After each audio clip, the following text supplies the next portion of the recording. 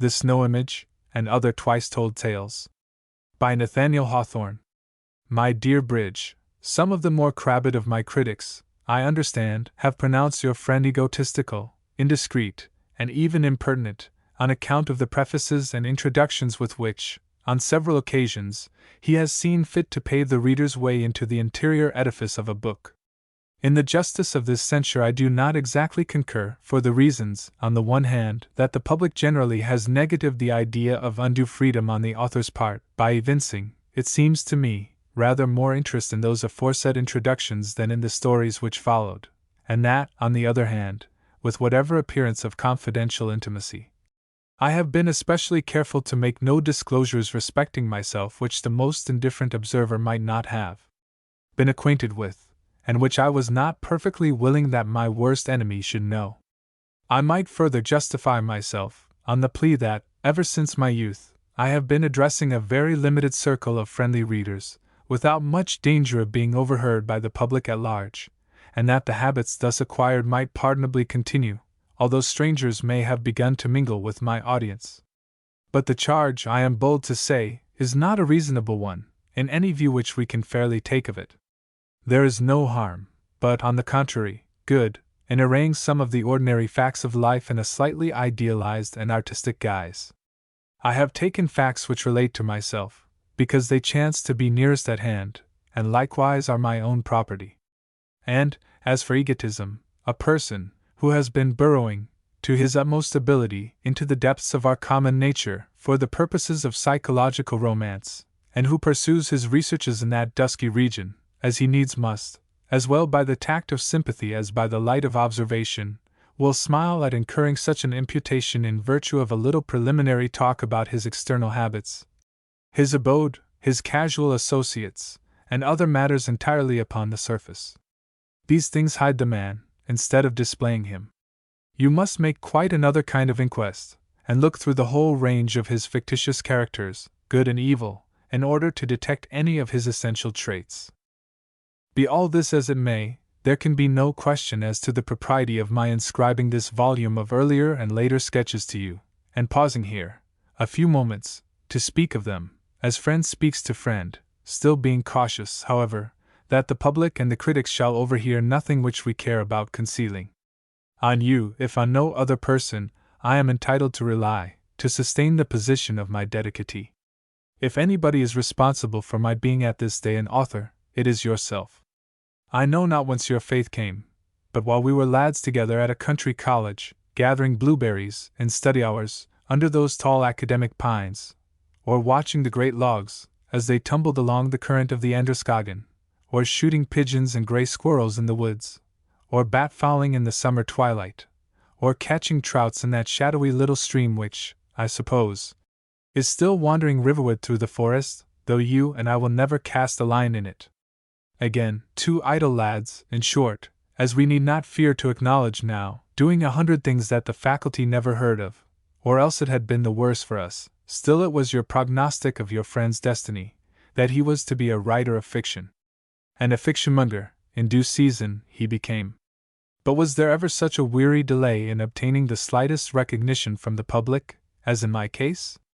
I sat down by the wayside of life, like a man under enchantment, and a shrubbery sprung up around me, and the bushes grew to be saplings, and the saplings became trees, until no exit appeared possible, through the entangling depths of my obscurity.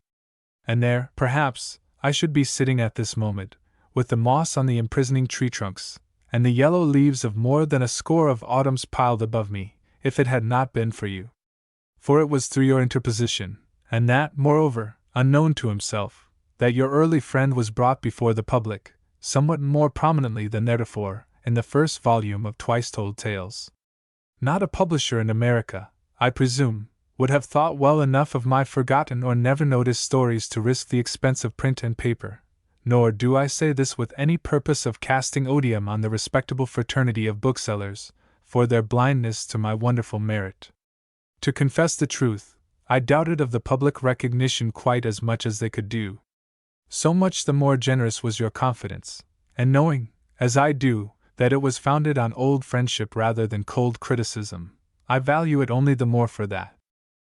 So now, when I turn back upon my path, lighted by a transitory gleam of public favor, to pick up a few articles which were left out of my former collections, I take pleasure in making them the memorial of our very long and unbroken connection.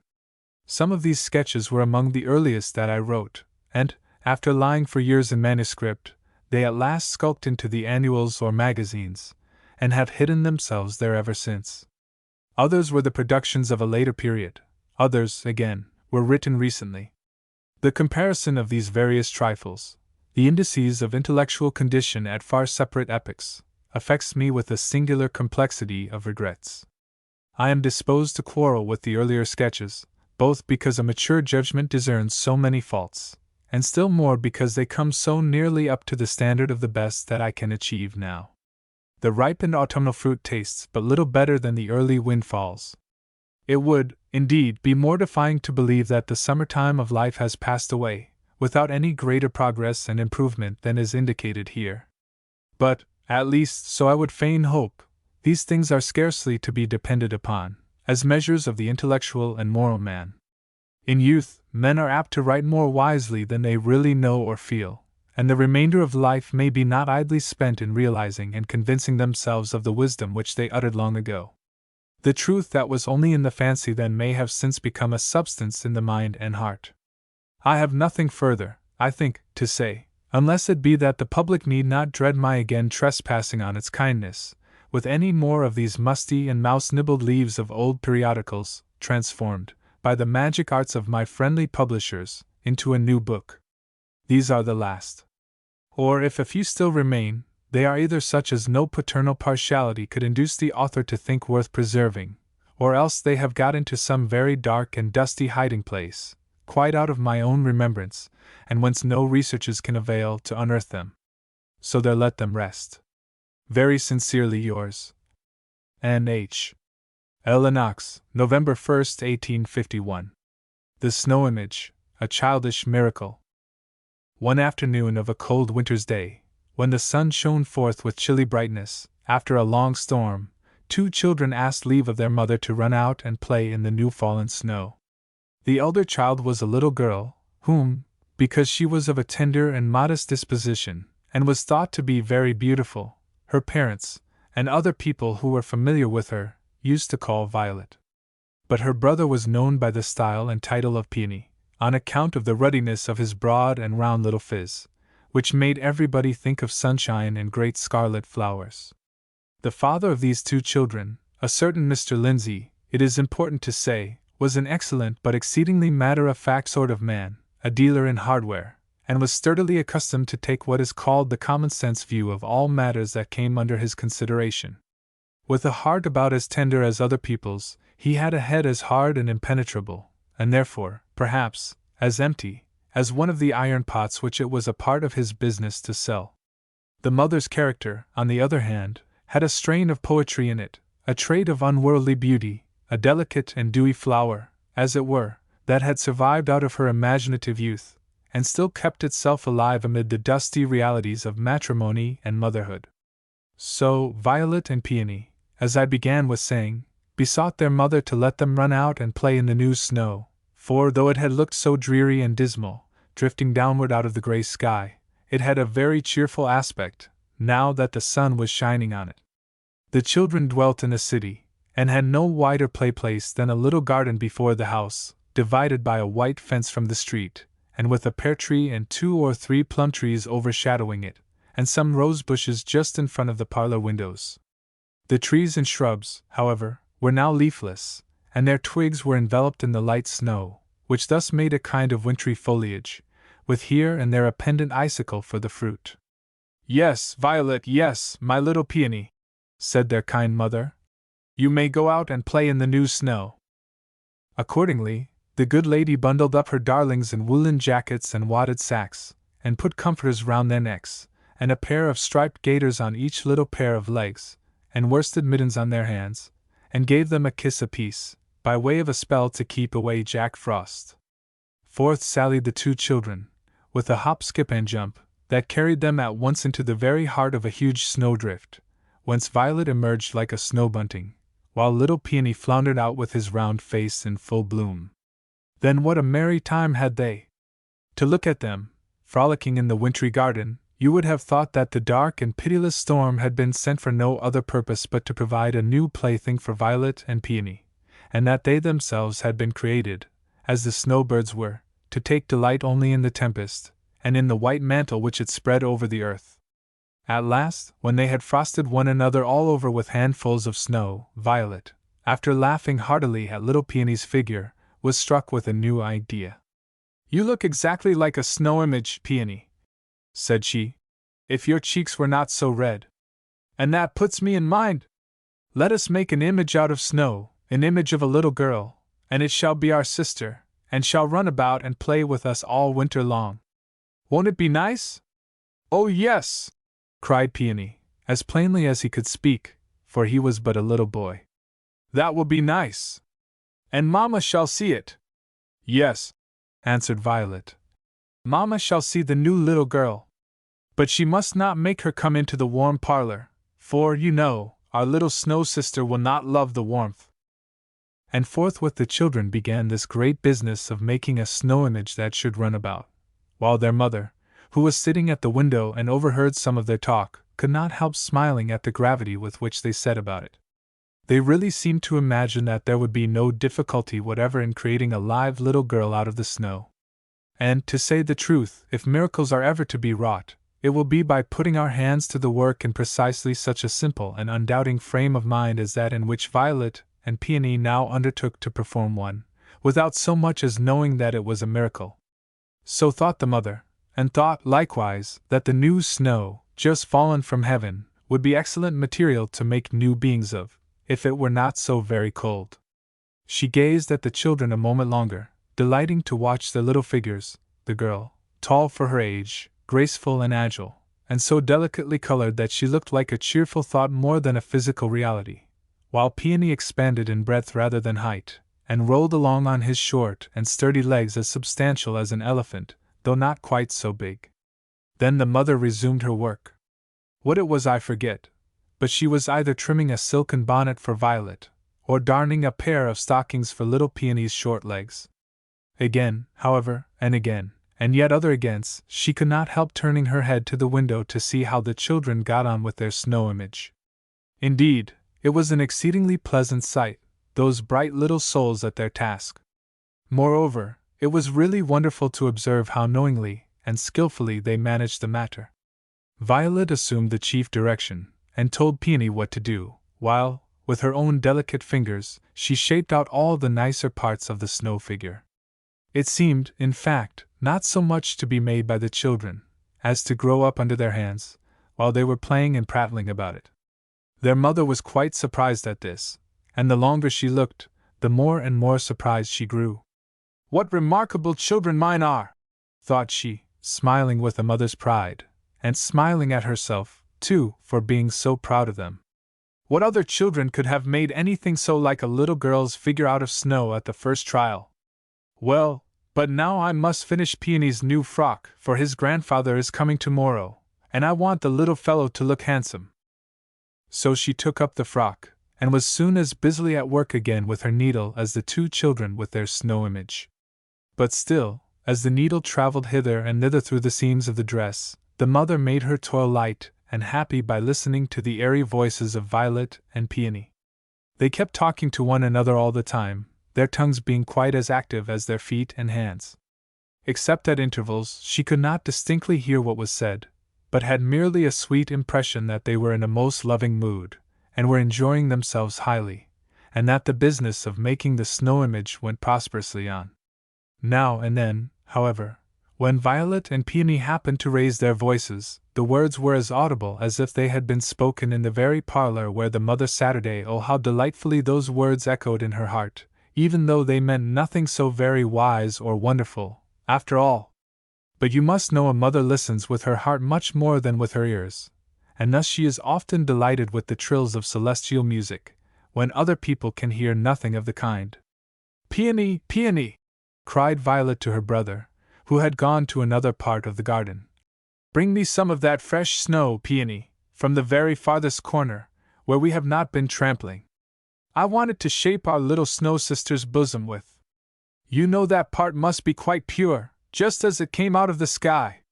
Here it is, Violet, answered Peony in his bluff tone, but a very sweet tone, too, as he came floundering through the half-trodden drifts.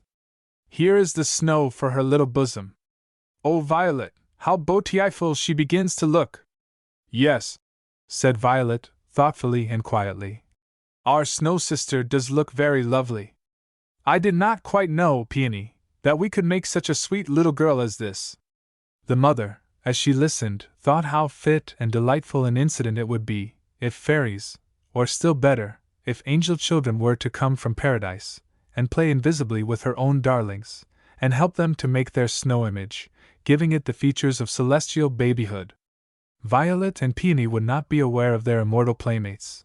Only they would see that the image grew very beautiful while they worked at it, and would think that they themselves had done it all.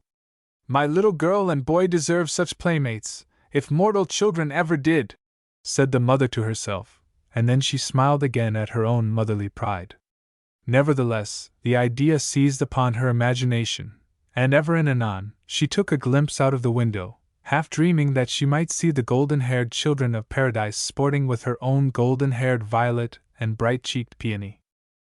Now, for a few moments, there was a busy and earnest, but indistinct hum of the two children's voices, as Violet and Peony wrought together with one happy consent.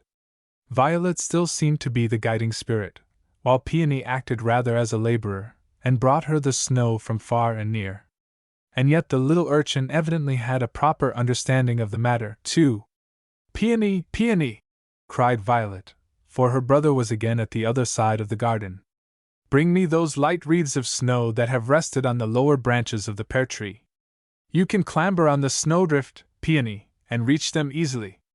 I must have them to make some ringlets for our snow sister's head. Here they are, Violet, answered the little boy. Take care you do not break them. Well done! Well done! How pretty! Does she not look sweetly? Said Violet, with a very satisfied tone.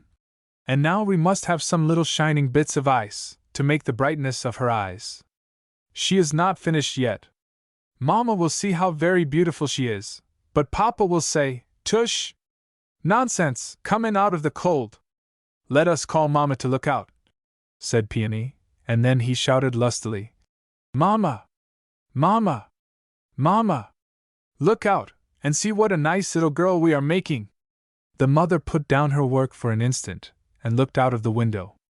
But it so happened that the sun, for this was one of the shortest days of the whole year, had sunken so nearly to the edge of the world that his setting shine came obliquely into the lady's eyes.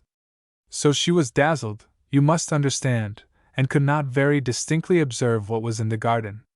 Still, however, through all that bright, blinding dazzle of the sun and the new snow, she beheld a small white figure in the garden, that seemed to have a wonderful deal of human likeness about it.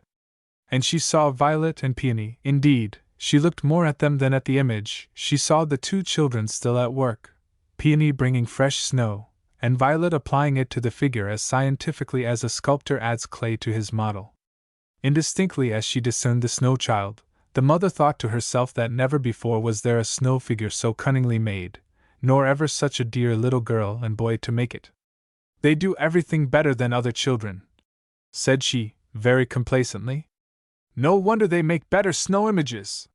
She sat down again to her work, and made as much haste with it as possible, because twilight would soon come, and Peony's frock was not yet finished, and grandfather was expected, by railroad, pretty early in the morning. Faster and faster, therefore, went her flying fingers. The children, likewise, kept busily at work in the garden, and still the mother listened, whenever she could catch a word. She was amused to observe how their little imaginations had got mixed up with what they were doing, and carried away by it. They seemed positively to think that the snow child would run about and play with them. What a nice playmate she will be for us, all winter long, said Violet. I hope Papa will not be afraid of her giving us a cold. Shan't you love her dearly, Peony? Oh yes, cried Peony. And I will hug her, and she shall sit down close by me and drink some of my warm milk. Oh no, Peony, answered Violet, with grave wisdom. That will not do at all.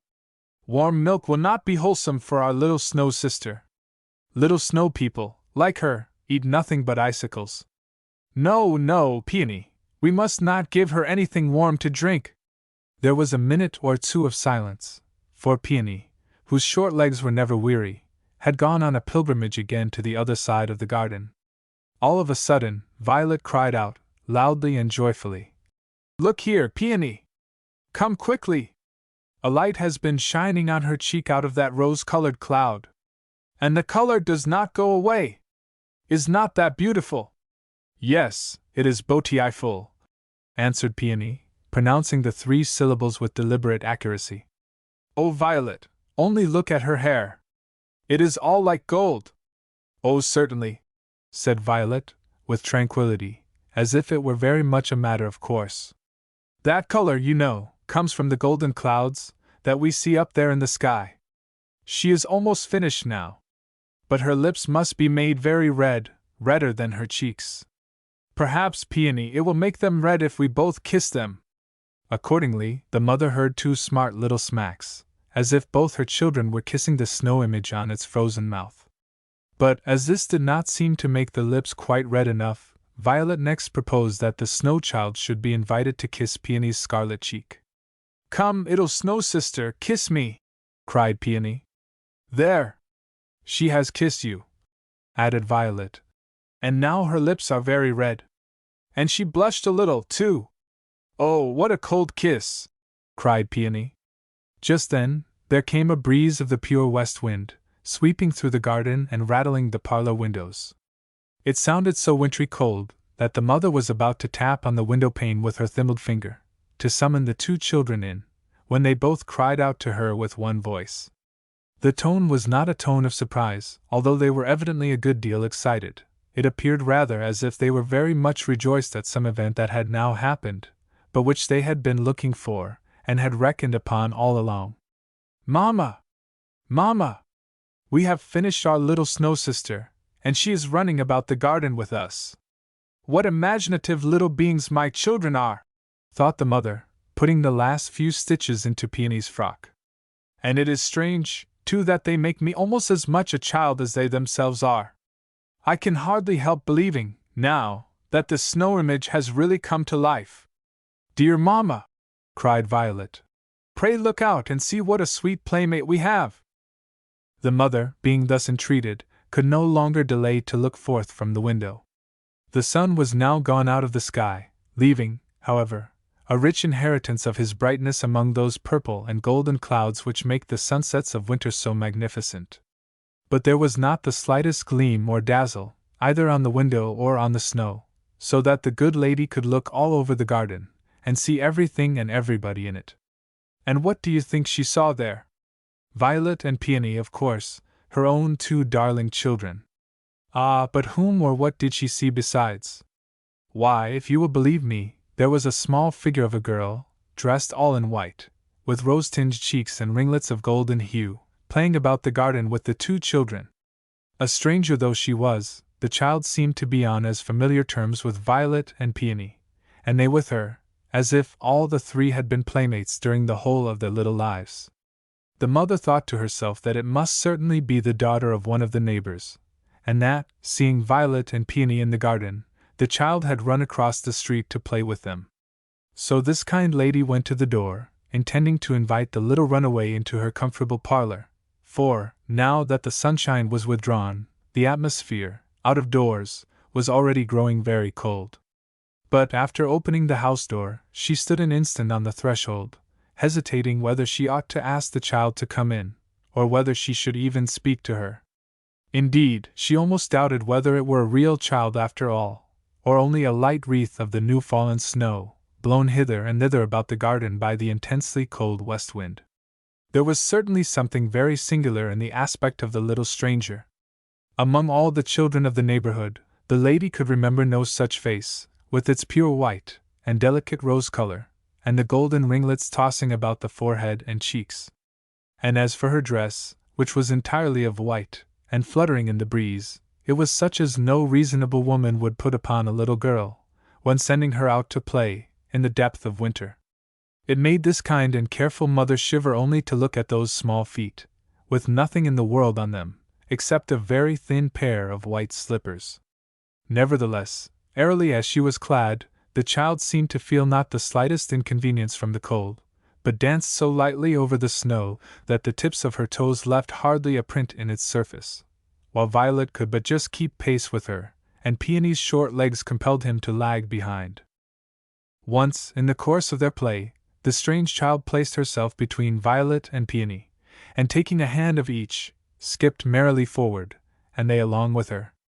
Almost immediately, however, Peony pulled away his little fist, and began to rub it as if the fingers were tingling with cold, while Violet also released herself, though with less abruptness, gravely remarking that it was better not to take hold of hands.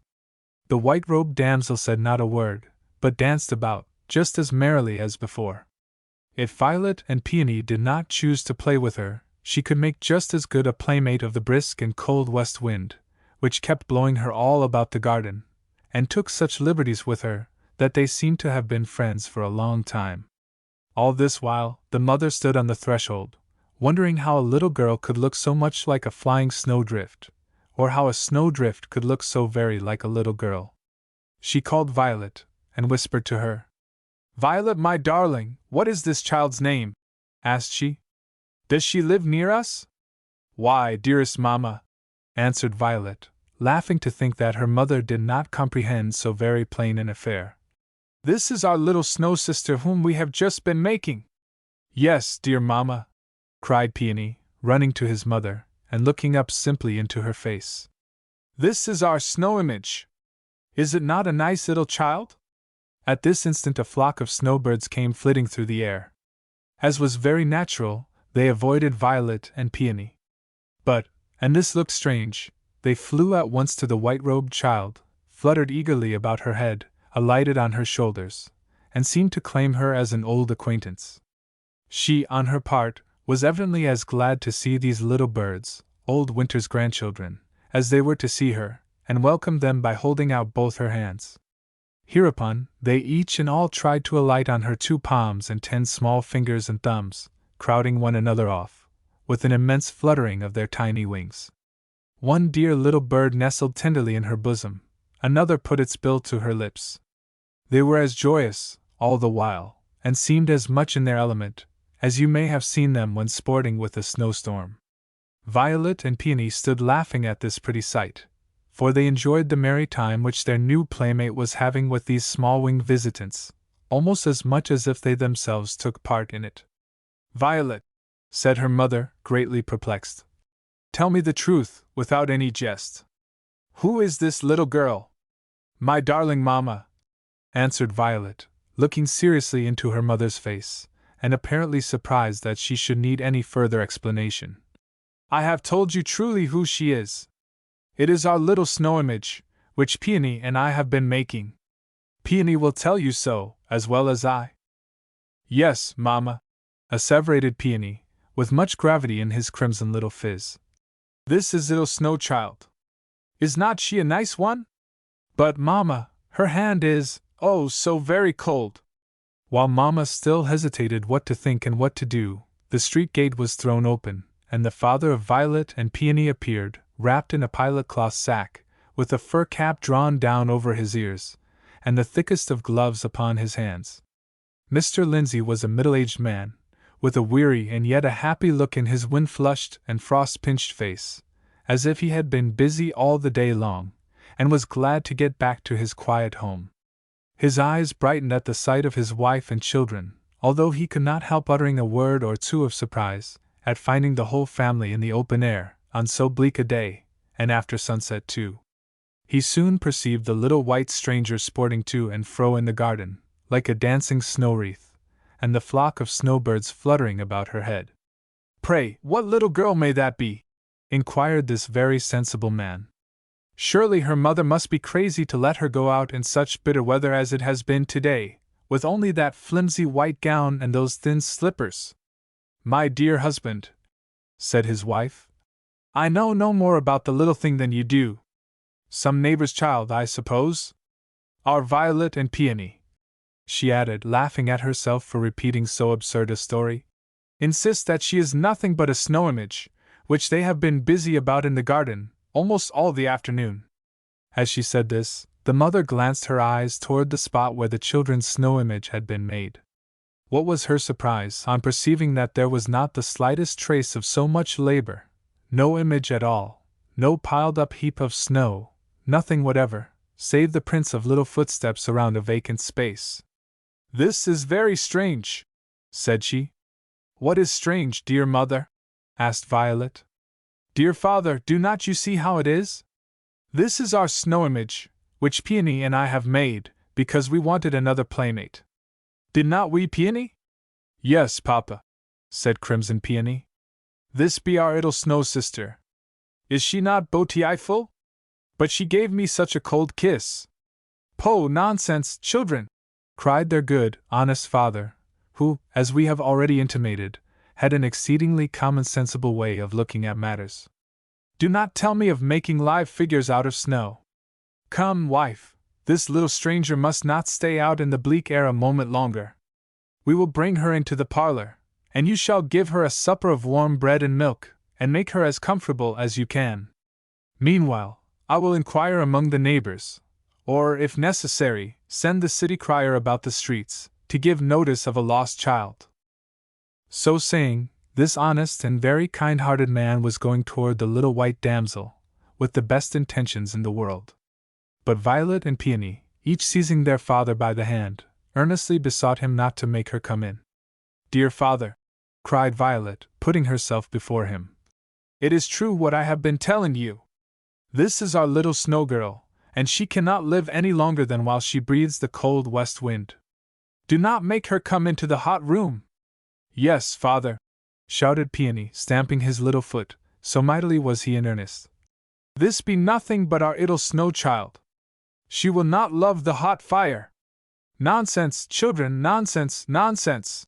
cried the father, half vexed, half laughing at what he considered their foolish obstinacy. "Run into the house, this moment! It is too late to play any longer, now. I must take care of this little girl immediately, or she will catch her death a cold. Husband! Dear husband!" said his wife, in a low voice, for she had been looking narrowly at the snow child, and was more perplexed than ever. "There is something very singular in all this. You will think me foolish, but may it not be that some invisible angel has been attracted by the simplicity and good faith with which our children set about their undertaking? May he not have spent an hour of his immortality in playing with those dear little souls? And so the result is what we call a miracle. No, no! Do not laugh at me, I see what a foolish thought it is." "My dear wife," replied the husband, laughing heartily, "you are as much a child as Violet and Peony." And in one sense so she was, for all through life she had kept her heart full of childlike simplicity and faith, which was as pure and clear as crystal, and, looking at all matters through this transparent medium, she sometimes saw truths so profound that other people laughed at them as nonsense and absurdity. But now kind Mr. Lindsay had entered the garden, breaking away from his two children, who still sent their shrill voices after him, beseeching him to let the snow child stay and enjoy herself in the cold west wind. As he approached, the snowbirds took to flight. The little white damsel, also, fled backward, shaking her head, as if to say, "Pray, do not touch me," and roguishly, as it appeared, leading him through the deepest of the snow. Once, the good man stumbled, and floundered down upon his face, so that, gathering himself up again, with the snow sticking to his rough pilot-cloth sack, he looked as white and wintry as a snow image of the largest size. Some of the neighbors, meanwhile, seeing him from their windows, wondered what could possess poor Mr. Lindsay to be running about his garden in pursuit of a snowdrift, which the west wind was driving hither and thither. At length, after a vast deal of trouble, he chased the little stranger into a corner, where she could not possibly escape him. His wife had been looking on, and it being nearly twilight, was wonder-struck to observe how the snow child gleamed and sparkled, and how she seemed to shed a glow all round about her, and when driven into the corner, she positively glistened like a star. It was a frosty kind of brightness, too, like that of an icicle in the moonlight. The wife thought it strange that good Mr. Lindsay should see nothing remarkable in the snow child's appearance. "Come, you odd little thing!" cried the honest man, seizing her by the hand. "I have caught you at last, and will make you comfortable in spite of yourself. We will put a nice warm pair of worsted stockings on your frozen little feet, and you shall have a good thick shawl to wrap yourself in. Your poor white nose, I am afraid, is actually frostbitten. But we will make it all right. Come along in." And so, with a most benevolent smile on his sagacious visage, all purple as it was with the cold, this very well-meaning gentleman took the snow child by the hand and led her towards the house. She followed him, droopingly and reluctant, for all the glow and sparkle was gone out of her figure, and whereas just before she had resembled a bright, frosty, star-gemmed evening, with a crimson gleam on the cold horizon, she now looked as dull and languid as a thaw. As kind Mr. Lindsay led her up the steps of the door, Violet and Peony looked into his face, their eyes full of tears, which froze before they could run down their cheeks, and again entreated him not to bring their snow image into the house. "Not bring her in!" exclaimed the kind-hearted man. "Why, you are crazy, my little Violet, quite crazy, my small Peony!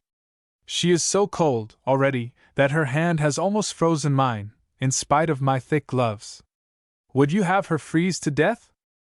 His wife, as he came up the steps, had been taking another long, earnest, almost awe-stricken gaze at the little white stranger. She hardly knew whether it was a dream or no, but she could not help fancying that she saw the delicate print of Violet's fingers on the child's neck. It looked just as if, while Violet was shaping out the image, she had given it a gentle pat with her hand, and had neglected to smooth the impression quite away. "After all, husband," said the mother, recurring to her idea that the angels would be as much delighted to play with Violet and Peony as she herself was, "after all, she does look strangely like a snow image. I do believe she is made of snow."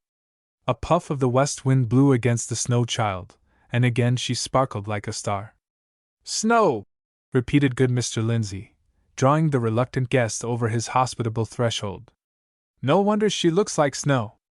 She is half frozen, poor little thing. But a good fire will put everything to rights." Without further talk, and always with the same best intentions, this highly benevolent and common-sensible individual led the little white damsel, drooping, more and more out of the frosty air, and into his comfortable parlor. A Gutenberg stove, filled to the brim with intensely burning anthracite, was sending a bright gleam through the isinglass of its iron door, and causing the vase of water on its top to fume and bubble with excitement. A warm, sultry smell was diffused throughout the room. A thermometer on the wall farthest from the stove stood at 80 degrees. The parlor was hung with red curtains, and covered with a red carpet, and looked just as warm as it felt. The difference betwixt the atmosphere here and the cold, wintry twilight out of doors, was like stepping at once from Nova Zembla to the hottest part of India, or from the North Pole into an oven. Oh, this was a fine place for the little white stranger! The common-sensible man placed the snow child on the hearthrug, right in front of the hissing and fuming stove. "Now she will be comfortable," cried Mr. Lindsay, rubbing his hands and looking about him, with the pleasantest smile you ever saw. "Make yourself at home, my child." Sad and drooping, looked the little white maiden, as she stood on the hearthrug, with the hot blast of the stove striking through her like a pestilence. Once, she threw a glance wistfully toward the windows, and caught a glimpse, through its red curtains, of the snow-covered roofs, and the stars glimmering frostily, and all the delicious intensity of the cold night. The bleak wind rattled the window panes, as if it were summoning her to come forth. But there stood the snow child, drooping, before the hot stove. But the common-sensible man saw nothing amiss. "Come, wife," said he, "let her have a pair of thick stockings and a woolen shawl or blanket directly, and tell Dora to give her some warm supper as soon as the milk boils. You, Violet and Peony, amuse your little friend. She is out of spirits, you see, at finding herself in a strange place. For my part, I will go around among the neighbors, and find out where she belongs." The mother, meanwhile, had gone in search of the shawl and stockings, for her own view of the matter, however subtle and delicate, had given way, as it always did, to the stubborn materialism of her husband. Without heeding the remonstrances of his 2 children, who still kept murmuring that their little snow sister did not love the warmth, good Mr. Lindsay took his departure, shutting the parlor door carefully behind him. Turning up the collar of his sack over his ears, he emerged from the house, and had barely reached the street gate, when he was recalled by the screams of Violet and Peony, and the rapping of a thimbled finger against the parlor window. "Husband! Husband!" cried his wife, showing her horror-stricken face through the window panes. "There is no need of going for the child's parents." "We told you so, father!" screamed Violet and Peony, as he re-entered the parlor. "You would bring her in, and now our poor, dear beautiful little snow sister is thawed." And their own sweet little faces were already dissolved in tears, so that their father, seeing what strange things occasionally happen in this everyday world, felt not a little anxious lest his children might be going to thaw too. In the utmost perplexity, he demanded an explanation of his wife. She could only reply that, being summoned to the parlor by the cries of Violet and Peony, she found no trace of the little white maiden, unless it were the remains of a heap of snow, which, while she was gazing at it, melted quite away upon the hearthrug. "And there you see all that is left of it," added she, pointing to a pool of water in front of the stove. "Yes, father," said Violet, looking reproachfully at him, through her tears. "There is all that is left of our dear little snow sister." "Naughty father!" cried Peony, stamping his foot, and I shudder to say, shaking his little fist at the common-sensible man. "We told you how it would be. What for did you bring her in?" And the Gutenberg stove, through the isinglass of its door, seemed to glare at good Mr. Lindsay, like a red-eyed demon, triumphing in the mischief which it had done. This, you will observe, was one of those rare cases, which yet will occasionally happen, where common sense finds itself at fault. The remarkable story of the snow image, though to that sagacious class of people to whom good Mr. Lindsay belongs it may seem but a childish affair, is, nevertheless, capable of being moralized in various methods, greatly for their edification. One of its lessons, for instance, might be, that it behooves men, and especially men of benevolence, to consider well what they are about, and, before acting on their philanthropic purposes, to be quite sure that they comprehend the nature and all the relations of the business in hand. What has been established as an element of good to one being may prove absolute mischief to another, even as the warmth of the parlor was proper enough for children of flesh and blood, like Violet and Peony, though by no means very wholesome, even for them, but involved nothing short of annihilation to the unfortunate snow image. But, after all, there is no teaching anything to wise men of good Mr. Lindsay's stamp. They know everything, oh, to be sure, everything that has been, and everything that is, and everything that, by any future possibility, can be. And should some phenomenon of nature or providence transcend their system, they will not recognize it, even if it come to pass under their very noses.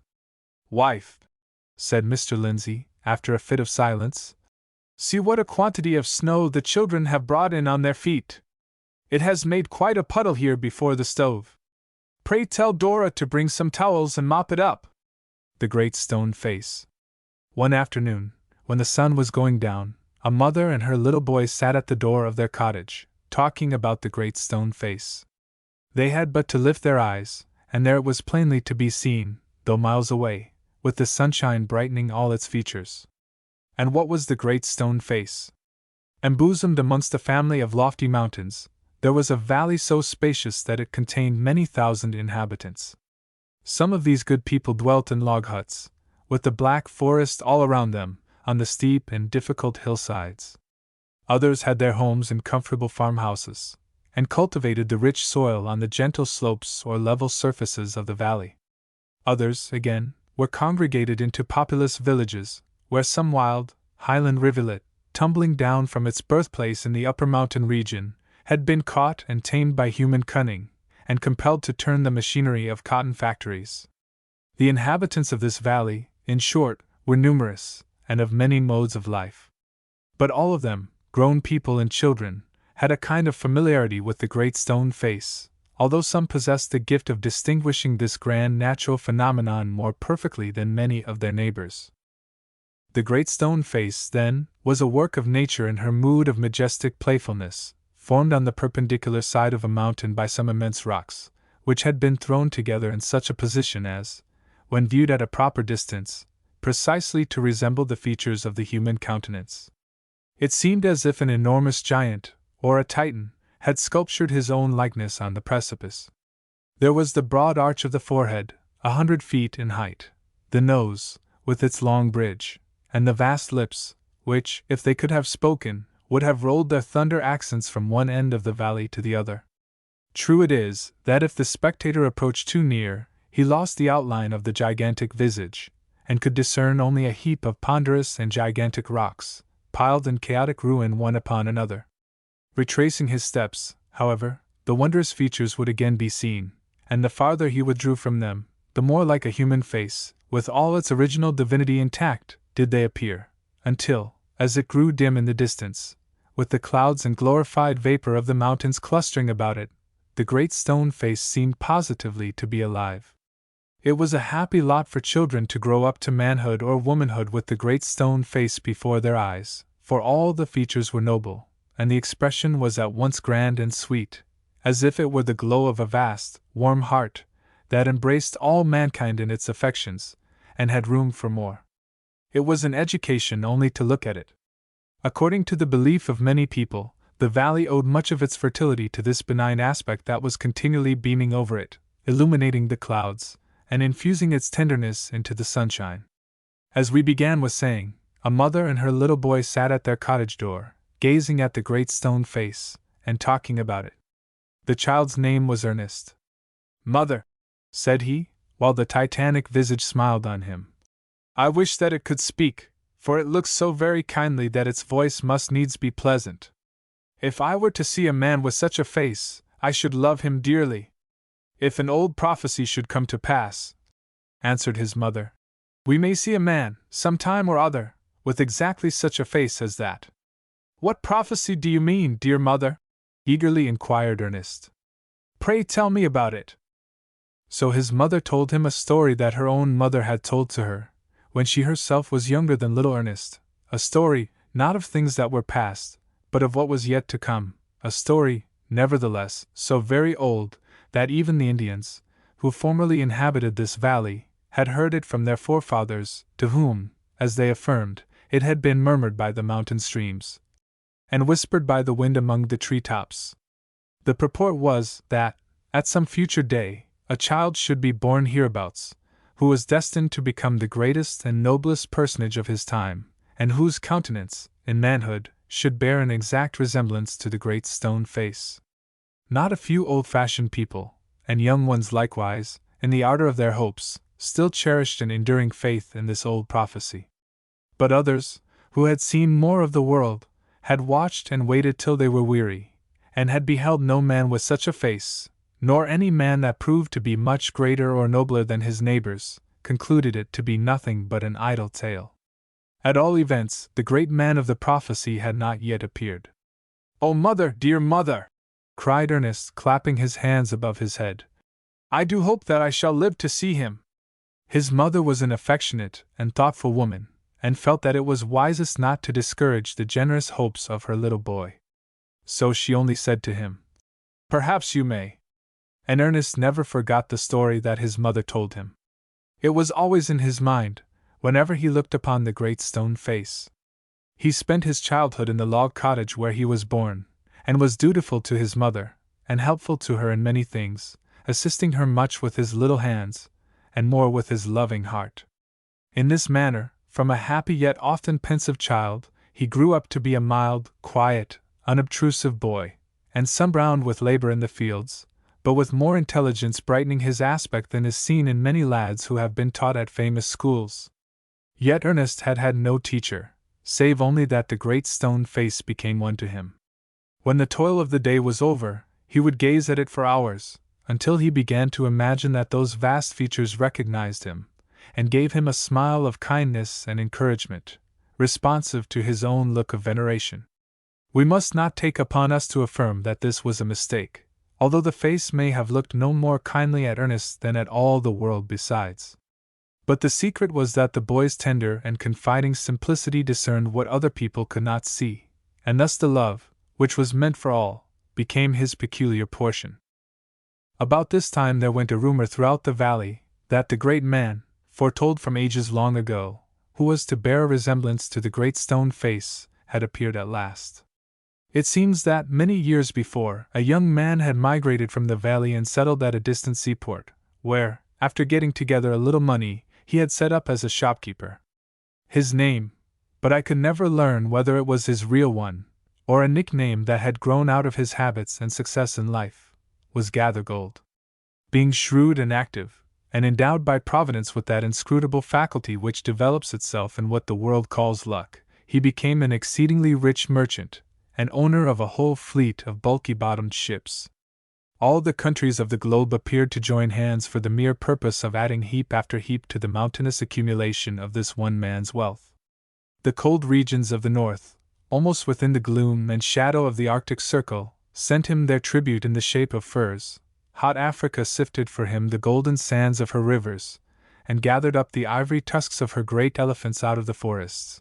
The East came bringing him the rich shawls, and spices, and teas, and the effulgence of diamonds, and the gleaming purity of large pearls. The ocean, not to be behindhand with the earth, yielded up her mighty whales, that Mr. Gathergold might sell their oil, and make a profit of it. Be the original commodity what it might, it was gold within his grasp.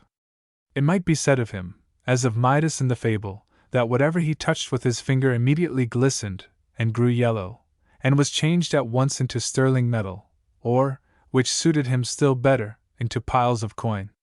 And when Mr. Gathergold had become so very rich that it would have taken him 100 years only to count his wealth, he bethought himself of his native valley, and resolved to go back thither, and end his days where he was born.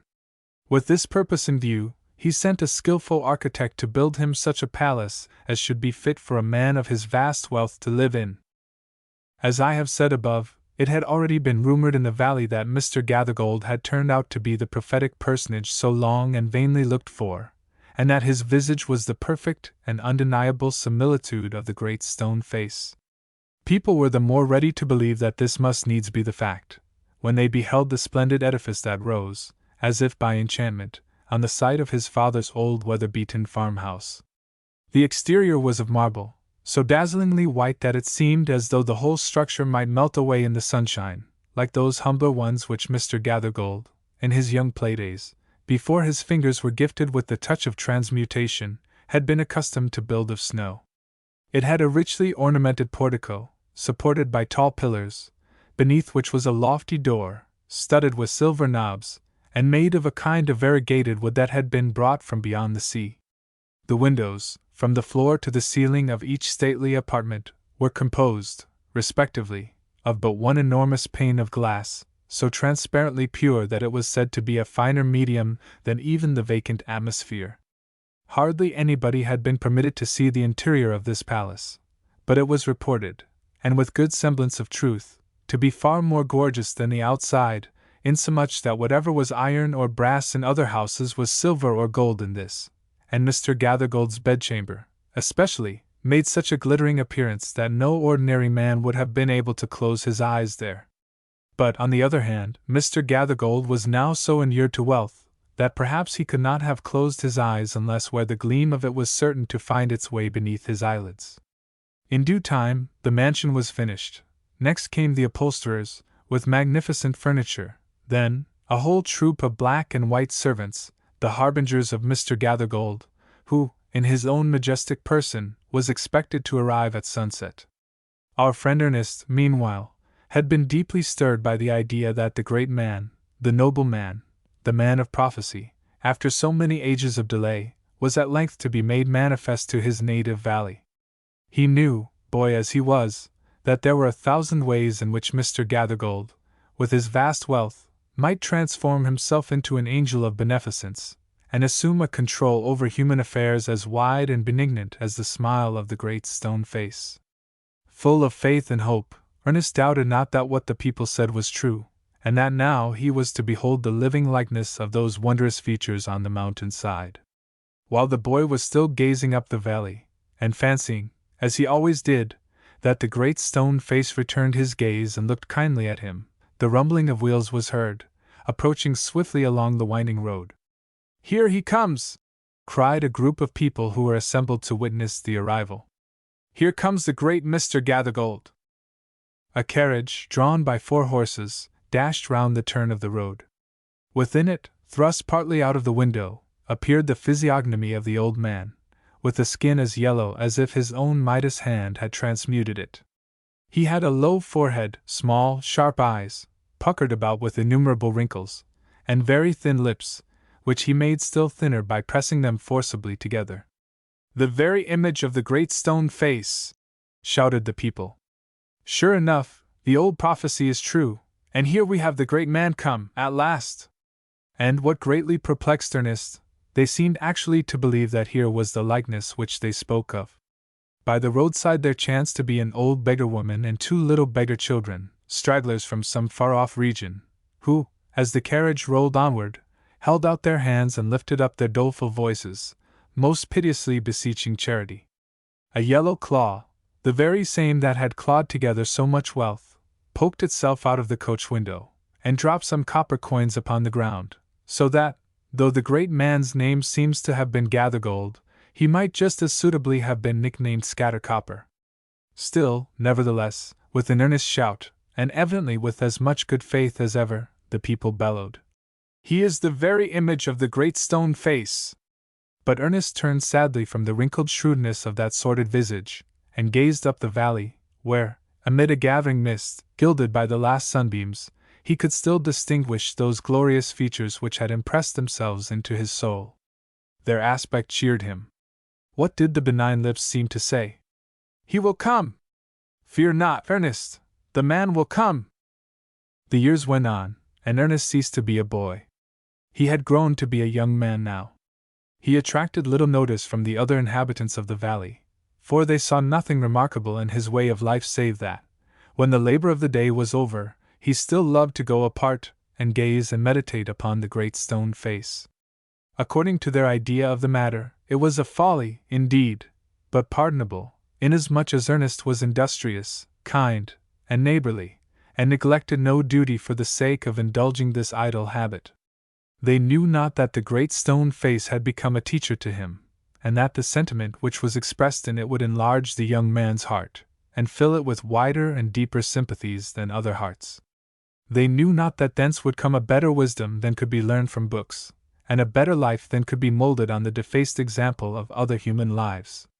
Neither did Ernest know that the thoughts and affections which came to him so naturally, in the fields and at the fireside, and wherever he communed with himself, were of a higher tone than those which all men shared with him. A simple soul, simple as when his mother first taught him the old prophecy, he beheld the marvelous features beaming adown the valley, and still wondered that their human counterpart was so long in making his appearance. By this time poor Mr. Gathergold was dead and buried, and the oddest part of the matter was that his wealth, which was the body and spirit of his existence, had disappeared before his death, leaving nothing of him but a living skeleton, covered over with a wrinkled yellow skin. Since the melting away of his gold, it had been very generally conceded that there was no such striking resemblance, after all, betwixt the ignoble features of the ruined merchant and that majestic face upon the mountain-side. So the people ceased to honor him during his lifetime, and quietly consigned him to forgetfulness after his decease. Once in a while, it is true, his memory was brought up in connection with the magnificent palace which he had built, and which had long ago been turned into a hotel for the accommodation of strangers, multitudes of whom came, every summer, to visit that famous natural curiosity, the great stone face. Thus, Mr. Gathergold being discredited and thrown into the shade, the man of prophecy was yet to come. It so happened that a native-born son of the valley, many years before, had enlisted as a soldier, and, after a great deal of hard fighting, had now become an illustrious commander.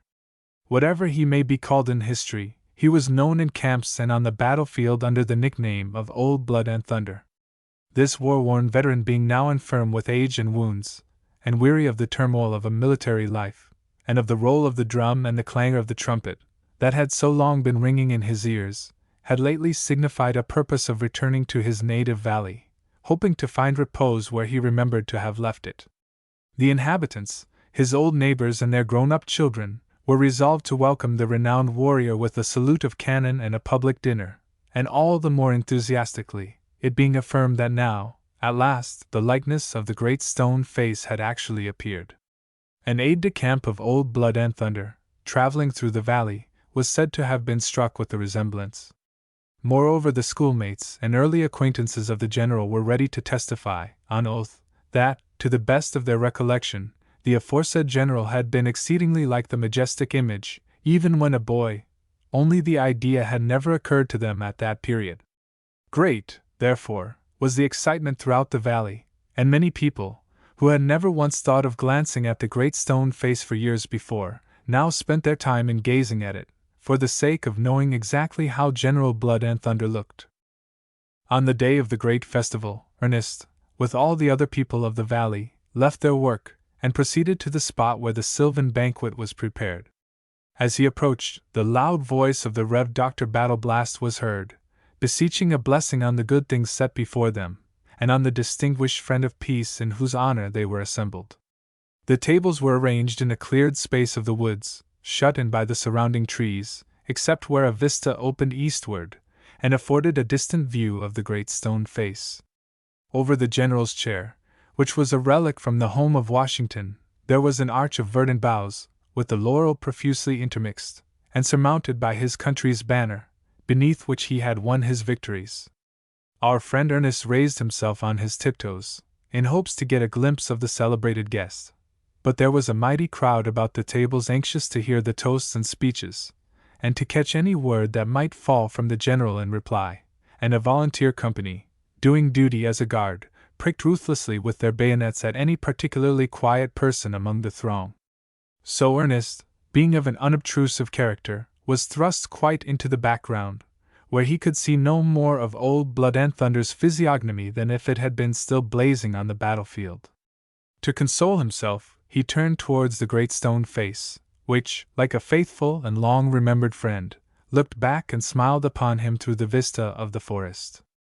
Meantime, however, he could overhear the remarks of various individuals, who were comparing the features of the hero with the face on the distant mountain side.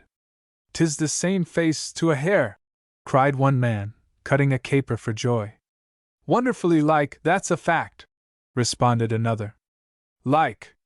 Why, I call it Old Blood and Thunder himself, in a monstrous looking-glass," cried a third. "And why not? He's the greatest man of this or any other age, beyond a doubt." And then all three of the speakers gave a great shout, which communicated electricity to the crowd, and called forth a roar from 1,000 voices, that went reverberating for miles among the mountains, until you might have supposed that the great stone face had poured its thunder breath into the cry. All these comments, and this vast enthusiasm, served the more to interest our friend, nor did he think of questioning that now, at length, the mountain visage had found its human counterpart. It is true, Ernest had imagined that this long-looked-for personage would appear in the character of a man of peace, uttering wisdom, and doing good, and making people happy.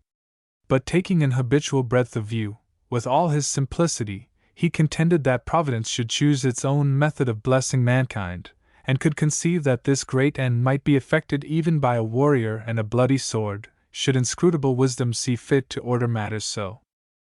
"The General! The General!" was now the cry. "Hush! Silence! Old Blood and Thunder's going to make a speech." Even so, for, the cloth being removed, the general's health had been drunk, amid shouts of applause, and he now stood upon his feet to thank the company. Ernest saw him.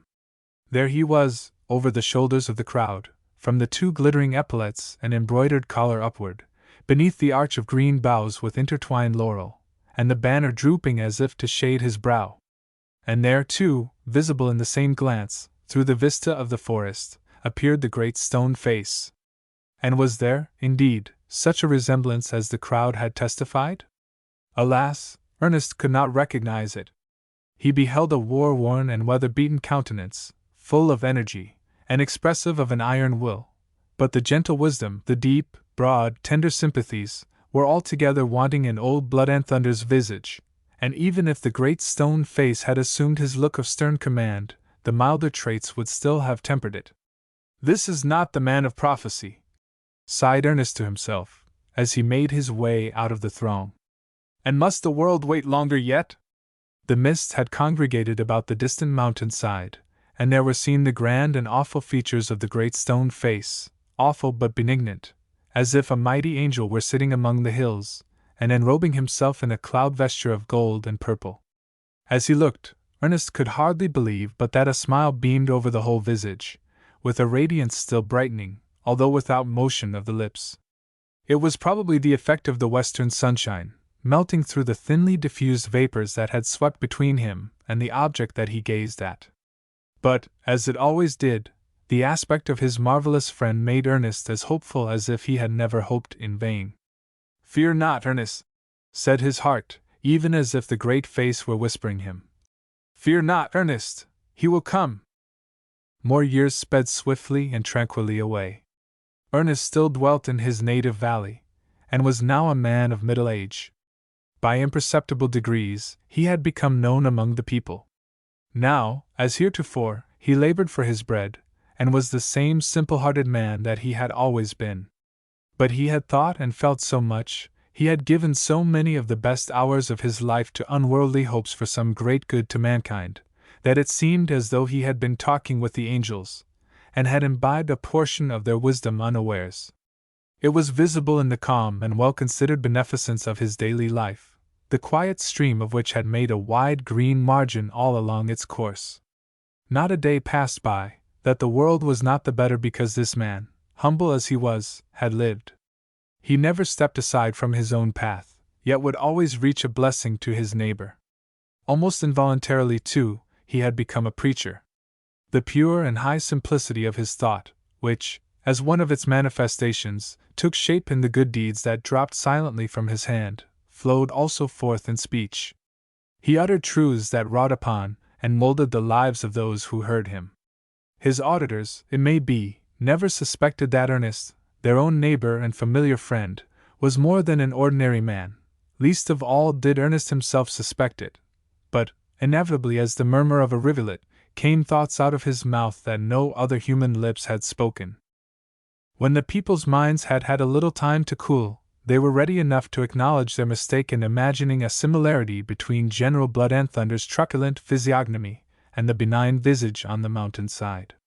But now, again, there were reports and many paragraphs in the newspapers, affirming that the likeness of the great stone face had appeared upon the broad shoulders of a certain eminent statesman.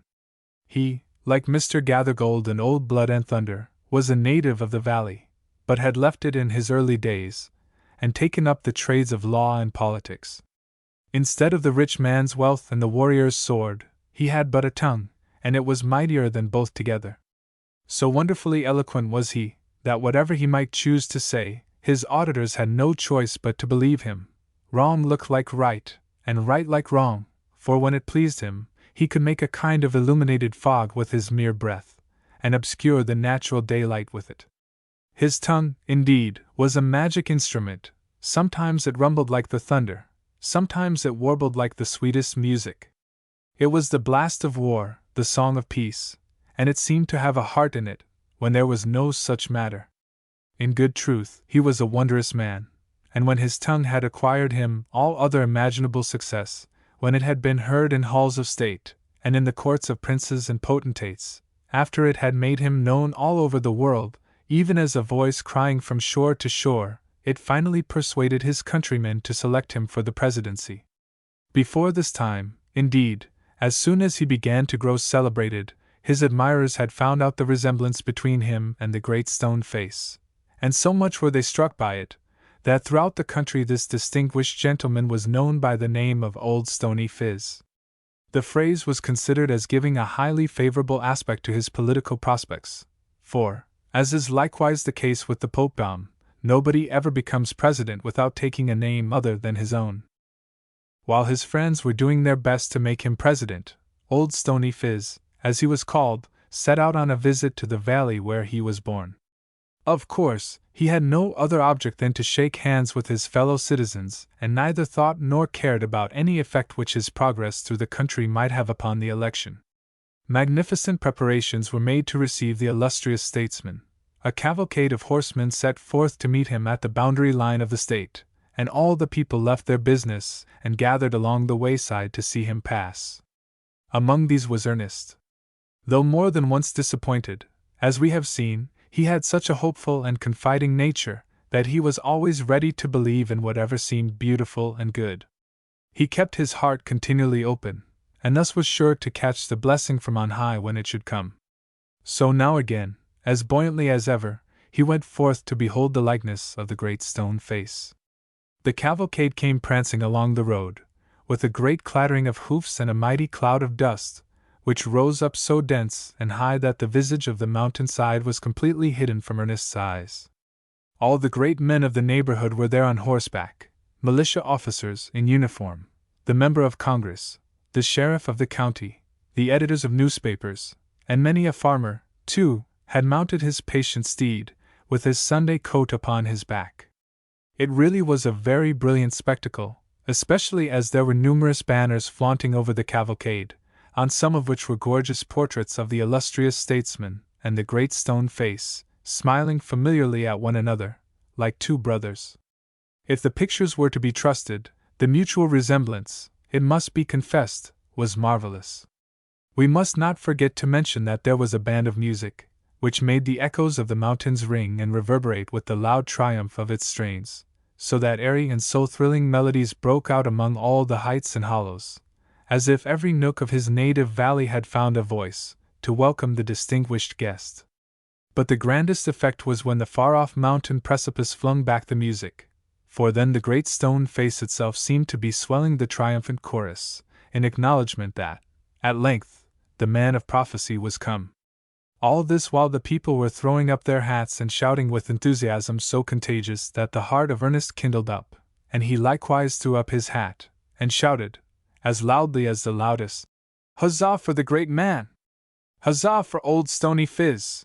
But as yet he had not seen him. "Here he is, now!" cried those who stood near Ernest. "There! There! Look at old Stony Phiz and then at the old man of the mountain, and see if they are not as like as two twin brothers." In the midst of all this gallant array came an open barouche, drawn by 4 white horses, and in the barouche, with his massive head uncovered, sat the illustrious statesman, old Stony Phiz himself.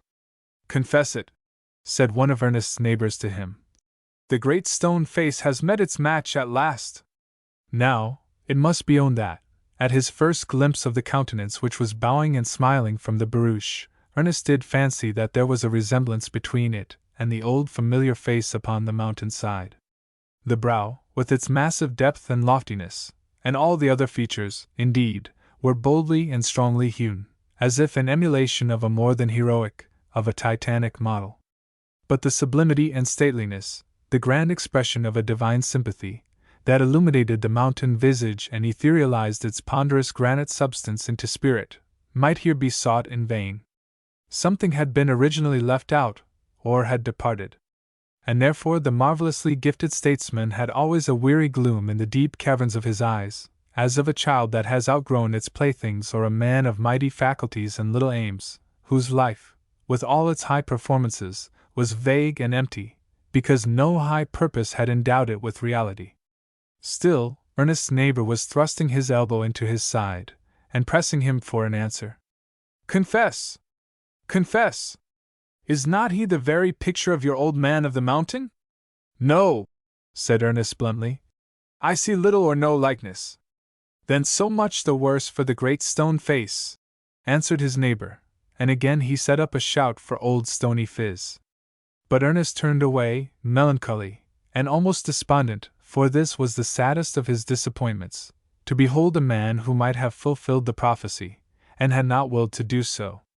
Meantime, the cavalcade, the banners, the music, and the barouches swept past him, with the vociferous crowd in the rear, leaving the dust to settle down, and the great stone face to be revealed again, with the grandeur that it had worn for untold centuries. "Lo, here I am, Ernest!" the benign lips seemed to say. I have waited longer than thou, and am not yet weary.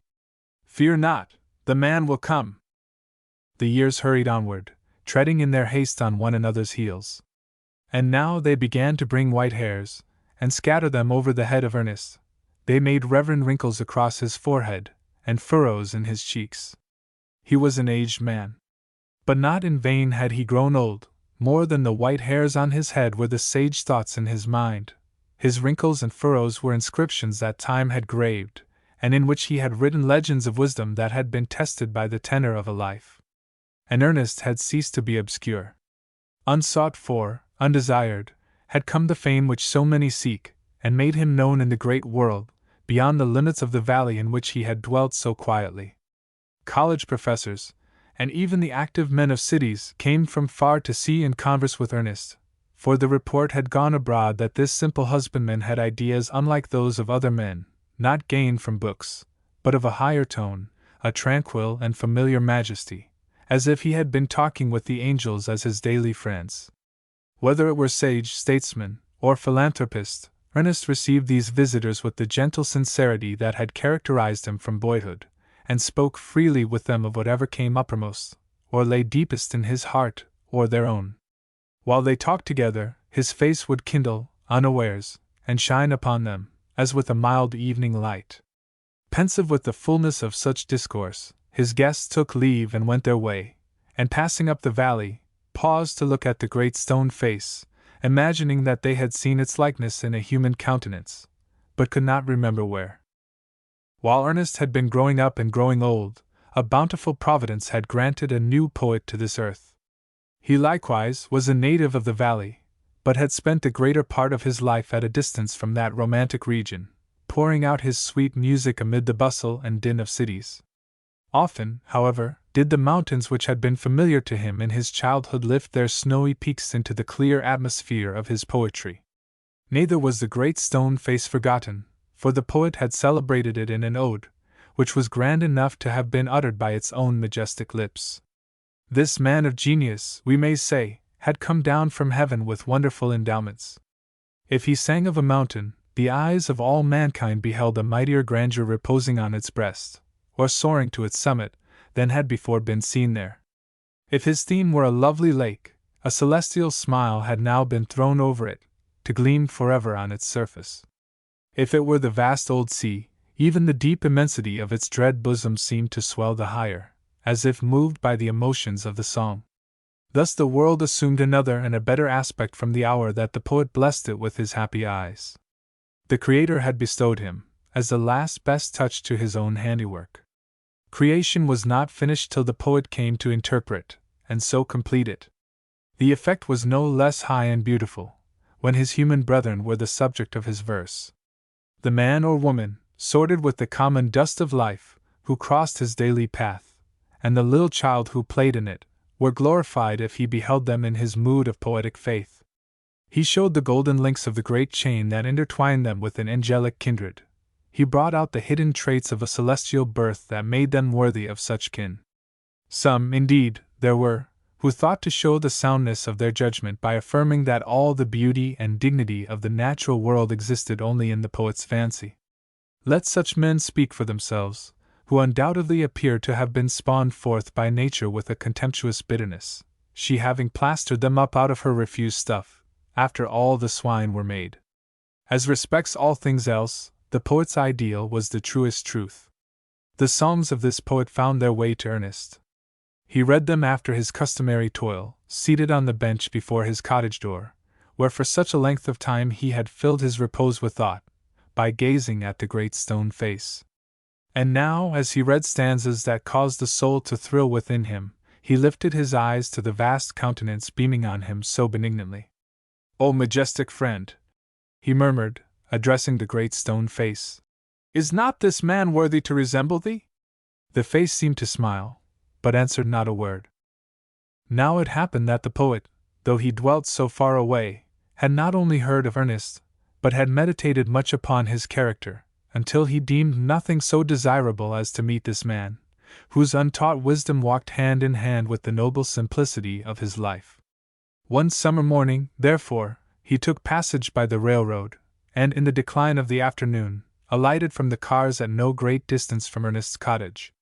The great hotel, which had formerly been the palace of Mr. Gathergold, was close at hand, but the poet, with his carpet-bag on his arm, inquired at once where Ernest dwelt, and was resolved to be accepted as his guest.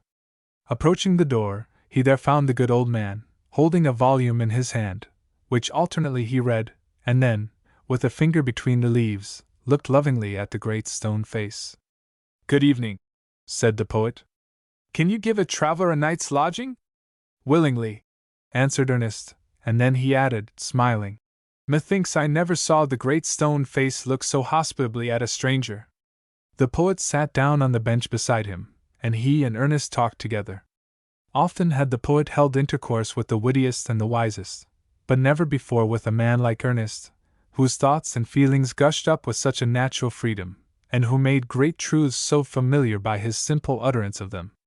Angels, as had been so often said, seemed to have wrought with him at his labor in the fields.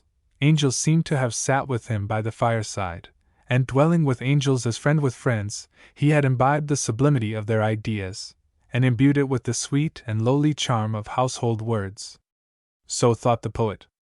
And Ernest, on the other hand, was moved and agitated by the living images which the poet flung out of his mind, and which peopled all the air about the cottage door with shapes of beauty, both gay and pensive. The sympathies of these two men instructed them with a profounder sense than either could have attained alone. Their minds accorded into one strain, and made delightful music which either of them could have claimed as all his own, nor distinguished his own share from the others. They led one another, as it were, into a high pavilion of their thoughts, so remote, and hitherto so dim, that they had never entered it before, and so beautiful that they desired to be there always.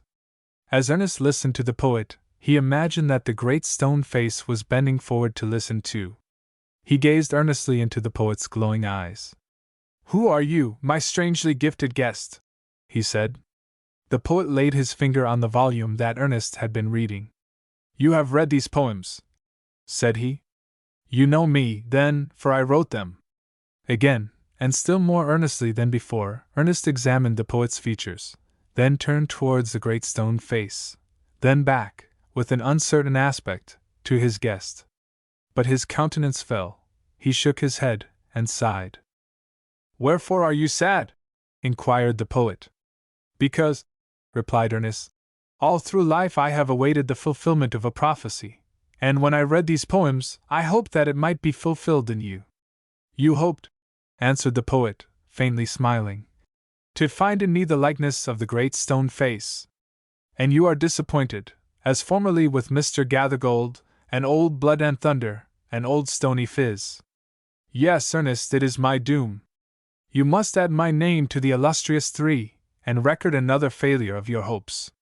For, in shame and sadness do I speak it, Ernest, I am not worthy to be typified by yonder benign and majestic image."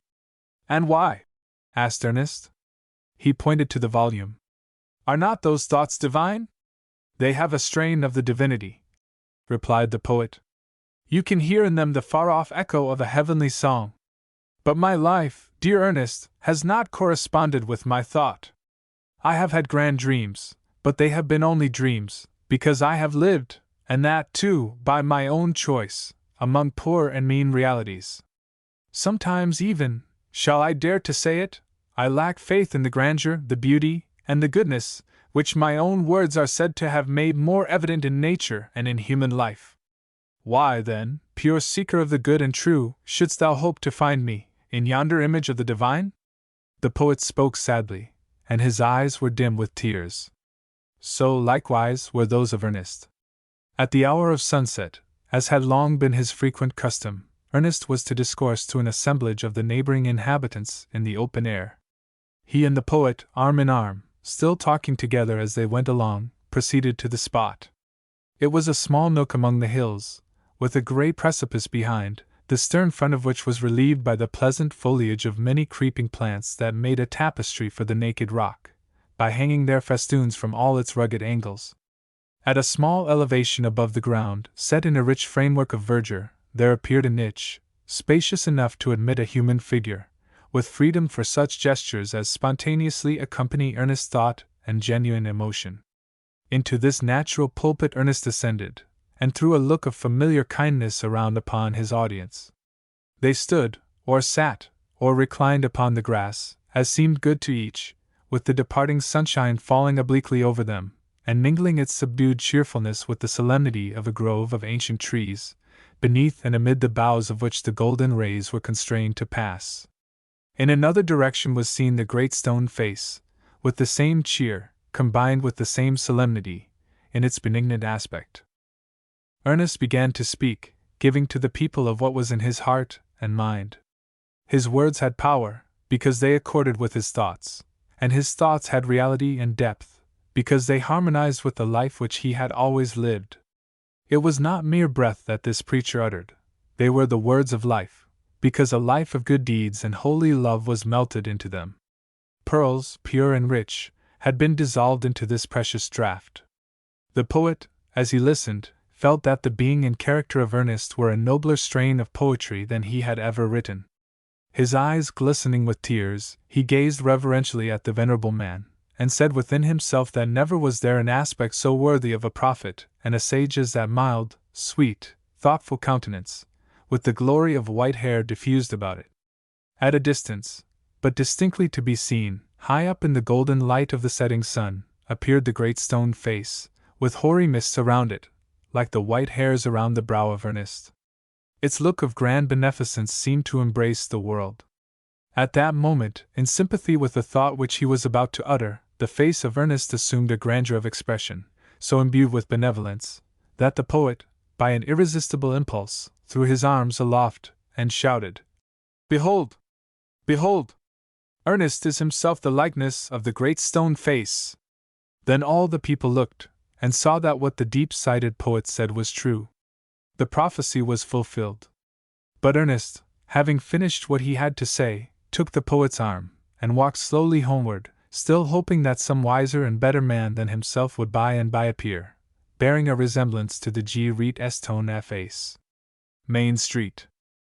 A respectable-looking individual makes his bow and addresses the public. In my daily walks along the principal street of my native town, it has often occurred to me that, if its growth from infancy upward, and the vicissitude of characteristic scenes that have passed along this thoroughfare during the more than 2 centuries of its existence, could be presented to the eye in a shifting panorama, it would be an exceedingly effective method of illustrating the march of time. Acting on this idea, I have contrived a certain pictorial exhibition, somewhat in the nature of a puppet show, by means of which I propose to call up the multiform and many-colored past before the spectator, and show him the ghosts of his forefathers, amid a succession of historic incidents, with no greater trouble than the turning of a crank. Be pleased, therefore, my indulgent patrons, to walk into the showroom, and take your seats before yonder mysterious curtain. The little wheels and springs of my machinery have been well oiled. A multitude of puppets are dressed in character, representing all varieties of fashion, from the Puritan cloak and jerkin to the latest oak hall coat. The lamps are trimmed, and shall brighten into noontide sunshine, or fade away in moonlight, or muffle their brilliancy in a November cloud, as the nature of the scene may require, and, in short, the exhibition is just ready to commence. Unless something should go wrong, as, for instance, the misplacing of a picture, whereby the people and events of one century might be thrust into the middle of another, or the breaking of a wire, which would bring the course of time to a sudden period, barring, I say, the casualties to which such a complicated piece of mechanism is liable, I flatter myself, ladies and gentlemen, that the performance will elicit your generous approbation. Ting-a-ting-ting goes the bell, the curtain rises, and we behold, not, indeed, the main street, but the track of leaf-strewn forest land over which its dusty pavement is hereafter to extend. You perceive, at a glance, that this is the ancient and primitive wood, the ever youthful and venerably old, verdant with new twigs, yet hoary, as it were, with the snowfall of innumerable years, that have accumulated upon its intermingled branches. The white man's axe has never smitten a single tree, his footstep has never crumpled a single one of the withered leaves, which all the autumns since the flood have been harvesting beneath. Yet see! Along through the vista of impending boughs, there is already a faintly traced path, running nearly east and west, as if a prophecy or foreboding of the future street had stolen into the heart of the solemn old wood. Onward goes this hardly perceptible track, now ascending over a natural swell of land, now subsiding gently into a hollow, traversed here by a little streamlet, which glitters like a snake through the gleam of sunshine, and quickly hides itself among the underbrush, in its quest for the neighboring cove, and impeded there by the massy corpse of a giant of the forest, which had lived out its incalculable term of life, and been overthrown by mere old age, and lies buried in the new vegetation that is born of its decay. What footsteps can have worn this half-seen path? Hark! Do we not hear them now rustling softly over the leaves?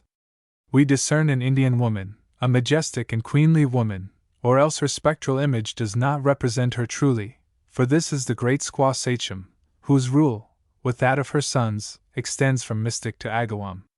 That red chief, who stalks by her side, is Wapakoet, her second husband, the priest and magician, whose incantations shall hereafter affright the pale-faced settlers with grisly phantoms, dancing and shrieking in the woods, at midnight.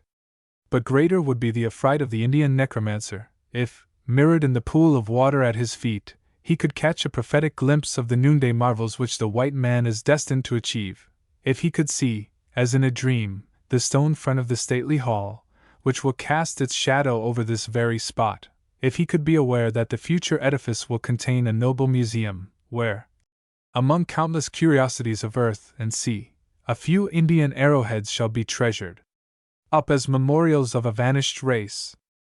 No such forebodings disturbed the squaw sachem and Wapakoet. They pass on, beneath the tangled shade, holding high talk on matters of state and religion, and imagine, doubtless, that their own system of affairs will endure forever. Meanwhile, how full of its own proper life is the scene that lies around them! The gray squirrel runs up the trees, and rustles among the upper branches. Was not that the leap of a deer? And there is the whir of a partridge. Methinks, too, I catch the cruel and stealthy eye of a wolf, as he draws back into yonder impervious density of underbrush. So, there, amid the murmur of boughs, go the Indian queen and the Indian priest, while the gloom of the broad wilderness impends over them, and its somber mystery invests them as with something preternatural, and only momentary streaks of quivering sunlight, once in a great while, find their way down, and glimmer among the feathers in their dusky hair. Can it be that the thronged street of a city will ever pass into this twilight solitude, over those soft heaps of the decaying tree trunks, and through the swampy places, green with water moss, and penetrate that hopeless entanglement of great trees, which have been uprooted and tossed together by a whirlwind? It has been a wilderness from the creation. Must it not be a wilderness forever? Here an acidulous-looking gentleman in blue glasses, with bows of Berlin steel, who has taken a seat at the extremity of the front row, begins, at this early stage of the exhibition, to criticize. "The whole affair is a manifest catchpenny," observes he, scarcely under his breath. "The trees look more like weeds in a garden than a primitive forest. The squaw sachem and Wapakoet are stiff in their pasteboard joints, and the squirrels, the deer, and the wolf move with all the grace of a child's wooden monkey, sliding up and down a stick." "I am obliged to you, sir, for the candor of your remarks," replies the showman, with a bow. "Perhaps they are just.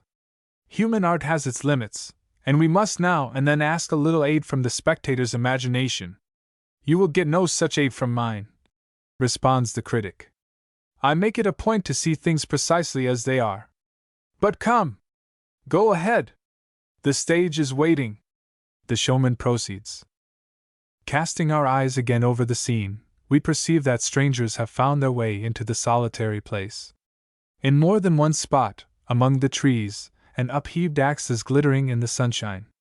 Roger Conant, the first settler in Naumkeag, has built his dwelling, months ago, on the border of the forest path, and at this moment he comes eastward through the vista of woods, with his gun over his shoulder, bringing home the choice portions of a deer.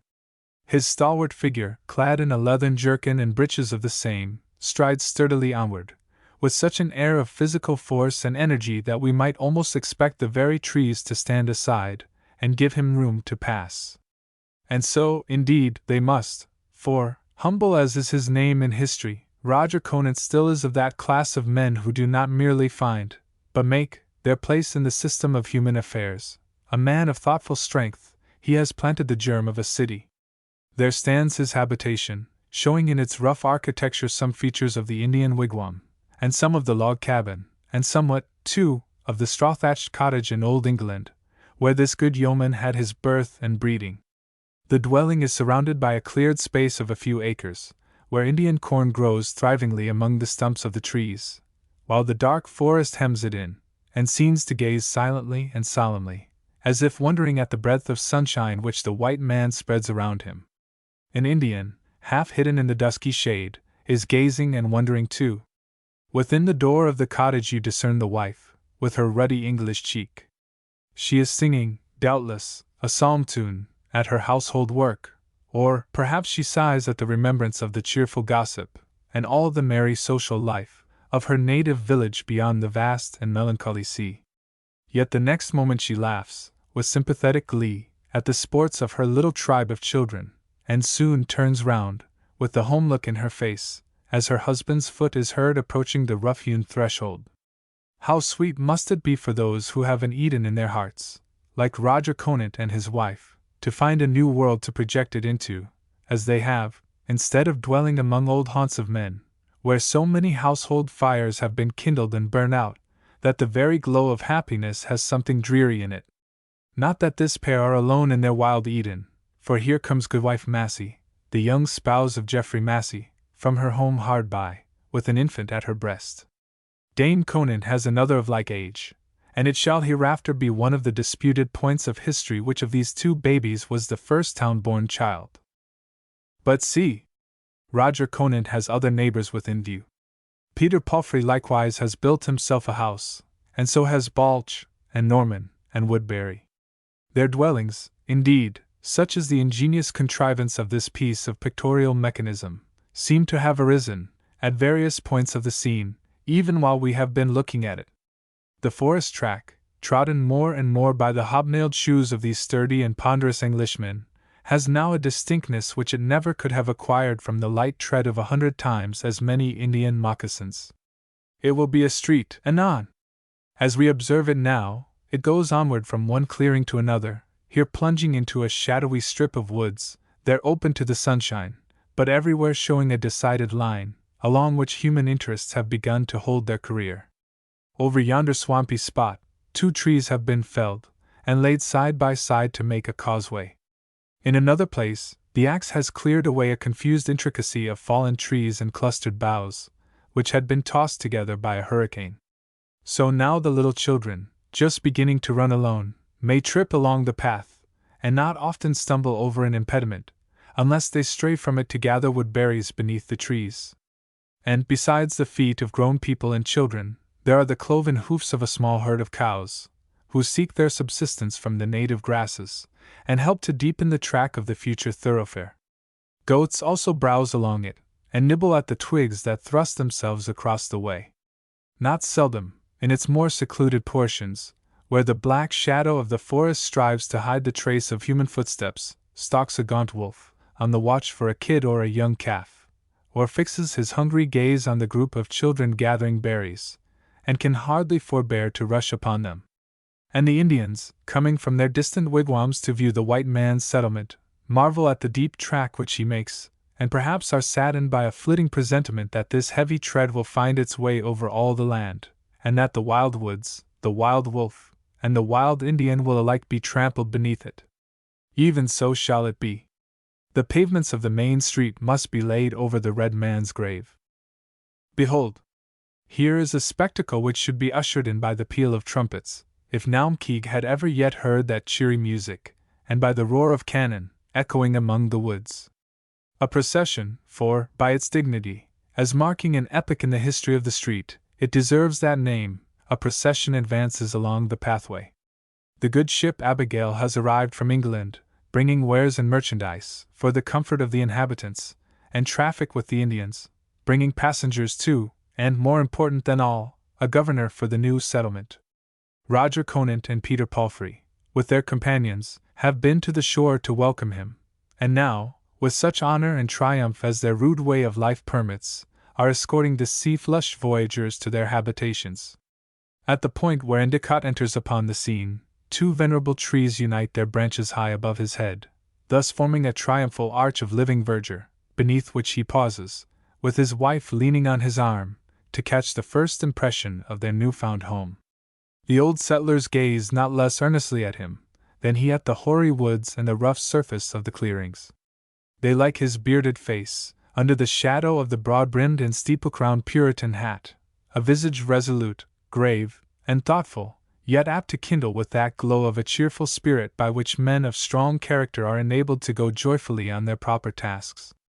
His form, too, as you see it, in a doublet and hose of sad-colored cloth, is of a manly make, fit for toil and hardship, and fit to wield the heavy sword that hangs from his leathern belt. His aspect is a better warrant for the ruler's office than the parchment commission which he bears, however fortified it may be with the broad seal of the London Council. Peter Palfrey nods to Roger Conant. The worshipful court of assistants have done wisely, say they between themselves. They have chosen for our governor a man out of 1,000. Then they toss up their hats, they, and all the uncouth figures of their company, most of whom are clad in skins, inasmuch as their old kersey and linsey-woolsey garments have been torn and tattered by many a long month's wear, they all toss up their hats, and salute their new governor and captain with a hearty English shout of welcome. We seem to hear it with our own ears, so perfectly is the action represented in this lifelike, this almost magic picture. But have you observed the lady who leans upon the arm of Endicott? A rose of beauty from an English garden, now to be transplanted to a fresher soil. It may be that, long years, centuries indeed, after this fair flower shall have decayed, other flowers of the same race will appear in the same soil, and gladden other generations with hereditary beauty. Does not the vision haunt us yet? Has not nature kept the mold unbroken, deeming it a pity that the idea should vanish from mortal sight forever, after only once assuming earthly substance? Do we not recognize, in that fair woman's face, a model of features which still beam, at happy moments, on what was then the woodland pathway, but has long since grown into a busy street? This is too ridiculous, positively insufferable, mutters the same critic who had before expressed his disapprobation. Here is a pasteboard figure, such as a child would cut out of a card, with a pair of very dull scissors, and the fellow modestly requests us to see in it the prototype of hereditary beauty. But, sir, you have not the proper point of view, remarks the showman. You sit altogether too near to get the best effect of my pictorial exhibition. Pray, oblige me by removing to this other bench, and I venture to assure you the proper light and shadow will transform the spectacle into quite another thing.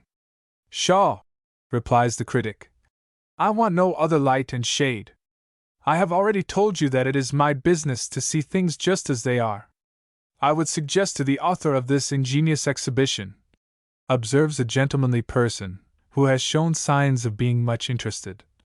I would suggest that Anna Gower, the first wife of Governor Endicott, and who came with him from England, left no posterity, and that, consequently, we cannot be indebted to that honorable lady for any specimens of feminine loveliness now extant among us. Having nothing to allege against this genealogical objection, the showman points again to the scene. During this little interruption, you perceive that the Anglo-Saxon energy, as the phrase now goes, has been at work in the spectacle before us. So many chimneys now send up their smoke, that it begins to have the aspect of a village street, although everything is so inartificial and inceptive, that it seems as if one returning wave of the wild nature might overwhelm it all. But the one edifice which gives the pledge of permanence to this bold enterprise is seen at the central point of the picture. There stands the meeting house, a small structure, low-roofed, without a spire, and built of rough timber, newly hewn, with the sap still in the logs, and here and there a strip of bark adhering to them. A meaner temple was never consecrated to the worship of the deity. With the alternative of kneeling beneath the awful vault of the firmament, it is strange that men should creep into this pent-up nook, and expect God's presence there. Such, at least, one would imagine, might be the feeling of these forest settlers, accustomed, as they had been, to stand under the dim arches of vast cathedrals, and to offer up their hereditary worship in the old ivy-covered churches of rural England, around which lay the bones of many generations of their forefathers. How could they dispense with the carved altarwork? How, with the pictured windows, where the light of common day was hallowed by being transmitted through the glorified figures of saints? How, with the lofty roof, imbued, as it must have been, with the prayers that had gone upward for centuries? How, with the rich peal of the solemn organ, rolling along the aisles, pervading the whole church, and sweeping the soul away on a flood of audible religion? They needed nothing of all this. Their house of worship, like their ceremonial, was naked, simple, and severe. But the zeal of a recovered faith burned like a lamp within their hearts, enriching everything around them with its radiance, making of these new walls, and this narrow compass, its own cathedral, and being, in itself, that spiritual mystery and experience, of which sacred architecture, pictured windows, and the organ's grand solemnity are remote and imperfect symbols. All was well, so long as their lamps were freshly kindled at heavenly flame. After a while, however, whether in their time or their children's, these lamps began to burn more dimly, or with a less genuine luster, and then it might be seen how hard, cold, and confined was their system, how like an iron cage was that which they called liberty. Too much of this. Look again at the picture, and observe how the aforesaid Anglo-Saxon energy is now trampling along the street, and raising a positive cloud of dust beneath its sturdy footsteps. For there the carpenters are building a new house, the frame of which was hewn and fitted in England, of English oak, and sent hither on shipboard, and here a blacksmith makes huge slang and clatter on his anvil, shaping out tools and weapons, and yonder a wheelwright, who boasts himself a London workman, regularly bred to his handicraft, is fashioning a set of wagon wheels, the track of which shall soon be visible. The wild forest is shrinking back. The street has lost the aromatic odor of the pine trees, and of the sweet fern that grew beneath them. The tender and modest wildflowers, those gentle children of savage nature that grew pale beneath the ever-brooding shade, have shrank away and disappeared, like stars that vanish in the breadth of light. Gardens are fenced in, and display pumpkin beds and rows of cabbages and beans, and though the governor and the minister both view them with a disapproving eye, plants of broad-leaved tobacco, which the cultivators are enjoined to use privily, or not at all. No wolf, for a year past, has been heard to bark, or known to range among the dwellings, except that single one, whose grisly head, with a plash of blood beneath it, is now affixed to the portal of the meeting-house. The partridge has ceased to run across the too-frequented path. Of all the wild life that used to throng here, only the Indians still come into the settlement, bringing the skins of beaver and otter, bear and elk, which they sell to Endicott for the wares of England. And there is little John Massey, the son of Geoffrey Massey and firstborn of Naumkeag, playing beside his father's threshold, a child of 6 or 7 years old. Which is the better-grown infant, the town or the boy? The red men have become aware that the street is no longer free to them, save by the sufferance and permission of the settlers. Often, to impress them with an awe of English power, there is a muster and training of the town forces, and a stately march of the mail-clad band, like this which we now see advancing up the street. There they come, 50 of them, or more, all with their iron breastplates and steel caps well burnished, and glimmering bravely against the sun, their ponderous muskets on their shoulders, their bandoliers about their waists, their lighted matches in their hands, and the drum and fife playing cheerily before them. See! Do they not step like martial men? Do they not maneuver like soldiers who have seen stricken fields? And well they may, for this band is composed of precisely such materials as those with which Cromwell is preparing to beat down the strength of a kingdom, and his famous regiment of Ironsides might be recruited from just such men. In everything, at this period, New England was the essential spirit and flower of that which was about to become uppermost in the mother country. Many a bold and wise man lost the fame which would have accrued to him in English history, by crossing the Atlantic with our forefathers. Many a valiant captain, who might have been foremost at Marston Moor or Naseby, exhausted his martial ardor in the command of a log-built fortress, like that which you observe on the gently rising ground at the right of the pathway, its banner fluttering in the breeze, and the culverins and sakers showing their deadly muzzles over the rampart. A multitude of people were now thronging to New England, some, because the ancient and ponderous framework of church and state threatened to crumble down upon their heads, others, because they despaired of such a downfall. Among those who came to Naumkeag were men of history and legend, whose feet leave a track of brightness along any pathway which they have trodden. You shall behold their lifelike images, their spectres, if you choose so to call them, passing, encountering with a familiar nod, stopping to converse together, praying, bearing weapons, laboring or resting from their labors, in the main street. Here, now, comes Hugh Peters, an earnest, restless man, walking swiftly, as being impelled by that fiery activity of nature which shall hereafter thrust him into the conflict of dangerous affairs, make him the chaplain and counselor of Cromwell, and finally bring him to a bloody end. He pauses, by the meeting-house, to exchange a greeting with Roger Williams, whose face indicates, methinks, a gentler spirit, kinder and more expansive, than that of Peters, yet not less active for what he discerns to be the will of God, or the welfare of mankind. And look! Here is a guest for Endicott, coming forth out of the forest through which he has been journeying from Boston, and which, with its rude branches, has caught hold of his attire, and has wet his feet with its swamps and streams. Still there is something in his mild and venerable, though not aged presence, a propriety, an equilibrium, in Governor Winthrop's nature, that causes the disarray of his costume to be unnoticed, and gives us the same impression as if he were clad in such rave and rich attire as we may suppose him to have worn in the council chamber of the colony. Is not this characteristic wonderfully perceptible in our spectral representative of his person? But what dignitary is this crossing from the other side to greet the governor? A stately personage, in a dark velvet cloak, with a hoary beard, and a gold chain across his breast. He has the authoritative port of one who has filled the highest civic station in the first of cities. Of all men in the world, we should least expect to meet the Lord Mayor of London, as Sir Richard Saltonstall has been, once and again, in a forest-bordered settlement of the western wilderness. Farther down the street, we see Emmanuel Downing, a grave and worthy citizen, with his son George, a stripling who has a career before him.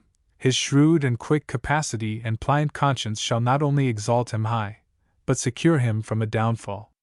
Here is another figure, on whose characteristic make and expressive action I will stake the credit of my pictorial puppet show. Have you not already detected a quaint, sly humor in that face, an eccentricity in the manner, a certain indescribable waywardness, all the marks, in short, of an original man, unmistakably impressed, yet kept down by a sense of clerical restraint? That is Nathaniel Ward, the minister of Ipswich, but better remembered as the simple cobbler of Agawam. He hammered his soles so faithfully, and stitched his upper leather so well, that the shoe is hardly yet worn out, though thrown aside for some 2 centuries past. And next, among these Puritans and Roundheads, we observe the very model of a cavalier, with the curling lovelock, the fantastically trimmed beard, the embroidery, the ornamented rapier, the gilded dagger, and all other foppishnesses that distinguish the wild gallants who rode headlong to their overthrow in the cause of King Charles. This is Morton of Merrymount, who has come hither to hold a council with Endicott, but will shortly be his prisoner. Yonder pale, decaying figure of a white-robed woman, who glides slowly along the street, is the Lady Arabella, looking for her own grave in the virgin soil. That other female form, who seems to be talking, we might almost say preaching or expounding, in the center of a group of profoundly attentive auditors, is Anne Hutchinson. And here comes Vane. But, my dear sir, interrupts the same gentleman who before questioned the showman's genealogical accuracy, allow me to observe that these historical personages could not possibly have met together in the main street. They might, and probably did, all visit our old town, at one time or another, but not simultaneously, and you have fallen into anachronisms that I positively shudder to think of. The fellow, adds the scarcely civil critic, has learned a bead-roll of historic names, whom he lugs into his pictorial puppet show, as he calls it, helter-skelter, without caring whether they were contemporaries or not, and sets them all by the ears together. But was there ever such a fund of impudence? To hear his running commentary, you would suppose that these miserable slips of painted pasteboard, with hardly the remotest outlines of the human figure, had all the character and expression of Michelangelo's pictures. Well, go on, sir! Sir, you break the illusion of the scene, mildly remonstrates the showman. Illusion! What illusion? rejoins the critic, with a contemptuous snort. On the word of a gentleman, I see nothing elusive in the wretchedly bedaubed sheet of canvas that forms your background, or in these pasteboard slips that hitch and jerk along the front. The only illusion, permit me to say, is in the puppet showman's tongue, and that but a wretched one, into the bargain. We public men, replies the showman meekly, must lay our account, sometimes, to meet an uncandid severity of criticism. But merely for your own pleasure, sir, let me entreat you to take another point of view. Sit farther back, by that young lady, in whose face I have watched the reflection of every changing scene. Only oblige me by sitting there, and take my word for it, the slips of pasteboard shall assume spiritual life, and the bedaubed canvas become an airy and changeable reflex of what it purports to represent. I know better, retorts the critic, settling himself in his seat, with sullen but self-complacent immovableness. And, as for my own pleasure, I shall best consult it by remaining precisely where I am. The showman bows, and waves his hand, and, at the signal, as if time and vicissitude had been awaiting his permission to move onward, the mimic street becomes alive again. Years have rolled over our scene, and converted the forest track into a dusty thoroughfare, which, being intersected with lanes and cross paths, may fairly be designated as the main street. On the ground sites of many of the log-built sheds, into which the first settlers crept for shelter, houses of quaint architecture have now risen. These later edifices are built, as you see, in one generally accordant style, though with such subordinate variety as keeps the beholder's curiosity excited, and causes each structure, like its owner's character, to produce its own peculiar impression. Most of them have a huge chimney in the center, with flues so vast that it must have been easy for the witches to fly out of them as they were wont to do, when bound on an aerial visit to the black man in the forest. Around this great chimney the wooden house clusters itself, in a whole community of gable ends, each ascending into its own separate peak, the second story, with its lattice windows, projecting over the first, and the door, which is perhaps arched, provided on the outside with an iron hammer, wherewith the visitor's hand may give a thundering rat-a-tat. The timber framework of these houses, as compared with those of recent date, is like the skeleton of an old giant, beside the frail bones of a modern man of fashion. Many of them, by the vast strength and soundness of their oaken substance, have been preserved through a length of time which would have tried the stability of brick and stone, so that, in all the progressive decay and continual reconstruction of the street, down to our own days, we shall still behold these old edifices occupying their long accustomed sites. For instance, on the upper corner of that green lane which shall hereafter be North Street, we see the Kerwin House, newly built, with the carpenter still at work on the roof nailing down the last sheaf of shingles. On the lower corner stands another dwelling, destined, at some period of its existence, to be the abode of an unsuccessful alchemist, which shall likewise survive to our own generation, and perhaps long outlive it. Thus, through the medium of these patriarchal edifices, we have now established a sort of kindred and hereditary acquaintance with the main street. Great as is the transformation produced by a short term of years, each single day creeps through the Puritan settlement sluggishly enough. It shall pass before your eyes, condensed into the space of a few moments. The grey light of early morning is slowly diffusing itself over the scene, and the bellman, whose office it is to cry the hour at the street corners, rings the last peal upon his handbell, and goes wearily homewards, with the owls, the bats, and other creatures of the night. Lattices are thrust back on their hinges, as if the town were opening its eyes, in the summer morning. Forth stumbles the still drowsy cowherd, with his horn, putting which to his lips, it emits a bellowing bray, impossible to be represented in the picture, but which reaches the pricked-up ears of every cow in the settlement, and tells her that the dewy pasture hour is come. House after house awakes, and sends the smoke up curling from its chimney, like frosty breath from living nostrils, and as those white wreaths of smoke, though impregnated with earthy admixtures, climb skyward, so, from each dwelling, does the morning worship, its spiritual essence, bearing up its human imperfection, find its way to the Heavenly Father's throne. The breakfast hour being past, the inhabitants do not, as usual, go to their fields or workshops, but remain within doors, or perhaps walk the street, with a grave sobriety, yet a disengaged and unburdened aspect, that belongs neither to a holiday nor a Sabbath. And indeed, this passing day is neither, nor is it a common weekday, although partaking of all the three.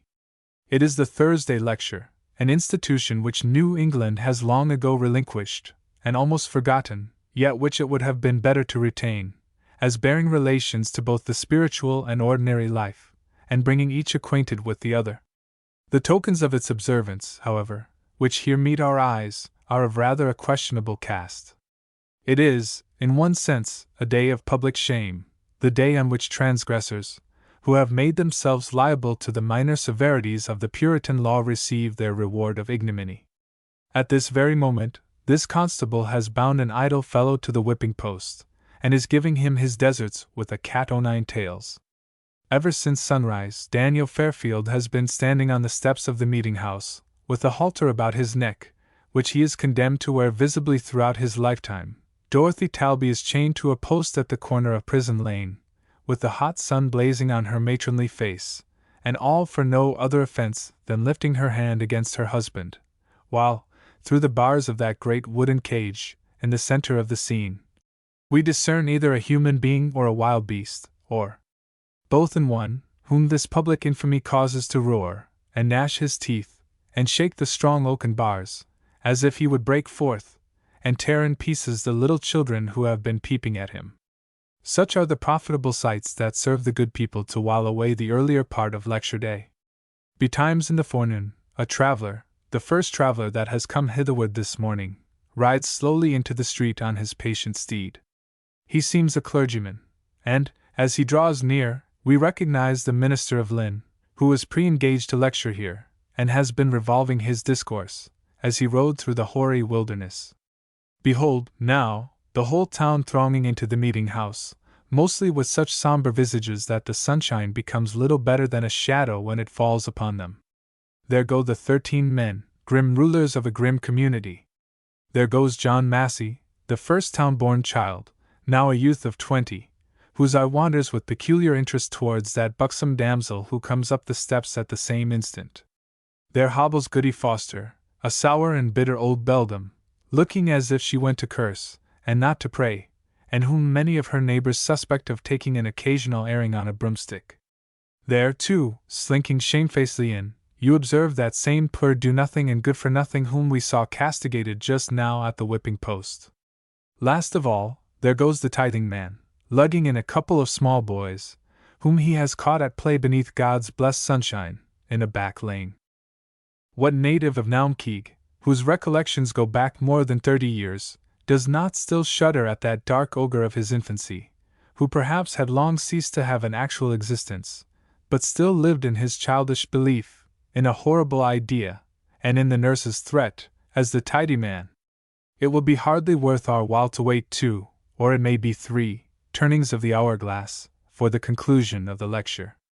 Therefore, by my control over light and darkness, I cause the dusk, and then the starless night, to brood over the street, and summon forth again the bellman, with his lantern casting a gleam about his footsteps, to pace wearily from corner to corner, and shout drowsily the hour to drowsy or dreaming ears. Happy are we, if for nothing else, yet because we did not live in those days. In truth, when the first novelty and stir of spirit had subsided, when the new settlement, between the forest border and the sea, had become actually a little town, its daily life must have trudged onward with hardly anything to diversify and enliven it, while also its rigidity could not fail to cause miserable distortions of the moral nature.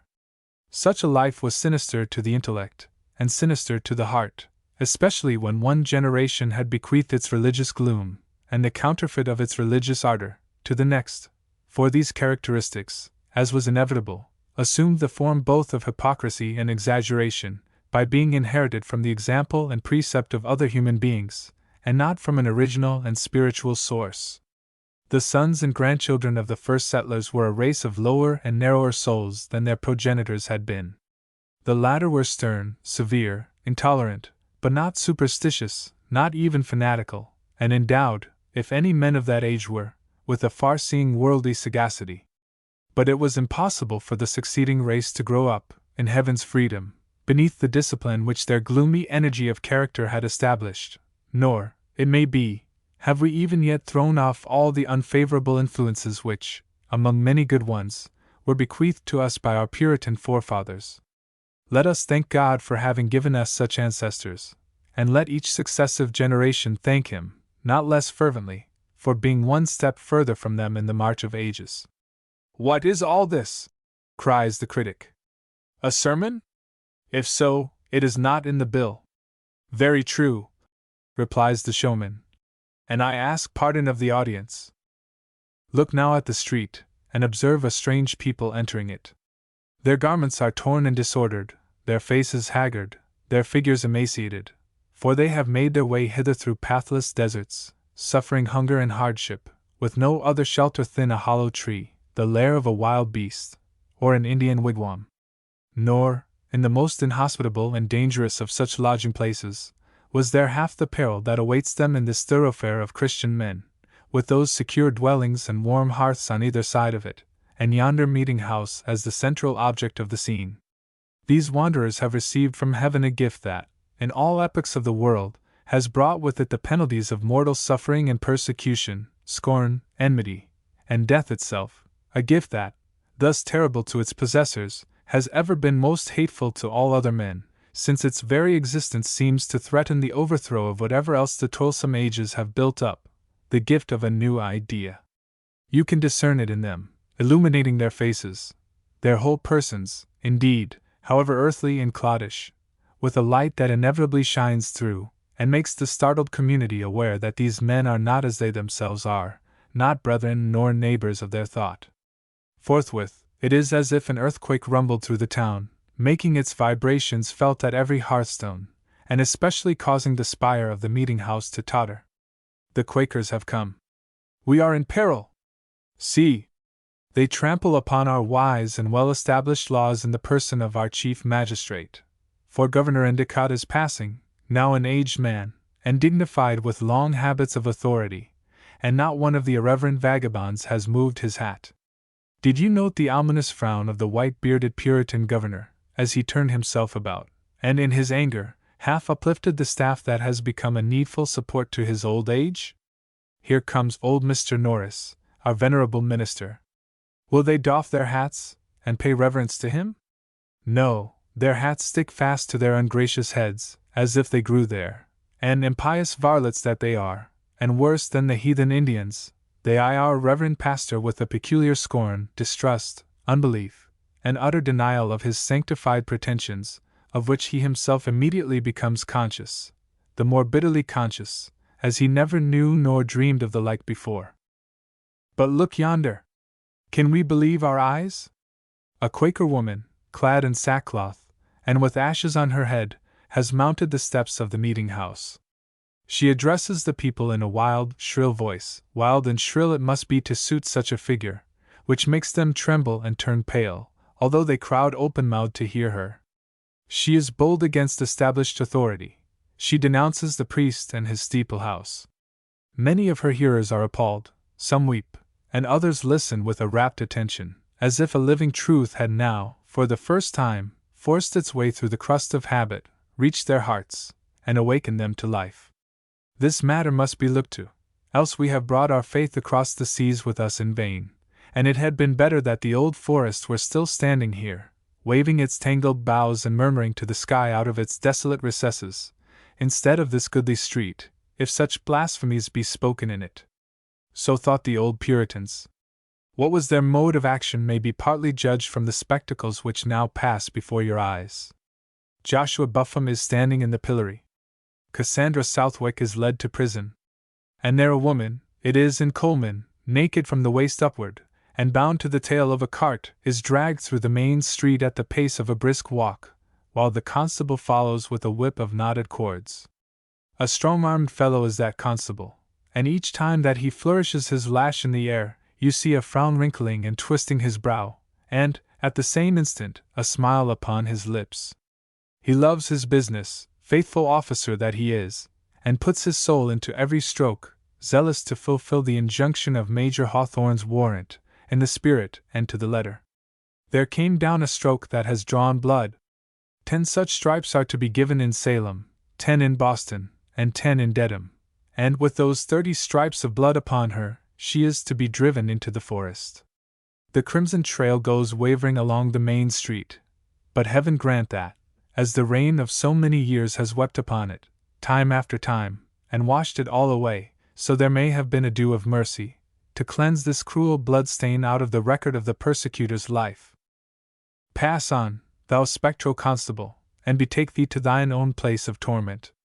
Meanwhile, by the silent operation of the mechanism behind the scenes, a considerable space of time would seem to have lapsed over the street. The older dwellings now begin to look weather-beaten, through the effect of the many eastern storms that have moistened their unpainted shingles and clapboards, for not less than 40 years. Such is the age we would assign to the town, judging by the aspect of John Massey, the first town-born child, whom his neighbors now call Goodman Massey, and whom we see yonder, a grave, almost autumnal-looking man, with children of his own about him. To the patriarchs of the settlement, no doubt, the main street is still but an affair of yesterday, hardly more antique, even if destined to be more permanent, than a path shoveled through the snow. But to the middle-aged and elderly men who came hither in childhood or early youth, it presents the aspect of a long and well-established work, on which they have expended the strength and ardor of their life. And the younger people, native to the street, whose earliest recollections are of creeping over the paternal threshold, and rolling on the grassy margin of the track, look at it as one of the perdurable things of our mortal state, as old as the hills of the great pasture, or the headland at the harbor's mouth. Their fathers and grandsires tell them how, within a few years past, the forest stood here, with but a lonely track beneath its tangled shade. Vain legend! They cannot make it true and real to their conceptions. With them, moreover, the main street is a street indeed, worthy to hold its way with the thronged and stately avenues of cities beyond the sea. The old Puritans tell them of the crowds that hurry along Cheapside and Fleet Street and the Strand, and of the rush of tumultuous life at Temple Bar. They describe London Bridge, itself a street, with a row of houses on each side. They speak of the vast structure of the Tower, and the solemn grandeur of Westminster Abbey. The children listen, and still inquire if the streets of London are longer and broader than the one before their father's door, if the Tower is bigger than the jail in Prison Lane, if the old Abbey will hold a larger congregation than our meeting-house. Nothing impresses them, except their own experience.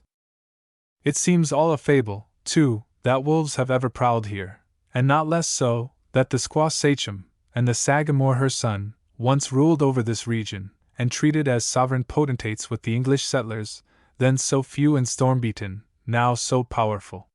There stand some schoolboys, you observe, in a little group around a drunken Indian, himself a prince of the squaw Sachem's lineage. He brought hither some beaver skins for sale, and has already swallowed the larger portion of their price, in deadly draughts of firewater. Is there not a touch of pathos in that picture? And does it not go far towards telling the whole story of the vast growth and prosperity of one race, and the fated decay of another, the children of the stranger making game of the great squaw Sachem's grandson? But the whole race of red men have not vanished with that wild princess and her posterity. This march of soldiers along the street betokens the breaking out of King Philip's War, and these young men, the flower of Essex, are on their way to defend the villages on the Connecticut, where, at Bloody Brook, a terrible blow shall be smitten, and hardly one of that gallant band be left alive. And there, at that stately mansion, with its 3 peaks in front, and its 2 little peaked towers, one on either side of the door, we see brave Captain Gardner issuing forth, clad in his embroidered buff coat, and his plumed cap upon his head. His trusty sword, in its steel scabbard, strikes clanking on the doorstep. See how the people throng to their doors and windows, as the cavalier rides past, reining his mettled steed so gallantly, and looking so like the very soul and emblem of martial achievement, destined, too, to meet a warrior's fate, at the desperate assault on the fortress of the Narragansetts. The mettled steed looks like a pig, interrupts the critic, and Captain Gardner himself like the devil, though a very tame one, and on a most diminutive scale. Sir, sir, cries the persecuted showman, losing all patience, for, indeed, he had particularly prided himself on these figures of Captain Gardner and his horse. I see that there is no hope of pleasing you. Pray, sir, do me the favor to take back your money, and withdraw. Not I, answers the unconscionable critic. I am just beginning to get interested in the matter. Come, turn your crank, and grind out a few more of these fooleries. The showman rubs his brow impulsively, whisks the little rod with which he points out the notabilities of the scene, but finally, with the inevitable acquiescence of all public servants, resumes his composure and goes on. Pass onward, onward, time. Build up new houses here, and tear down thy works of yesterday, that have already the rusty moss upon them. Summon forth the minister to the abode of the young maiden, and bid him unite her to the joyful bridegroom. Let the youthful parents carry their firstborn to the meeting house, to receive the baptismal rite. Knock at the door, whence the sable line of the funeral is next to issue. Provide other successive generations of men, to trade, talk, quarrel, or walk in friendly intercourse along the street, as their fathers did before them. Do all thy daily and accustomed business, Father Time, in this thoroughfare, which thy footsteps, for so many years, have now made dusty. But here, at last, thou leadest along a procession which, once witnessed, shall appear no more, and be remembered only as a hideous dream of thine, or a frenzy of thy old brain. Turn your crank, I say, bellows the remorseless critic, and grind it out, whatever it be, without further preface. The showman deems it best to comply.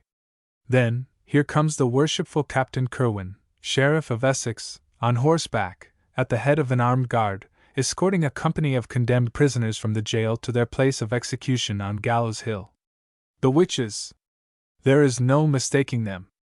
The witches!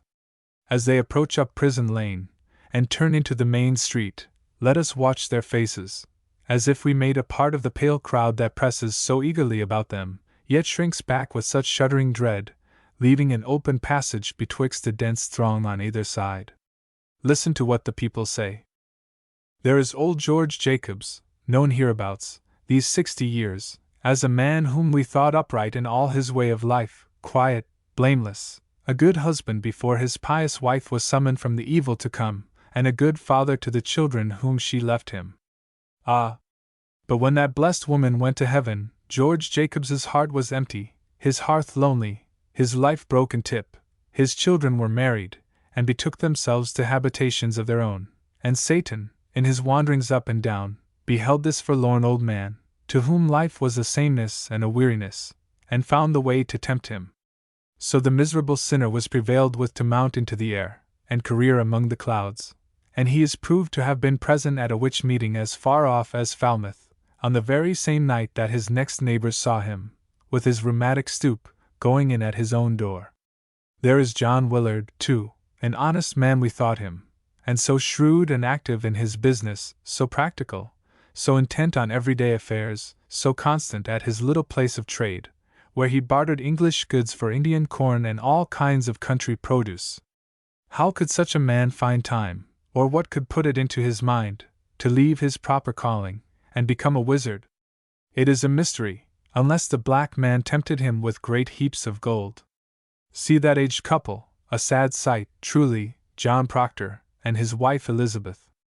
If there were 2 old people in all the county of Essex who seemed to have led a true Christian life, and to be treading hopefully the little remnant of their earthly path, it was this very pair.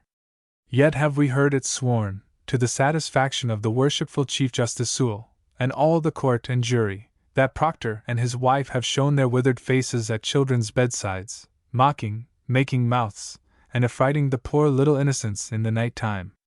They, or their spectral appearances, have stuck pins into the afflicted ones, and thrown them into deadly fainting fits with a touch, or but a look. And while we suppose the old man to be reading the Bible to his old wife, she meanwhile knitting in the chimney corner, the pair of hoary reprobates have whisked up the chimney, both on one broomstick, and flown away to a witch communion, far into the depths of the chill, dark forest. How foolish! Were it only for fear of rheumatic pains in their old bones, they had better have stayed at home. But away they went, and the laughter of their decayed, cackling voices has been heard at midnight, aloft in the air. Now, in the sunny noontide, as they go tottering to the gallows, it is the devil's turn to laugh. Behind these 2, who help another along, and seemed to be comforting and encouraging each other, in a manner truly pitiful. If it were not a sin to pity the old witch and wizard, behind them comes a woman, with a dark proud face that has been beautiful, and a figure that is still majestic. Do you know her? It is Martha Carrier, whom the devil found in a humble cottage, and looked into her discontented heart, and saw pride there, and tempted her with his promise that she should be queen of hell. And now, with that lofty demeanor, she is passing to her kingdom, and by her unquenchable pride, transforms this escort of shame into a triumphal procession, that shall attend her to the gates of her infernal palace, and seat her upon the fiery throne. Within this hour, she shall assume her royal dignity. Last of the miserable train comes a man clad in black, of small stature and a dark complexion, with a clerical band about his neck. Many a time, in the years gone by, that face has been uplifted heavenward from the pulpit of the East Meeting House, when the Rev. Mr. Burroughs seemed to worship God. What, he? The holy man, the learned, the wise? How has the devil tempted him? His fellow criminals, for the most part, are obtuse, uncultivated creatures, some of them scarcely half-witted by nature, and others greatly decayed in their intellects through age. They were an easy prey for the destroyer. Not so with this George Burroughs, as we judge by the inward light which glows through his dark countenance, and we might almost say, glorifies his figure, in spite of the soil and haggardness of long imprisonment, in spite of the heavy shadow that must fall on him, while death is walking by his side. What bribe could Satan offer, rich enough to tempt and overcome this male? Alas! It may have been in the very strength of his high and searching intellect that the tempter found the weakness which betrayed him. He yearned for knowledge. He went groping onward into a world of mystery. At first, as the witnesses have sworn, he summoned up the ghosts of his 2 dead wives, and talked with them of matters beyond the grave, and when their responses failed to satisfy the intense and sinful craving of his spirit, he called on Satan, and was heard. Yet, to look at him, who, that had not known the proof, could believe him guilty? Who would not say, while we see him offering comfort to the weak and aged partners of his horrible crime, while we hear his ejaculations of prayer that seem to bubble up out of the depths of his heart, and fly heavenward unawares, while we behold a radiance brightening on his features as from the other world, which is but a few steps off, who would not say that, over the dusty track of the main street, a Christian saint is now going to a martyr's death? May not the archfiend have been too subtle for the court and jury, and betrayed them, laughing in his sleeve, the while, into the awful error of pouring out sanctified blood as an acceptable sacrifice upon God's altar? Ah! No, for listen to wise Cotton Mather, who, as he sits there on his horse, speaks comfortably to the perplexed multitude, and tells them that all has been religiously and justly done, and that Satan's power shall this day receive its death blow in New England. Heaven grant it be so. The great scholar must be right, so lead the poor creatures to their death. Do you see that group of children and half-grown girls, and among them, an old, hag-like Indian woman, Tituba by name? Those are the afflicted ones. Behold, at this very instant, a proof of Satan's power and malice. Mercy Paris, the minister's daughter, has been smitten by a flash of Martha Carrier's eye, and falls down in the street, writhing with horrible spasms and foaming at the mouth, like the possessed ones spoken of in Scripture. Hurry on the accursed witches to the gallows, ere they do more mischief, ere they fling out their withered arms, and scatter pestilence by handfuls among the crowd, ere, as their parting legacy, they cast a blight over the land, so that henceforth it may bear no fruit nor blade of grass, and be fit for nothing but a sepulchre for their unhallowed carcasses. So on they go, and old George Jacobs has stumbled, by reason of his infirmity, but Goodman Proctor and his wife lean on one another, and walk at a reasonably steady pace, considering their age. Mr. Burroughs seems to administer counsel to Martha Carrier, whose face and mien, methinks, are milder and humbler than they were. Among the multitude, meanwhile, there is horror, fear, and distrust, and friend looks askance at friend, and the husband at his wife, and the wife at him, and even the mother at her little child, as if, in every creature that God has made, they suspected a witch, or dreaded an accuser. Never, never again, whether in this or any other shape, may universal madness riot in the main street. I perceive in your eyes, my indulgent spectators, the criticism which you are too kind to utter. These scenes, you think, are all too somber. So, indeed, they are. But the blame must rest on the somber spirit of our forefathers, who wove their web of life with hardly a single thread of rose color or gold, and not on me, who have a tropic love of sunshine, and would gladly gild all the world with it, if I knew where to find so much. That you may believe me, I will exhibit one of the only class of scenes, so far as my investigation has taught me, in which our ancestors were wont to steep their tough old hearts in wine and strong drink, and indulge an outbreak of grisly jollity. Here it comes, out of the same house whence we saw brave Captain Gardiner go forth to the wars. What? A coffin, borne on men's shoulders, and 6 aged gentlemen as pallbearers, and a long train of mourners, with black gloves and black hat bands, and everything black, save a white handkerchief in each mourner's hand, to wipe away his tears withal. Now, my kind patrons, you are angry with me. You were bidden to a bridal dance, and find yourselves walking in a funeral procession. Even so, but look back through all the social customs of New England in the first century of her existence, and read all her traits of character, and if you find one occasion, other than a funeral feast, where jollity was sanctioned by universal practice, I will set fire to my puppet show without another word. These are the obsequies of old Governor Bradstreet, the patriarch and survivor of the first settlers, who, having intermarried with the widow Gardiner, is now resting from his labors, at the great age of 94. The white-bearded corpse, which was his spirit's earthly garniture, now lies beneath yonder coffin lid. Many a cask of ale and cider is on tap, and many a draught of spiced wine and aqua vitae has been quaffed. Else why should the bearers stagger, as they tremulously uphold the coffin, and the aged pallbearers, too, as they strive to walk solemnly beside it? And wherefore do the mourners tread on one another's heels? And why, if we may ask without offense, should the nose of the Rev. Mr. Noyes, through which he has just been delivering the funeral discourse, glow like a ruddy coal of fire? Well, well, old friends, pass on, with your burden of mortality, and lay it in the tomb with jolly hearts. People should be permitted to enjoy themselves in their own fashion, every man to his taste. But New England must have been a dismal abode for the man of pleasure, when the only boon companion was death. Under cover of a mist that has settled over the scene, a few years flit by, and escape our notice. As the atmosphere becomes transparent, we perceive a decrepit grandsire, hobbling along the street. Do you recognize him? We saw him, first, as the baby in Goodwife Massey's arms, when the primeval trees were flinging their shadow over Roger Conant's cabin. We have seen him, as the boy, the youth, the man, bearing his humble part in all the successive scenes, and forming the index figure whereby to note the age of his coeval town. And here he is, old Goodman Massey, taking his last walk, often pausing, often leaning over his staff, and calling to mind whose dwelling stood at such and such a spot, and whose field or garden occupied the site of those more recent houses.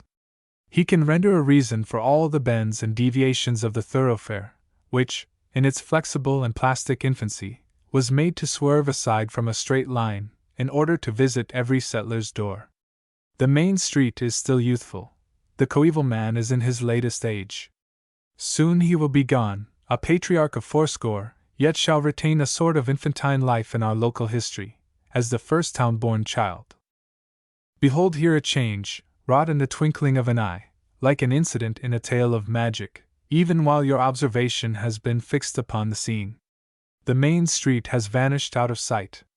In its stead appears a wintry waste of snow, with the sun just peeping over it, cold and bright, and tinging the white expanse with the faintest and most ethereal rose color.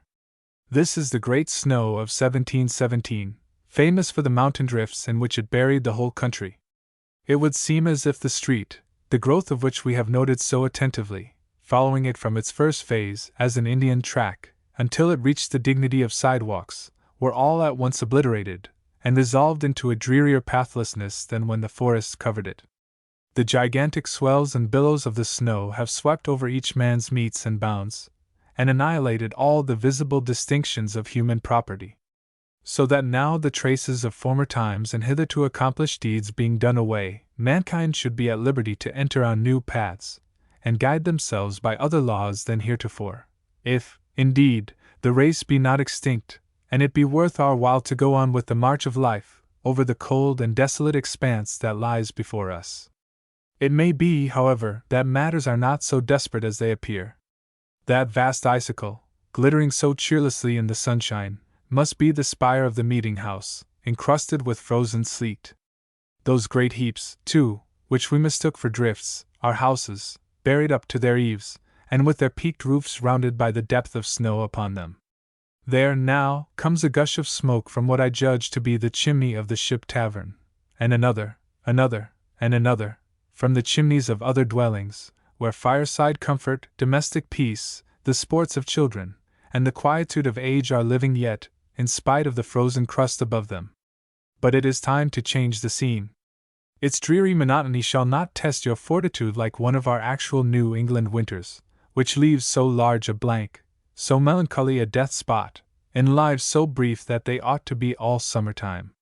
Here, at least, I may claim to be ruler of the seasons. One turn of the crank shall melt away the snow from the main street, and show the trees in their full foliage, the rose bushes in bloom, and a border of green grass along the sidewalk. There. But what? How? The scene will not move. A wire is broken. The street continues buried beneath the snow, and the fate of Herculaneum and Pompeii has its parallel in this catastrophe. Alas! My kind and gentle audience, you know not the extent of your misfortune.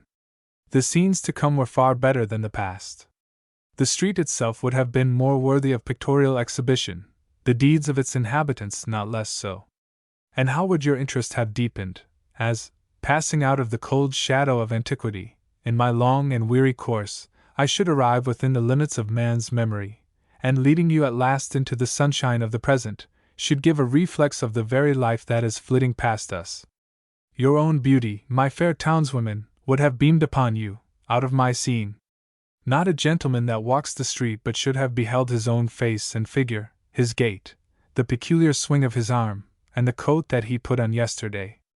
Then, too, and it is what I chiefly regret, I had expended a vast deal of light and brilliancy on a representation of the street in its whole length, from Bufham's corner downward, on the night of the grand illumination for General Taylor's triumph. Lastly, I should have given the crank one other turn, and have brought out the future, showing you who shall walk the main street tomorrow, and perchance, whose funeral shall pass through it. But these, like most other human purposes, lie unaccomplished, and I have only further to say, that any lady or gentleman who may feel dissatisfied with the evening's entertainment shall receive back the admission fee at the door. Then give me mine, cries the critic, stretching out his palm. I said that your exhibition would prove a humbug, and so it has turned out. So, hand over my quarter! Ethan Brand, a chapter from an abortive romance. Bartram the lime-burner, a rough, heavy-looking man, begrimed with charcoal, sat watching his kiln at nightfall, while his little son played at building houses with the scattered fragments of marble, when, on the hillside below them, they heard a roar of laughter, not mirthful, but slow, and even solemn, like a wind shaking the boughs of the forest. "Father, what is that?" asked the little boy, leaving his play, and pressing betwixt his father's knees. "Oh, some drunken man, I suppose," answered the lime-burner. "Some merry fellow from the bar-room in the village, who dared not laugh loud enough within doors lest he should blow the roof of the house off. So here he is, shaking his jolly sides at the foot of Greylock." "But, father," said the child, more sensitive than the obtuse, middle-aged clown, "he does not laugh like a man that is glad. So the noise frightens me." "Don't be a fool, child," cried his father, gruffly.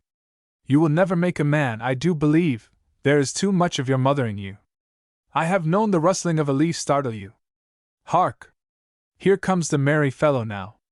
You shall see that there is no harm in him." Bartram and his little son, while they were talking thus, sat watching the same lime kiln that had been the scene of Ethan Brand's solitary and meditative life, before he began his search for the unpardonable sin. Many years, as we have seen, had now elapsed since that portentous night when the idea was first developed. The kiln, however, on the mountain side, stood unimpaired, and was in nothing changed since he had thrown his dark thoughts into the intense glow of its furnace, and melted them, as it were, into the one thought that took possession of his life. It was a rude, round, tower-like structure about 20 feet high, heavily built of rough stones, and with a hillock of earth heaped about the larger part of its circumference, so that the blocks and fragments of marble might be drawn by cartloads, and thrown in at the top. There was an opening at the bottom of the tower, like an overmouth, but large enough to admit a man in a stooping posture, and provided with a massive iron door. With the smoke and jets of flame issuing from the chinks and crevices of this door, which seemed to give admittance into the hillside, it resembled nothing so much as the private entrance to the infernal regions, which the shepherds of the Delectable Mountains were accustomed to show to pilgrims.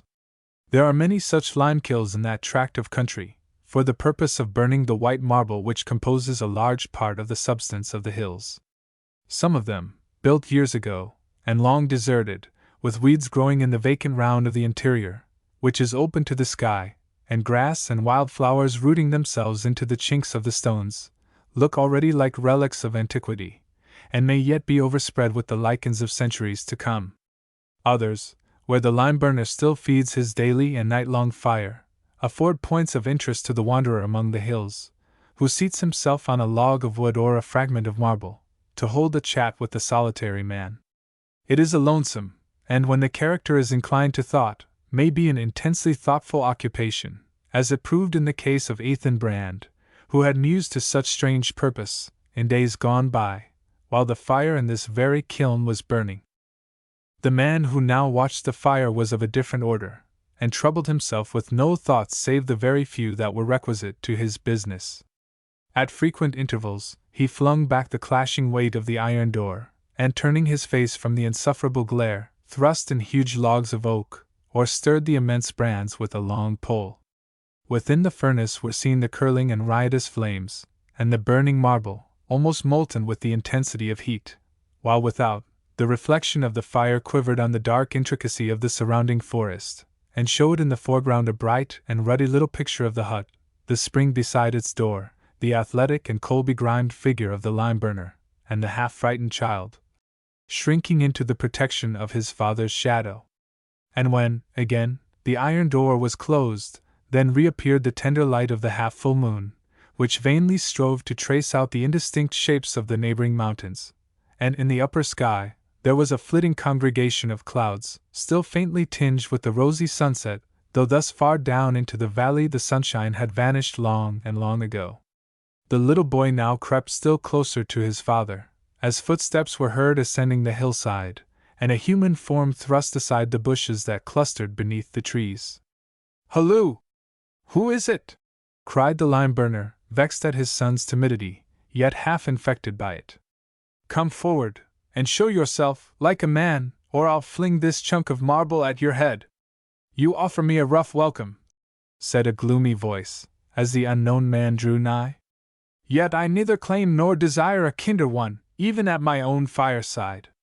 To obtain a distincter view, Bartram threw open the iron door of the kiln, whence immediately issued a gush of fierce light, that smote full upon the stranger's face and figure.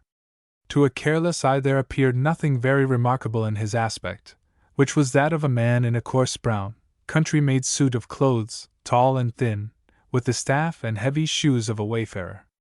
As he advanced, he fixed his eyes, which were very bright, intently upon the brightness of the furnace, as if he beheld, or expected to behold, some object worthy of note within it. "Good evening, stranger," said the lime-burner. "Whence come you, so late in the day?" "I come from my search," answered the wayfarer. "For, at last, it is finished." "Drunk, or crazy," muttered Bartram to himself. "I shall have trouble with the fellow. The sooner I drive him away, the better." The little boy, all in a tremble, whispered to his father, and begged him to shut the door of the kiln, so that there might not be so much light, for that there was something in the man's face which he was afraid to look at, yet could not look away from. And indeed, even the lime-burner's dull and torpid sense began to be impressed by an indescribable something in that thin, rugged, thoughtful visage, with the grizzled hair hanging wildly about it, and those deeply sunken eyes, which gleamed like fires within the entrance of a mysterious cavern. But, as he closed the door, the stranger turned towards him, and spoke in a quiet, familiar way that made Bartram feel as if he were a sane and sensible man, after all. "Your task draws to an end, I see," said he. "This marble has already been burning 3 days. A few hours more will convert the stone to lime." "Why, who are you?" exclaimed the lime burner. "You seem as well acquainted with my business as I am myself." "And well I may be," said the stranger, "for I followed the same craft many a long year, and here, too, on this very spot. But you are a newcomer in these parts. Did you never hear of Ethan Brand? The man that went in search of the unpardonable sin?" asked Bartram, with a laugh. "The same," answered the stranger. "He has found what he sought, and therefore he comes back again." "What? Then you are Ethan Brand himself?" cried the lime burner, in amazement. "I am a newcomer here, as you say, and they call it 18 years since you left the foot of Greylock. But I can tell you, the good folks still talk about Ethan Brand, in the village yonder, and what a strange errand took him away from his lime kiln."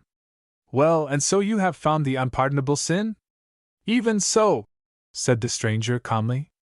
"If the question is a fair one," proceeded Bartram, "where might it be?" Ethan Brand laid his finger on his own heart. "Here," replied he. And then, without mirth in his countenance, but as if moved by an involuntary recognition of the infinite absurdity of seeking throughout the world for what was the closest of all things to himself, and looking into every heart, save his own, for what was hidden in no other breast, he broke into a laugh of scorn. It was the same slow, heavy laugh that had almost appalled the lime burner when it heralded the wayfarer's approach. The solitary mountainside was made dismal by it. Laughter, when out of place, mistimed, or bursting forth from a disordered state of feeling, may be the most terrible modulation of the human voice.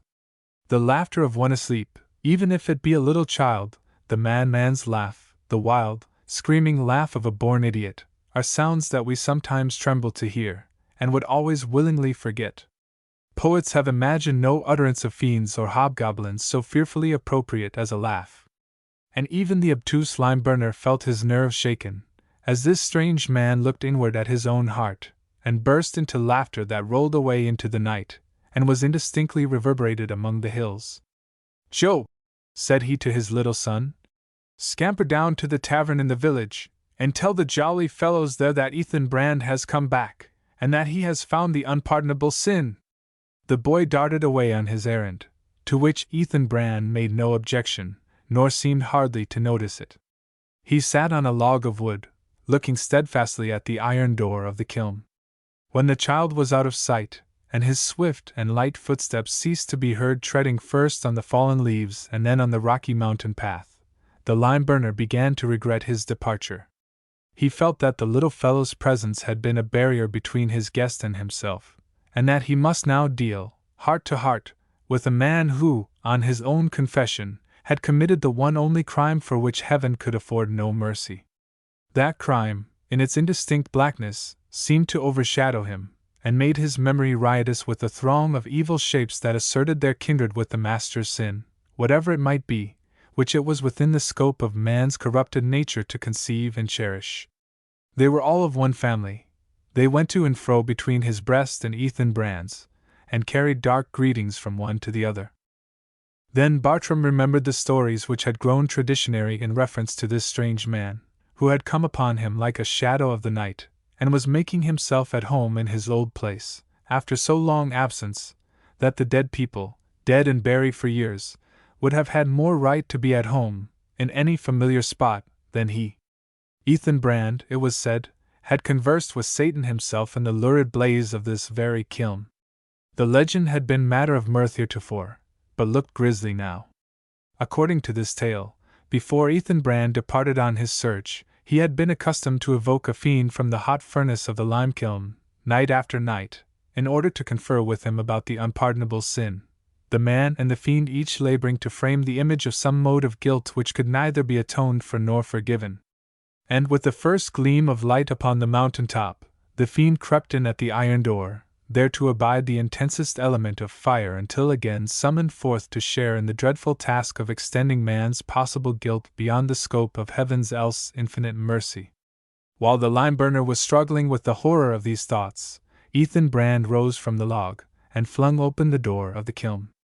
The action was in such accordance with the idea in Bartram's mind that he almost expected to see the evil one issue forth, red-hot, from the raging furnace. "Hold! Hold!" cried he, with a tremulous attempt to laugh, for he was ashamed of his fears, although they overmastered him. "Don't, for mercy's sake, bring out your devil now!" "Man!"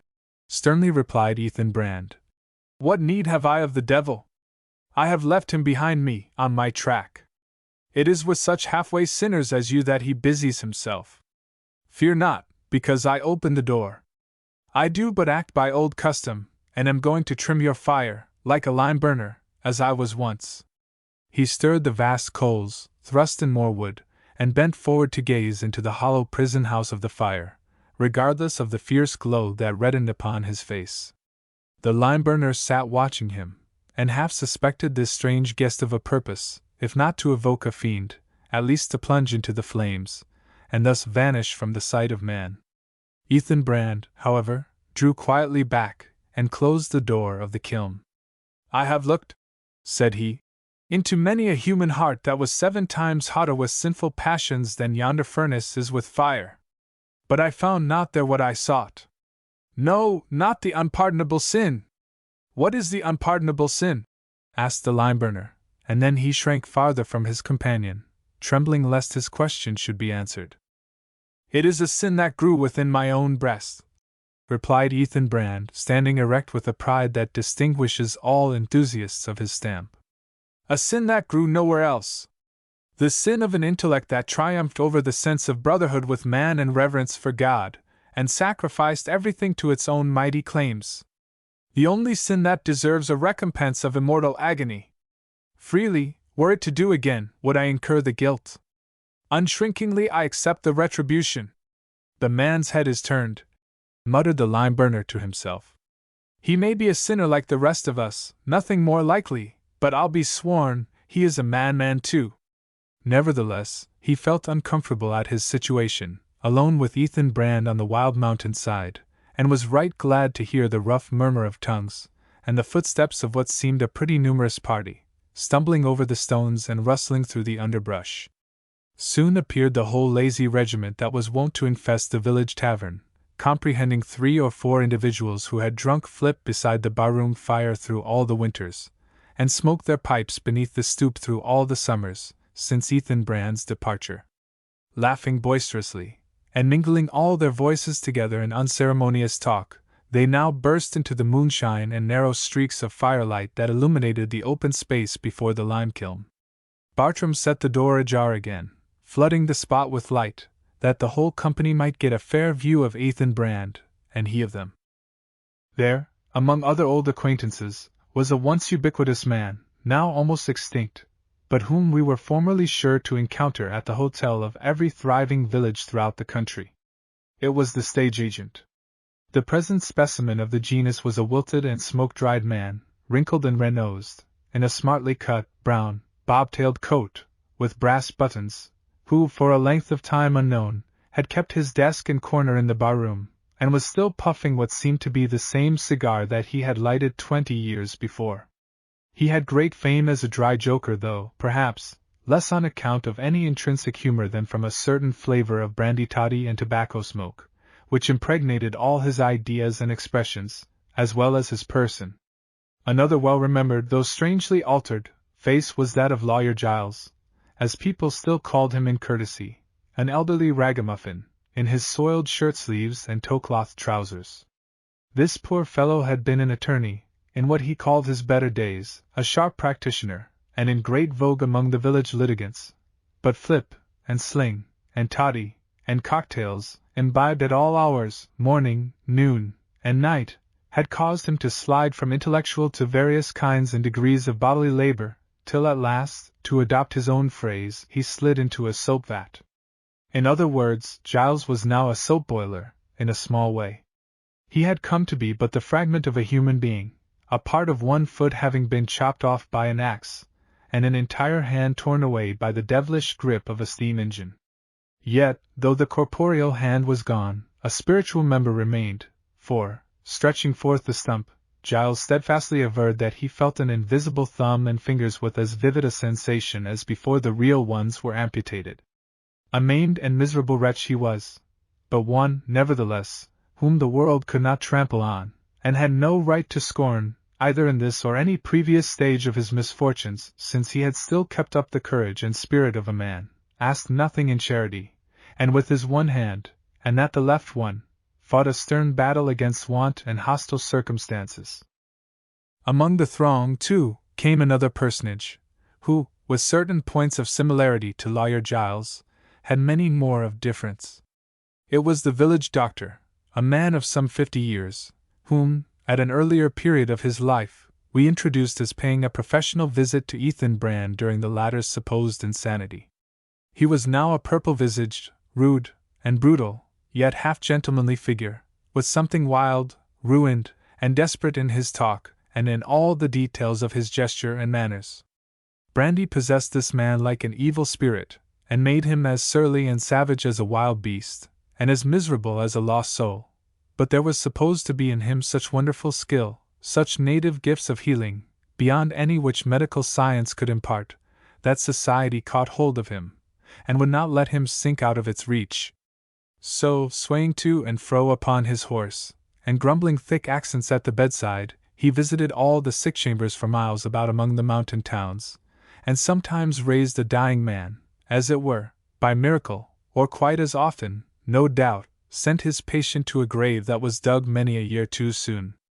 The doctor had an everlasting pipe in his mouth, and, as somebody said, in allusion to his habit of swearing, it was always alight with hellfire. These three worthies pressed forward, and greeted Ethan Brand each after his own fashion, earnestly inviting him to partake of the contents of a certain black bottle, in which, as they averred, he would find something far better worth seeking than the unpardonable sin. No mind, which has wrought itself by intense and solitary meditation into a high state of enthusiasm, can endure the kind of contact with low and vulgar modes of thought and feeling to which Ethan Brand was now subjected. It made him doubt, and strange to say, it was a painful doubt, whether he had indeed found the unpardonable sin, and found it within himself. The whole question on which he had exhausted life, and more than life, looked like a delusion. "Leave me," he said bitterly, "ye brute beasts that have made yourselves so, shriveling up your souls with fiery liquors. I have done with you. Years and years ago, I groped into your hearts and found nothing there for my purpose. Get ye gone!" "Why, you uncivil scoundrel!" cried the fierce doctor. "Is that the way you respond to the kindness of your best friends? Then let me tell you the truth. You have no more found the unpardonable sin than yonder boy Joe has. You are but a crazy fellow. I told you so 20 years ago, either better nor worse than a crazy fellow, and the fit companion of old Humphrey here." He pointed to an old man, shabbily dressed, with long white hair, thin visage, and unsteady eyes. For some years past this aged person had been wandering about among the hills, inquiring of all travelers whom he met for his daughter. The girl, it seemed, had gone off with a company of circus performers, and occasionally tidings of her came to the village, and fine stories were told of her glittering appearance, as she rode on horseback in the ring, or performed marvelous feats on the tightrope. The white-haired father now approached Ethan Brand, and gazed unsteadily into his face. "They tell me you have been all over the earth," said he, wringing his hands with earnestness. "You must have seen my daughter, for she makes a grand figure in the world, and everybody goes to see her. Did she send any word to her old father, or say when she was coming back?" Ethan Brand's eye quailed beneath the old man's. That daughter, from whom he so earnestly desired a word of greeting, was the Esther of our tale, the very girl whom, with such cold and remorseless purpose, Ethan Brand had made the subject of a psychological experiment, and wasted, absorbed, and perhaps annihilated her soul, in the process. "Yes," he murmured, turning away from the hoary wanderer. "It is no delusion. There is an unpardonable sin." While these things were passing, A merry scene was going forward in the area of cheerful light, beside the spring and before the door of the hut. A number of the youth of the village, young men and girls, had hurried up the hillside, impelled by curiosity to see Ethan Brand, the hero of so many a legend familiar to their childhood. Finding nothing, however, very remarkable in his aspect, nothing but a sunburnt wayfarer, in plain garb and dusty shoes, who sat looking into the fire as if he fancied pictures among the coals, these young people speedily grew tired of observing him. As it happened, there was other amusement at hand. An old German Jew traveling with a diorama on his back was passing down the mountain road towards the village just as the party turned aside from it, and in hopes of eking out the profits of the day, the showman had kept them company to the lime kiln. "Come, old Dutchman," cried one of the young men. "Let us see your pictures, if you can swear they are worth looking at." "Oh yes, Captain," answered the Jew, whether as a matter of courtesy or craft, he styled everybody Captain. "I shall show you, indeed, some very superb pictures." So, placing his box in a proper position, he invited the young men and girls to look through the glass orifices of the machine, and proceeded to exhibit a series of the most outrageous scratchings and daubings, as specimens of the fine arts, that ever an itinerant showman had the face to impose upon his circle of spectators. The pictures were worn out, moreover, tattered, full of cracks and wrinkles, dingy with tobacco smoke, and otherwise in a most pitiable condition. Some purported to be cities, public edifices, and ruined castles in Europe, others represented Napoleon's battles and Nelson's sea fights, and in the midst of these would be seen a gigantic, brown, hairy hand, which might have been mistaken for the hand of destiny, though, in truth, it was only the showman's, pointing its forefinger to various scenes of the conflict, while its owner gave historical illustrations. When, with much merriment at its abominable deficiency of merit, the exhibition was concluded, the German bade little Joe put his head into the box. Viewed through the magnifying glasses, the boy's round, rosy visage assumed the strangest imaginable aspect of an immense Titanic child, the mouth grinning broadly, and the eyes and every other feature overflowing with fun at the joke. Suddenly, however, that merry face turned pale, and its expression changed to horror, for this easily impressed and excitable child had become sensible that the eye of Ethan Brand was fixed upon him through the glass. "You make the little man to be afraid, Captain," said the German Jew, turning up the dark and strong outline of his visage from his stooping posture. "But look again, and, by chance, I shall cause you to see somewhat that is very fine, upon my word." Ethan Brand gazed into the box for an instant, and then starting back, looked fixedly at the German. What had he seen? Nothing, apparently, for a curious youth, who had peeped in almost at the same moment, beheld only a vacant space of canvas. "I remember you now," muttered Ethan Brand to the showman. "Ah, Captain," whispered the Jew of Nuremberg, with a dark smile, "I find it to be a heavy matter in my show box, this unpardonable sin. By my faith, Captain, it has wearied my shoulders, this long day, to carry it over the mountain." "Peace," answered Ethan Brand sternly, "or get thee into the furnace yonder." The Jew's exhibition had scarcely concluded, when a great, elderly dog, who seemed to be his own master, as no person in the company laid claim to him, saw fit to render himself the object of public notice. Hitherto, he had shown himself a very quiet, well-disposed old dog, going round from one to another, and by way of being sociable, offering his rough head to be patted by any kindly hand that would take so much trouble. But now, all of a sudden, this grave and venerable quadruped, of his own mere motion, and without the slightest suggestion from anybody else, began to run round after his tail, which, to heighten the absurdity of the proceeding, was a great deal shorter than it should have been. Never was seen such headlong eagerness in pursuit of an object that could not possibly be attained. Never was heard such a tremendous outbreak of growling, snarling, barking, and snapping, as if one end of the ridiculous brute's body were at deadly and most unforgivable enmity with the other. Faster and faster round about went the cur, and still faster fled the unapproachable brevity of his tail, and louder and fiercer grew his yells of rage and animosity, until, utterly exhausted, and as far from the goal as ever, the foolish old dog ceased his performance as suddenly as he had begun it. The next moment he was as mild, quiet, sensible, and respectable in his deportment as when he first scraped acquaintance with the company. As may be supposed, the exhibition was greeted with universal laughter, clapping of hands, and shouts of encore, to which the canine performer responded by wagging all that there was to wag of his tail, but appeared totally unable to repeat his very successful effort to amuse the spectators. Meanwhile, Ethan Brand had resumed his seat upon the log, and moved, as it might be, by a perception of some remote analogy between his own case and that of this self-pursuing cur, he broke into the awful laugh, which, more than any other token, expressed the condition of his inward being. From that moment, the merriment of the party was at an end. They stood aghast, dreading lest the inauspicious sound should be reverberated around the horizon, and that mountain would thunder it to mountain, and so the horror be prolonged upon their ears. Then, whispering one to another that it was late, that the moon was almost down, that the August night was growing chill, they hurried homewards, leaving the lime-burner and little Joe to deal as they might with their unwelcome guest. Save for these three human beings, the open space on the hillside was a solitude, set in a vast gloom of forest. Beyond that darksome verge, the firelight glimmered on the stately trunks and almost black foliage of pines, intermixed with the lighter verdure of sapling oaks, maples, and poplars, while here and there lay the gigantic corpses of dead trees, decaying on the leaf-strewn soil.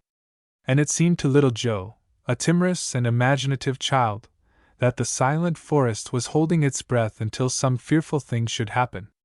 Ethan Brand thrust more wood into the fire, and closed the door of the kiln. Then, looking over his shoulder at the lime-burner and his son, he bade, rather than advised, them to retire to rest. "For myself, I cannot sleep," said he. "I have matters that it concerns me to meditate upon. I will watch the fire, as I used to do in the old time." "And call the devil out of the furnace to keep you company, I suppose?" muttered Bartram, who had been making intimate acquaintance with the black bottle above mentioned. "But watch, if you like, and call as many devils as you like. For my part, I shall be all the better for a snooze. Come, Joe!" As the boy followed his father into the hut, he looked back at the wayfarer, and the tears came into his eyes, for his tender spirit had an intuition of the bleak and terrible loneliness in which this man had enveloped himself. When they had gone, Ethan Brand sat listening to the crackling of the kindled wood, and looking at the little spurts of fire that issued through the chinks of the door. These trifles, however, once so familiar, had but the slightest hold of his attention, while deep within his mind he was reviewing the gradual but marvelous change that had been wrought upon him by the search to which he had devoted himself. He remembered how the night dew had fallen upon him, how the dark forest had whispered to him, how the stars had gleamed upon him, a simple and loving man, watching his fire in the years gone by, and ever musing as it burned. He remembered with what tenderness, with what love and sympathy for mankind and what pity for human guilt and woe, he had first begun to contemplate those ideas which afterwards became the inspiration of his life. With what reverence he had then looked into the heart of man, viewing it as a temple originally divine, and, however desecrated, still to be held sacred by a brother. With what awful fear he had deprecated the success of his pursuit, and prayed that the unpardonable sin might never be revealed to him. Then ensued that vast intellectual development, which, in its progress, disturbed the counterpoise between his mind and heart. The idea that possessed his life had operated as a means of education. It had gone on cultivating his powers to the highest point of which they were susceptible. It had raised him from the level of an unlettered laborer to stand on a starlit eminence, whither the philosophers of the earth, laden with the lore of universities, might vainly strive to clamber after him. So much for the intellect. But where was the heart? That, indeed, had withered, had contracted, had hardened, had perished. It had ceased to partake of the universal throb. He had lost his hold of the magnetic chain of humanity. He was no longer a brother man, opening the chambers or the dungeons of our common nature by the key of holy sympathy, which gave him a right to share in all its secrets. He was now a cold observer, looking on mankind as the subject of his experiment, and, at length, converting man and woman to be his puppets, and pulling the wires that moved them to such degrees of crime as were demanded for his study. Thus Ethan Brand became a fiend. He began to be so from the moment that his moral nature had ceased to keep the pace of improvement with his intellect. And now, as his highest effort and inevitable development, as the bright and gorgeous flower, and rich, delicious fruit of his life's labor, he had produced the unpardonable sin. "What more have I to seek? What more to achieve?" said Ethan Brand to himself. "My task is done, and well done." Starting from the log with a certain alacrity in his gait, and ascending the hillock of earth that was raised against the stone circumference of the lime kiln, he thus reached the top of the structure. It was a space of perhaps 10 feet across, from edge to edge, presenting a view of the upper surface of the immense mass of broken marble with which the kiln was heaped. All these innumerable blocks and fragments of marble were red-hot and vividly on fire, sending up great spouts of blue flame, which quivered aloft and danced madly, as within a magic circle, and sank and rose again, with continual and multitudinous activity. As the lonely man bent forward over this terrible body of fire, the blasting heat smote up against his person with a breath that, it might be supposed, would have scorched and shriveled him up in a moment. Ethan Brand stood erect, and raised his arms on high. The blue flames played upon his face, and imparted the wild and ghastly light which alone could have suited its expression. It was that of a fiend on the verge of plunging into his gulf of intensest torment. "O Mother Earth!" cried he, "who art no more my mother, and into whose bosom this frame shall never be resolved! O mankind, whose brotherhood I have cast off, and trampled thy great heart beneath my feet! O stars of heaven, that shone on me of old, as if to light me onward and upward, farewell all, and forever! Come, deadly element of fire, henceforth my familiar friend! Embrace me, as I do thee!" That night the sound of a fearful peal of laughter rolled heavily through the sleep of the lime burner and his little son. Dim shapes of horror and anguish haunted their dreams, and seemed still present in the rude hovel, when they opened their eyes to the daylight. "Up, boy, up!" cried the lime burner, staring about him. "Thank heaven, the night is gone, at last, and rather than pass such another, I would watch my lime kiln, wide awake, for a 12-month. This Ethan Brand, with his humbug of an unpardonable sin, has done me no such mighty favor, in taking my place." He issued from the hut, followed by little Joe, who kept fast hold of his father's hand. The early sunshine was already pouring its gold upon the mountain tops, and though the valleys were still in shadow, they smiled cheerfully in the promise of the bright day that was hastening onward. The village, completely shut in by hills, which swelled away gently about it, looked as if it had rested peacefully in the hollow of the great hand of Providence. Every dwelling was distinctly visible. The little spires of the 2 churches pointed upwards, and caught a foreglimmering of brightness from the sun-gilt skies upon their gilded weathercocks. The tavern was astir, and the figure of the old, smoke-dried stage agent, cigar in mouth, was seen beneath the stoop. Old Greylock was glorified with a golden cloud upon his head. Scattered likewise over the breasts of the surrounding mountains, there were heaps of hoary mist, in fantastic shapes, some of them far down into the valley, others high up towards the summits, and still others, of the same family of mist or cloud, hovering in the gold radiance of the upper atmosphere. Stepping from one to another of the clouds that rested on the hills, and thence to the loftier brotherhood that sailed in air, it seemed almost as if a mortal man might thus ascend into the heavenly regions. Earth was so mingled with sky that it was a daydream to look at it. To supply that charm of the familiar and homely, which nature so readily adopts into a scene like this, the stagecoach was rattling down the mountain road, and the driver sounded his horn, while echo caught up the notes, and intertwined them into a rich and varied and elaborate harmony, of which the original performer could lay claim to little share. The great hills played a concert among themselves, each contributing a strain of airy sweetness. Little Joe's face brightened at once. "Dear father," cried he, skipping cheerily to and fro, "that strange man is gone, and the sky and the mountains all seem glad of it." "Yes," growled the lime burner, with an oath. "But he has let the fire go down, and no thanks to him if 500 bushels of lime are not spoiled. If I catch the fellow hereabouts again, I shall feel like tossing him into the furnace." With his long pole in his hand, he ascended to the top of the kiln. After a moment's pause, he called to his son. "Come up here, Joe," said he.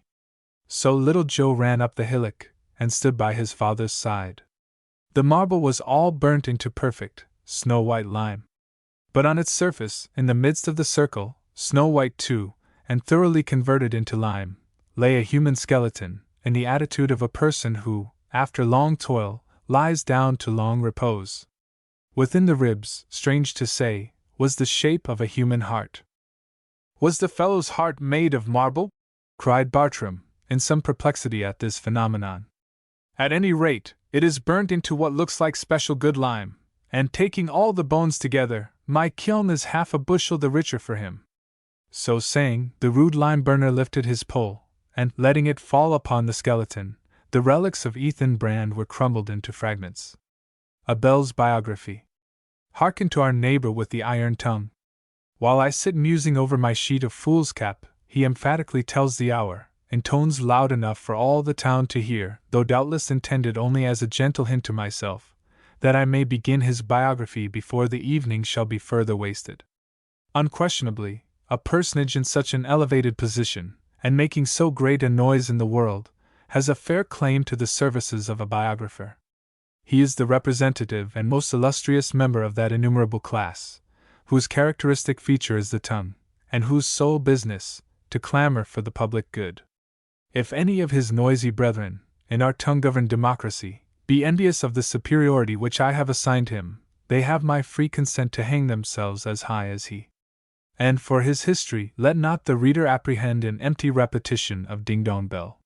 He has been the passive hero of wonderful vicissitudes, with which I have chanced to become acquainted, possibly from his own mouth, while the careless multitude supposed him to be talking merely of the time of day, or calling them to dinner or to church, or bidding drowsy people go bedward, or the dead to their graves.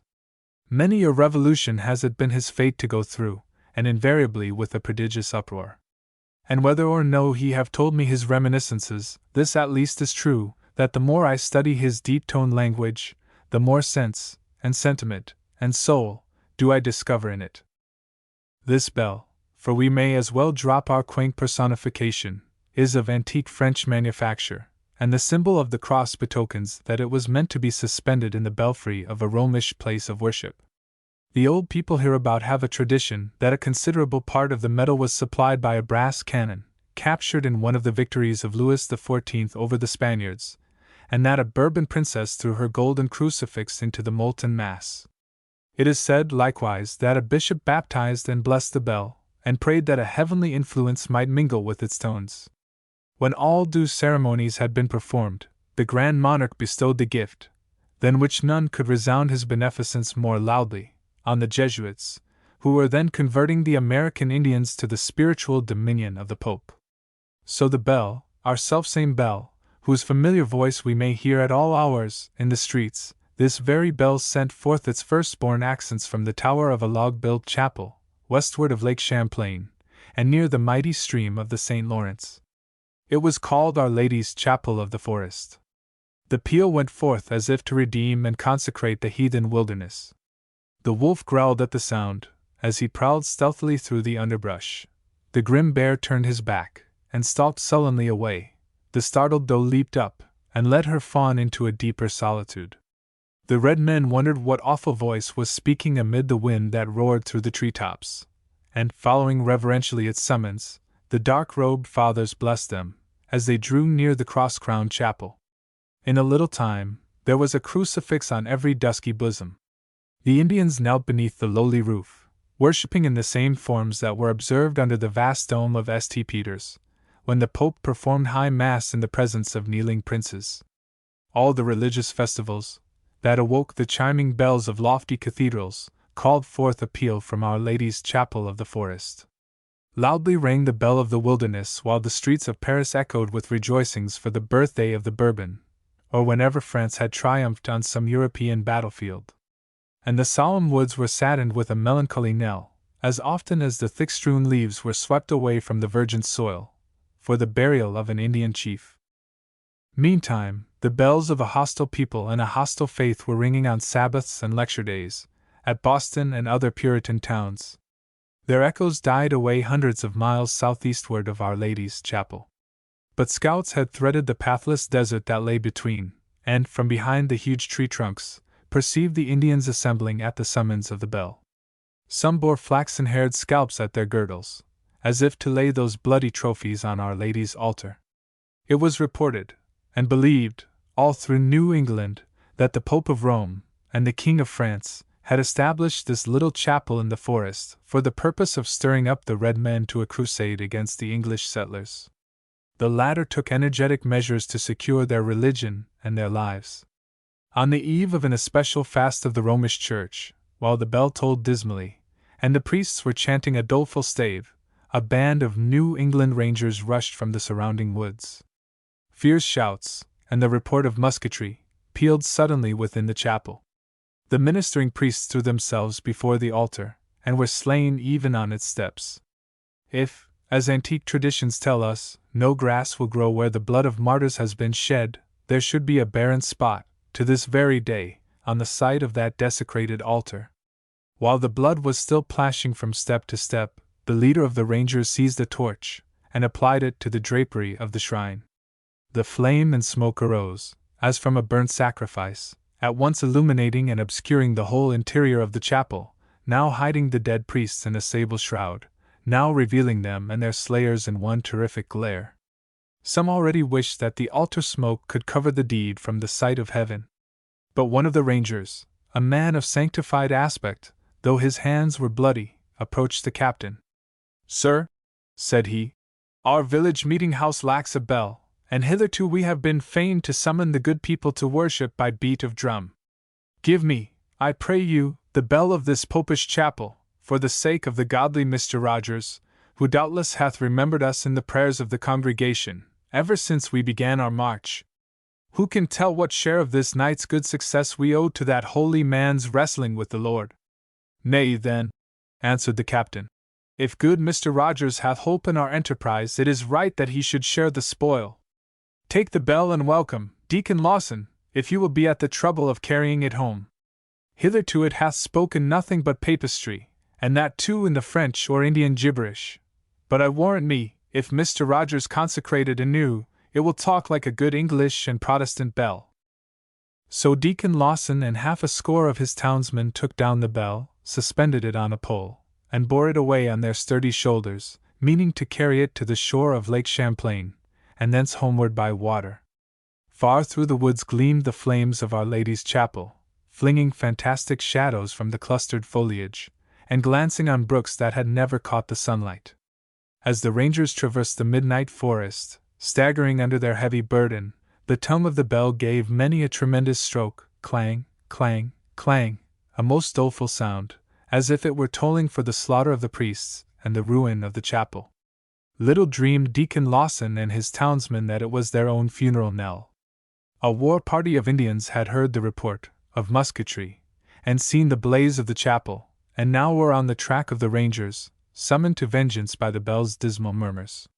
In the midst of a deep swamp, they made a sudden onset on the retreating foe. Good Deacon Lawson battled stoutly, but had his skull cloven by a tomahawk, and sank into the depths of the morass, with the ponderous bell above him. And for many a year thereafter, our hero's voice was heard no more on earth, either at the hour of worship, nor at festivals nor funerals. And is he still buried in that unknown grave? Scarcely so, dear reader. Hark!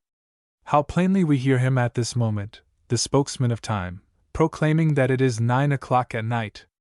We may therefore safely conclude that some happy chance has restored him to upper air. But there lay the bell, for many silent years, and the wonder is, that he did not lie silent there a century, or perhaps a dozen centuries, till the world should have forgotten not only his voice, but the voices of the whole brotherhood of bells. How would the first accent of his iron tongue have startled his resurrectionists? But he was not fated to be a subject of discussion among the antiquaries of far posterity. Near the close of the old French War, a party of New England axemen, who preceded the march of Colonel Bradstreet toward Lake Ontario, were building a bridge of logs through a swamp. Plunging down a stake, one of these pioneers felt it graze against some hard, smooth substance. He called his comrades, and by their united efforts, the top of the bell was raised to the surface, a rope made fast to it, and thence passed over the horizontal limb of a tree. Heave ho! Up they hoisted their prize, dripping with moisture, and festooned with verdant water moss.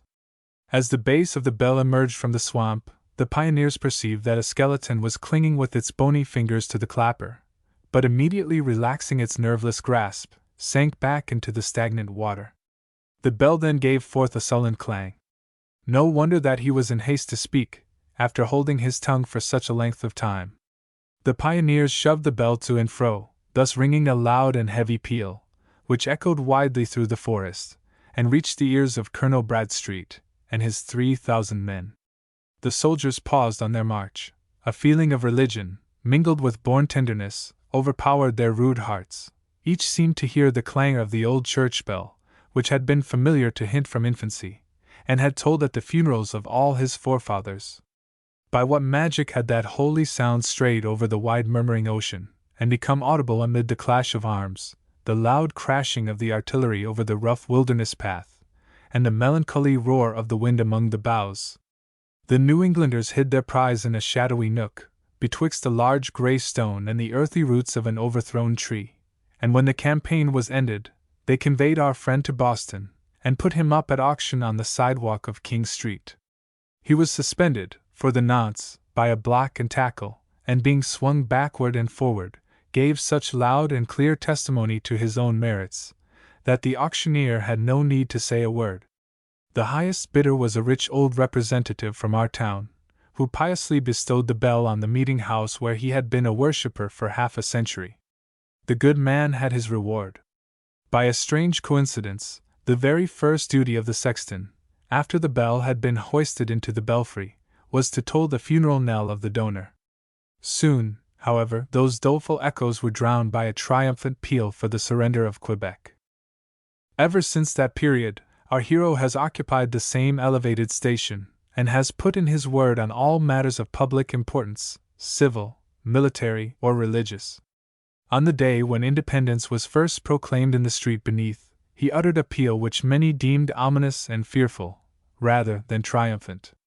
But he has told the same story these 60 years, and none mistake his meaning now.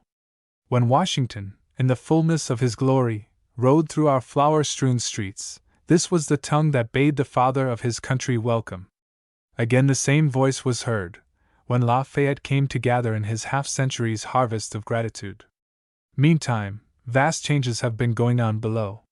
His voice, which once floated over a little provincial seaport, is now reverberated between brick edifices, and strikes the ear amid the buzz and tumult of a city. On the Sabbaths of olden time, the summons of the bell was obeyed by a picturesque and varied throng, stately gentlemen in purple velvet coats, embroidered waistcoats, white wigs, and gold-laced hats, stepping with grave courtesy beside ladies in flowered satin gowns and hooped petticoats of majestic circumference, while behind followed a liveried slave or bondsman, bearing the psalm-book, and a stove for his mistress's feet.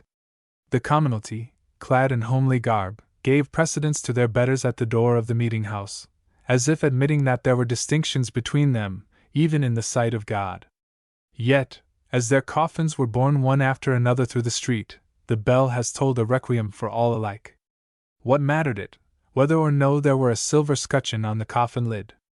"Open thy bosom, Mother Earth!" thus spake the bell. "Another of thy children is coming to his long rest. Take him to thy bosom, and let him slumber in peace." Thus spake the bell, and Mother Earth received her child. With the self-same tones will the present generation be ushered to the embraces of their mother, and Mother Earth will still receive her children. Is not thy tongue a weary, mournful talker of 2 centuries? O funeral bell! Wilt thou never be shattered with thine own melancholy strokes? Yea, and a trumpet call shall arouse the sleepers, whom thy heavy clang could awake no more. Again thy voice, reminding me that I am wasting the midnight oil. In my lonely fantasy, I can scarce believe that other mortals have caught the sound, or that it vibrates elsewhere than in my secret soul. But to many hast thou spoken. Anxious men have heard thee on their sleepless pillows, and bethought themselves anew of tomorrow's care. In a brief interval of wakefulness, the sons of toil have heard thee, and say, "Is so much of our quiet slumber spent? Is the morning so near at hand?"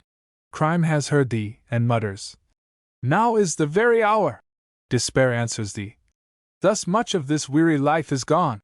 The young mother, on her bed of pain and ecstasy, has counted thy echoing strokes, and dates from them her firstborn's share of life and immortality. The bridegroom and the bride have listened, and feel that their night of rapture flits like a dream away. Thine accents have fallen faintly on the ear of the dying man, and warned him that, ere thou speakest again, his spirit shall have passed whither no voice of time can ever reach. Alas for the departing traveler, if thy voice, the voice of fleeting time, have taught him no lessons for eternity. Sylph Etheridge. On a bright summer evening, two persons stood among the shrubbery of a garden, stealthily watching a young girl, who sat in the window seat of a neighboring mansion. One of these unseen observers, a gentleman, was youthful, and had an air of high breeding and refinement, and a face marked with intellect, though otherwise of unprepossessing aspect.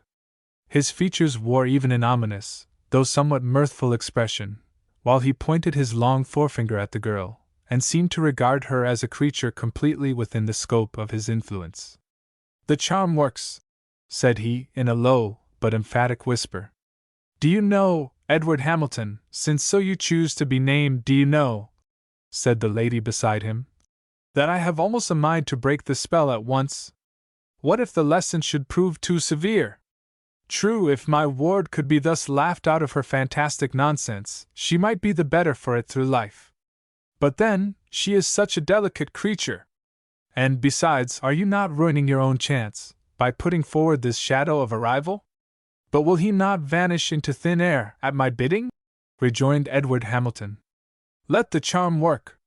The girl's slender and sylph-like figure, tinged with radiance from the sunset clouds, and overhung with the rich drapery of the silken curtains, and set within the deep frame of the window, was a perfect picture, or rather, it was like the original loveliness in a painter's fancy, from which the most finished picture is but an imperfect copy. Though her occupation excited so much interest in the two spectators, she was merely gazing at a miniature which she held in her hand, encased in white satin and red morocco, nor did there appear to be any other cause for the smile of mockery and malice with which Hamilton regarded her. "The charm works," muttered he again. "Our pretty Sylvia's scorn will have a dear retribution." At this moment the girl raised her eyes, and instead of a lifelike semblance of the miniature, beheld the ill-omened shape of Edward Hamilton, who now stepped forth from his concealment in the shrubbery. Sylvia Etheridge was an orphan girl, who had spent her life, till within a few months past, under the guardianship, and in the secluded dwelling, of an old bachelor uncle. While yet in her cradle, she had been the destined bride of a cousin, who was no less passive in the betrothal than herself.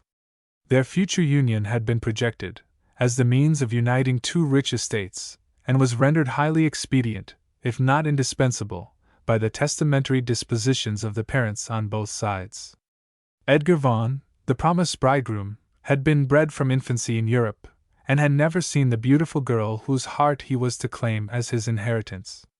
But already, for several years, a correspondence had been kept up between tying cousins, and had produced an intellectual intimacy, though it could but imperfectly acquaint them with each other's character. Sylvia was shy, sensitive, and fanciful, and her guardian's secluded habits had shut her out from even so much of the world as is generally open to maidens of her age. She had been left to seek associates and friends for herself in the haunts of imagination, and to converse with them, sometimes in the language of dead poets, oftener in the poetry of her own mind. The companion whom she chiefly summoned up was the cousin with whose idea her earliest thoughts had been connected. She made a vision of Edgar Vaughan, and tinted it with stronger hues than a mere fancy picture, yet graced it with so many bright and delicate perfections, that her cousin could nowhere have encountered so dangerous a rival. To this shadow she cherished a romantic fidelity. With its airy presence sitting by her side, or gliding along her favorite paths, the loneliness of her young life was blissful, her heart was satisfied with love, while yet its virgin purity was untainted by the earthliness that the touch of a real lover would have left there. Edgar Vaughan seemed to be conscious of her character, for, in his letters, he gave her a name that was happily appropriate to the sensitiveness of her disposition, the delicate peculiarity of her manners, and the ethereal beauty both of her mind and person. Instead of Sylvia, he called her Sylph, with the prerogative of a cousin and a lover, his dear Sylph Etheridge. When Sylvia was 17, her guardian died, and she passed under the care of Mrs. Grosvenor, a lady of wealth and fashion, and Sylvia's nearest relative, though a distant one. While an inmate of Mrs. Grosvenor's family, she still preserved somewhat of her lifelong habits of seclusion, and shrank from a too familiar intercourse with those around her. Still, too, she was faithful to her cousin, or to the shadow which bore his name. The time now drew near when Edgar Vaughan, whose education had been completed by an extensive range of travel, was to revisit the soil of his nativity. Edward Hamilton, a young gentleman, who had been Vaughan's companion, both in his studies and rambles, had already recrossed the Atlantic, bringing letters to Mrs. Grosvenor and Sylvia Etheridge. These credentials ensured him an earnest welcome, which, however, on Sylvia's part, was not followed by personal partiality, or even the regard that seemed due to her cousin's most intimate friend. As she herself could have assigned no cause for her repugnance, it might be termed instinctive. Hamilton's person, it is true, was the reverse of attractive, especially when beheld for the first time. Yet, in the eyes of the most fastidious judges, the defect of natural grace was compensated by the polish of his manners, and by the intellect which so often gleamed through his dark features. Mrs. Grosvenor, with whom he immediately became a prodigious favorite, exerted herself to overcome Sylvia's dislike. But in this matter, her ward could neither be reasoned with nor persuaded. The presence of Edward Hamilton was sure to render her cold, shy, and distant, abstracting all the vivacity from her deportment, as if a cloud had come betwixt her and the sunshine. The simplicity of Sylvia's demeanor rendered it easy for so keen an observer as Hamilton to detect her feelings. Whenever any slight circumstance made him sensible of them, a smile might be seen to flit over the young man's sallow visage. None, that had once beheld this smile, were in any danger of forgetting it. Whenever they recalled to memory the features of Edward Hamilton, they were always duskily illuminated by this expression of mockery and malice. In a few weeks after Hamilton's arrival, he presented to Sylvia Etheridge a miniature of her cousin, which, as he informed her, would have been delivered sooner, but was detained with a portion of his baggage. This was the miniature in the contemplation of which we beheld Sylvia so absorbed, at the commencement of our story. Such, in truth, was too often the habit of the shy and musing girl. The beauty of the pictured countenance was almost too perfect to represent a human creature, that had been born of a fallen and world-worn race, and had lived to manhood amid ordinary troubles and enjoyments, and must become wrinkled with age and care. It seemed too bright for a thing formed of dust, and doomed to crumble into dust again. Sylvia feared that such a being would be too refined and delicate to love a simple girl like her. Yet, even while her spirit drooped with that apprehension, the picture was but the masculine counterpart of Sylph Etheridge's sylph-like beauty.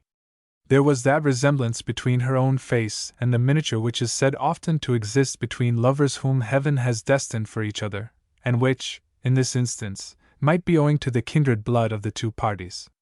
Sylvia felt, indeed, that there was something familiar in the countenance, so like a friend did the eyes smile upon her, and seemed to imply a knowledge of her thoughts.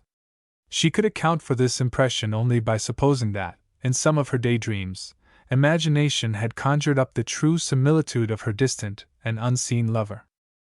But now could Sylvia give a brighter semblance of reality to those daydreams?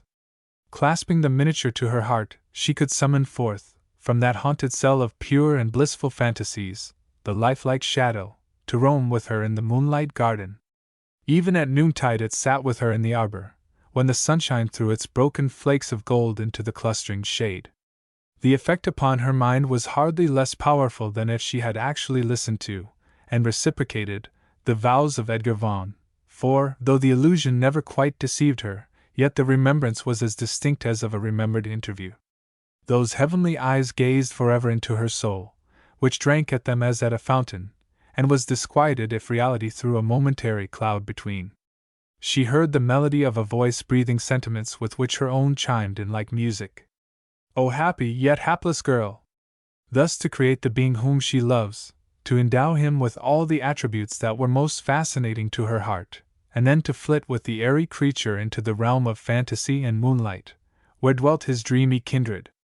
For her lover wiled Sylvia away from earth, which seemed strange, and dull, and darksome, and lured her to a country where her spirit roamed in peaceful rapture, deeming that it had found its home. Many, in their youth, have visited that land of dreams, and wandered so long in its enchanted groves, that, when banished thence, they feel like exiles everywhere. The dark-browed Edward Hamilton, like the villain of a tale, would often glide through the romance wherein poor Sylvia walked. Sometimes, at the most blissful moment of her ecstasy, when the features of the miniature were pictured brightest in the air, they would suddenly change, and darken, and be transformed into his visage. And always, when such change occurred, the intrusive visage wore that peculiar smile with which Hamilton had glanced at Sylvia. Before the close of summer, it was told Sylvia Etheridge that Vaughan had arrived from France, and that she would meet, for the first time, the loved of years, that very evening. We will not tell how often and how earnestly she gazed upon the miniature, thus endeavoring to prepare herself for the approaching interview, lest the throbbing of her timorous heart should stifle the words of welcome. While the twilight grew deeper and duskier, she sat with Mrs. Grosvenor in an inner apartment, lighted only by the softened gleam from an alabaster lamp, which was burning at a distance on the center table of the drawing-room. Never before had Sylph Etheridge looked so sylph-like. She had communed with a creature of imagination, till her own loveliness seemed but the creation of a delicate and dreamy fancy. Every vibration of her spirit was visible in her frame, as she listened to the rattling of wheels and the tramp upon the pavement, and deemed that even the breeze bore the sound of her lover's footsteps, as if he trode upon the viewless air. Mrs. Grosvenor, too, while she watched the tremulous flow of Sylvia's feelings, was deeply moved. She looked uneasily at the agitated girl, and was about to speak, when the opening of the street door arrested the words upon her lips. Footsteps ascended the staircase, with a confident and familiar tread, and someone entered the drawing-room. From the sofa where they sat, in the inner apartment, Mrs. Grosvenor and Sylvia could not discern the visitor. "Sylph!" cried a voice. "Dearest Sylph! Where are you, sweet Sylph Etheridge? Here is your Edgar Vaughan!" But instead of answering, or rising to meet her lover, who had greeted her by the sweet and fanciful name, which, appropriate as it was to her character, was known only to him, Sylvia grasped Mrs. Grosvenor's arm, while her whole frame shook with the throbbing of her heart. "Who is it?" gasped she. "Who calls me Sylph?" Before Mrs. Grosvenor could reply, the stranger entered the room, bearing the lamp in his hand. Approaching the sofa, he displayed to Sylvia the features of Edward Hamilton, illuminated by that evil smile, from which his face derived so marked an individuality. "Is not the miniature an admirable likeness?" inquired he. Sylvia shuddered, but had not power to turn away her white face from his gaze. The miniature, which she had been holding in her hand, fell down upon the floor, where Hamilton, or Vaughan, set his foot upon it, and crushed the ivory counterfeit to fragments. "There, my sweet Sylph!" he exclaimed. "It was I that created your phantom lover, and now I annihilate him. Your dream is rudely broken. Awake, Sylph Etheridge, awake to truth! I am the only Edgar Vaughan!" "We have gone too far, Edgar Vaughan," said Mrs. Grosvenor, catching Sylvia in her arms. The revengeful freak, which Vaughan's wounded vanity had suggested, had been countenanced by this lady, in the hope of curing Sylvia of her romantic notions, and reconciling her to the truths and realities of life. "Look at the poor child," she continued. "I protest I tremble for the consequences." "Indeed, madam," replied Vaughan sneeringly, as he threw the light of the lamp on Sylvia's closed eyes and marble features. "Well, my conscience is clear. I did but look into this delicate creature's heart, and with the pure fantasies that I found there, I made what seemed a man, and the delusive shadow has wiled her away to Shadowland, and vanished there. It is no new tale. Many a sweet maid has shared the lot of poor Sylph Etheridge. And now, Edgar Vaughan," said Mrs. Grosvenor, as Sylvia's heart began faintly to throb again, "now try, in good earnest, to win back her love from the phantom which you conjured up.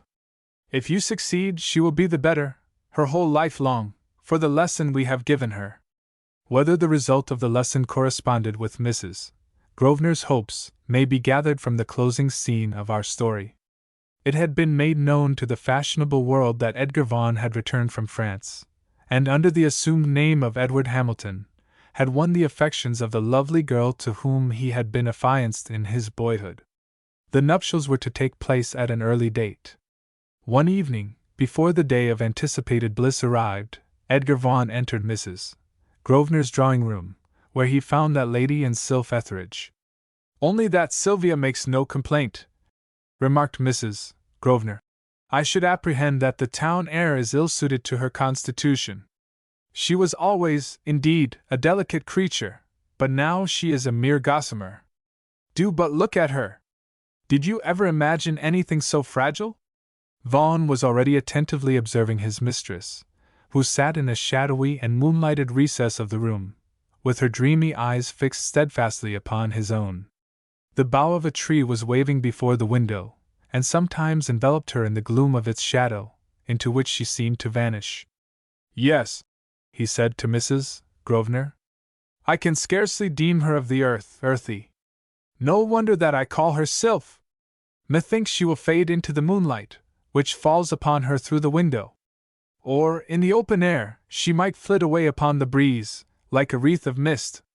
Sylvia's eyes grew yet brighter. She waved her hand to Edgar Vaughan, with a gesture of ethereal triumph. "Farewell," she said. "I will neither fade into the moonlight, nor flit away upon the breeze. Yet you cannot keep me here." There was something in Sylvia's look and tones that startled Mrs. Grosvenor with a terrible apprehension. But as she was rushing towards the girl, Vaughan held her back. "Stay!" cried he, with a strange smile of mockery and anguish. "Can our sweet Sylph be going to heaven, to seek the original of the miniature?" The Canterbury Pilgrims. The summer moon, which shines in so many a tale, was beaming over a broad extent of uneven country. Some of its brightest rays were flung into a spring of water, where no traveler, toiling, as the writer has, up the hilly road beside which it gushes, ever failed to quench his thirst. The work of neat hands and considerate art was visible about this blessed fountain. An open cistern, hewn and hollowed out of solid stone, was placed above the waters, which filled it to the brim, but by some invisible outlet were conveyed away without dripping down its sides. Though the basin had not room for another drop, and the continual gush of water made a tremor on the surface, there was a secret charm that forbade it to overflow. I remember that when I had slaked my summer thirst, and sat panting by the cistern, it was my fanciful theory that nature could not afford to lavish so pure a liquid, as she does the waters of all meaner fountains. While the moon was hanging almost perpendicularly over this spot, two figures appeared on the summit of the hill, and came with noiseless footsteps down towards the spring. They were then in the first freshness of youth, nor is there a wrinkle now on either of their brows, and yet they wore a strange, old-fashioned garb. One, a young man with ruddy cheeks, walked beneath the canopy of a broad-brimmed grey hat. He seemed to have inherited his great-grandsire's square-skirted coat, and a waistcoat that extended its immense flaps to his knees. His brown locks, also, hung down behind, in a mode unknown to our times. By his side was a sweet young damsel, her fair features sheltered by a prim little bonnet, within which appeared the vestal muslin of a cap. Her close, long-waisted gown, and indeed her whole attire, might have been worn by some rustic beauty who had faded half a century before. But that there was something too warm and lifelike in them, I would here have compared this couple to the ghosts of two young lovers who had died long since in the glow of passion, and now were straying out of their graves, to renew the old vows, and shadow forth the unforgotten kiss of their earthly lips, beside the moonlit spring. "Thee and I will rest here a moment, Miriam," said the young man, as they drew near the stone cistern. "For there is no fear that the elders know what we have done, and this may be the last time we shall ever taste this water." Thus speaking, with a little sadness in his face, which was also visible in that of his companion, he made her sit down on a stone, and was about to place himself very close to her side. She, however, repelled him, though not unkindly. "Nay, Josiah," said she, giving him a timid push with her maiden hand, "Thee must sit farther off, on that other stone, with the spring between us. What would the sisters say, if thee were to sit so close to me?" "But we are of the world's people now, Miriam," answered Josiah. The girl persisted in her prudery, nor did the youth, in fact, seem altogether free from a similar sort of shyness, so they sat apart from each other, gazing up the hill, where the moonlight discovered the tops of a group of buildings. While their attention was thus occupied, a party of travelers, who had come wearily up the long ascent, made a halt to refresh themselves at the spring. There were 3 men, a woman, and a little girl and boy. Their attire was mean, covered with the dust of the summer's day, and damp with the night dew. They all looked woebegone, as if the cares and sorrows of the world had made their steps heavier as they climbed the hill. Even the 2 little children appeared older in evil days than the young man and maiden who had first approached the spring.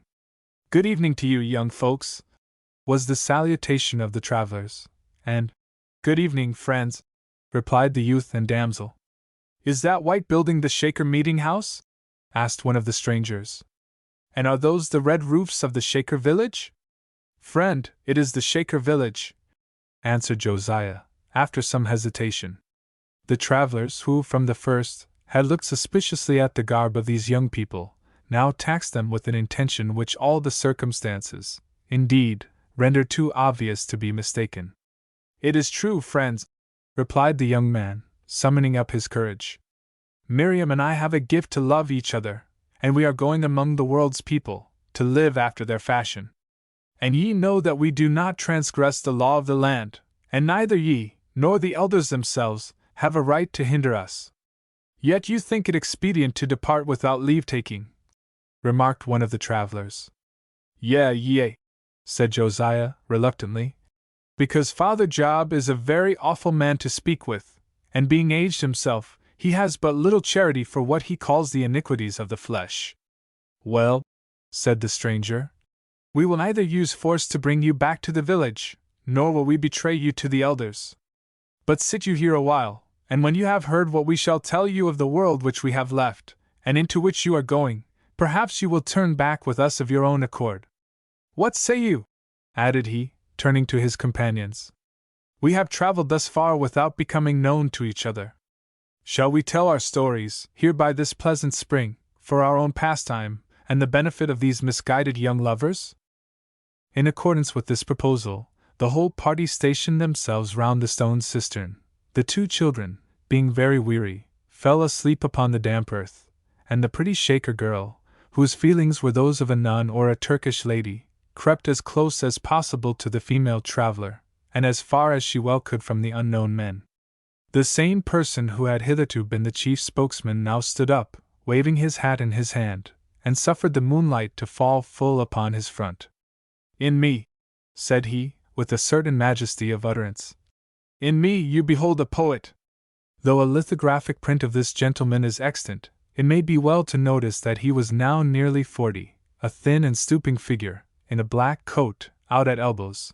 Notwithstanding the ill condition of his attire, there were about him several tokens of a peculiar sort of foppery, unworthy of a mature man. Particularly in the arrangement of his hair, which was so disposed as to give all possible loftiness and breadth to his forehead. However, he had an intelligent eye, and on the whole, a marked countenance. "A poet!"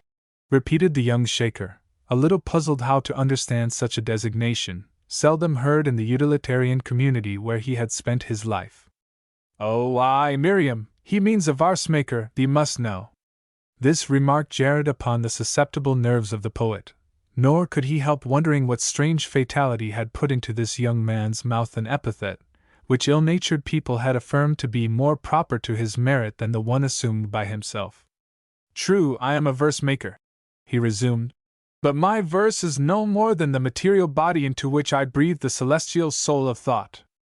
Alas! How many a pang has it cost me, this same insensibility to the ethereal essence of poetry, with which you have here tortured me again, at the moment when I am to relinquish my profession forever. O fate!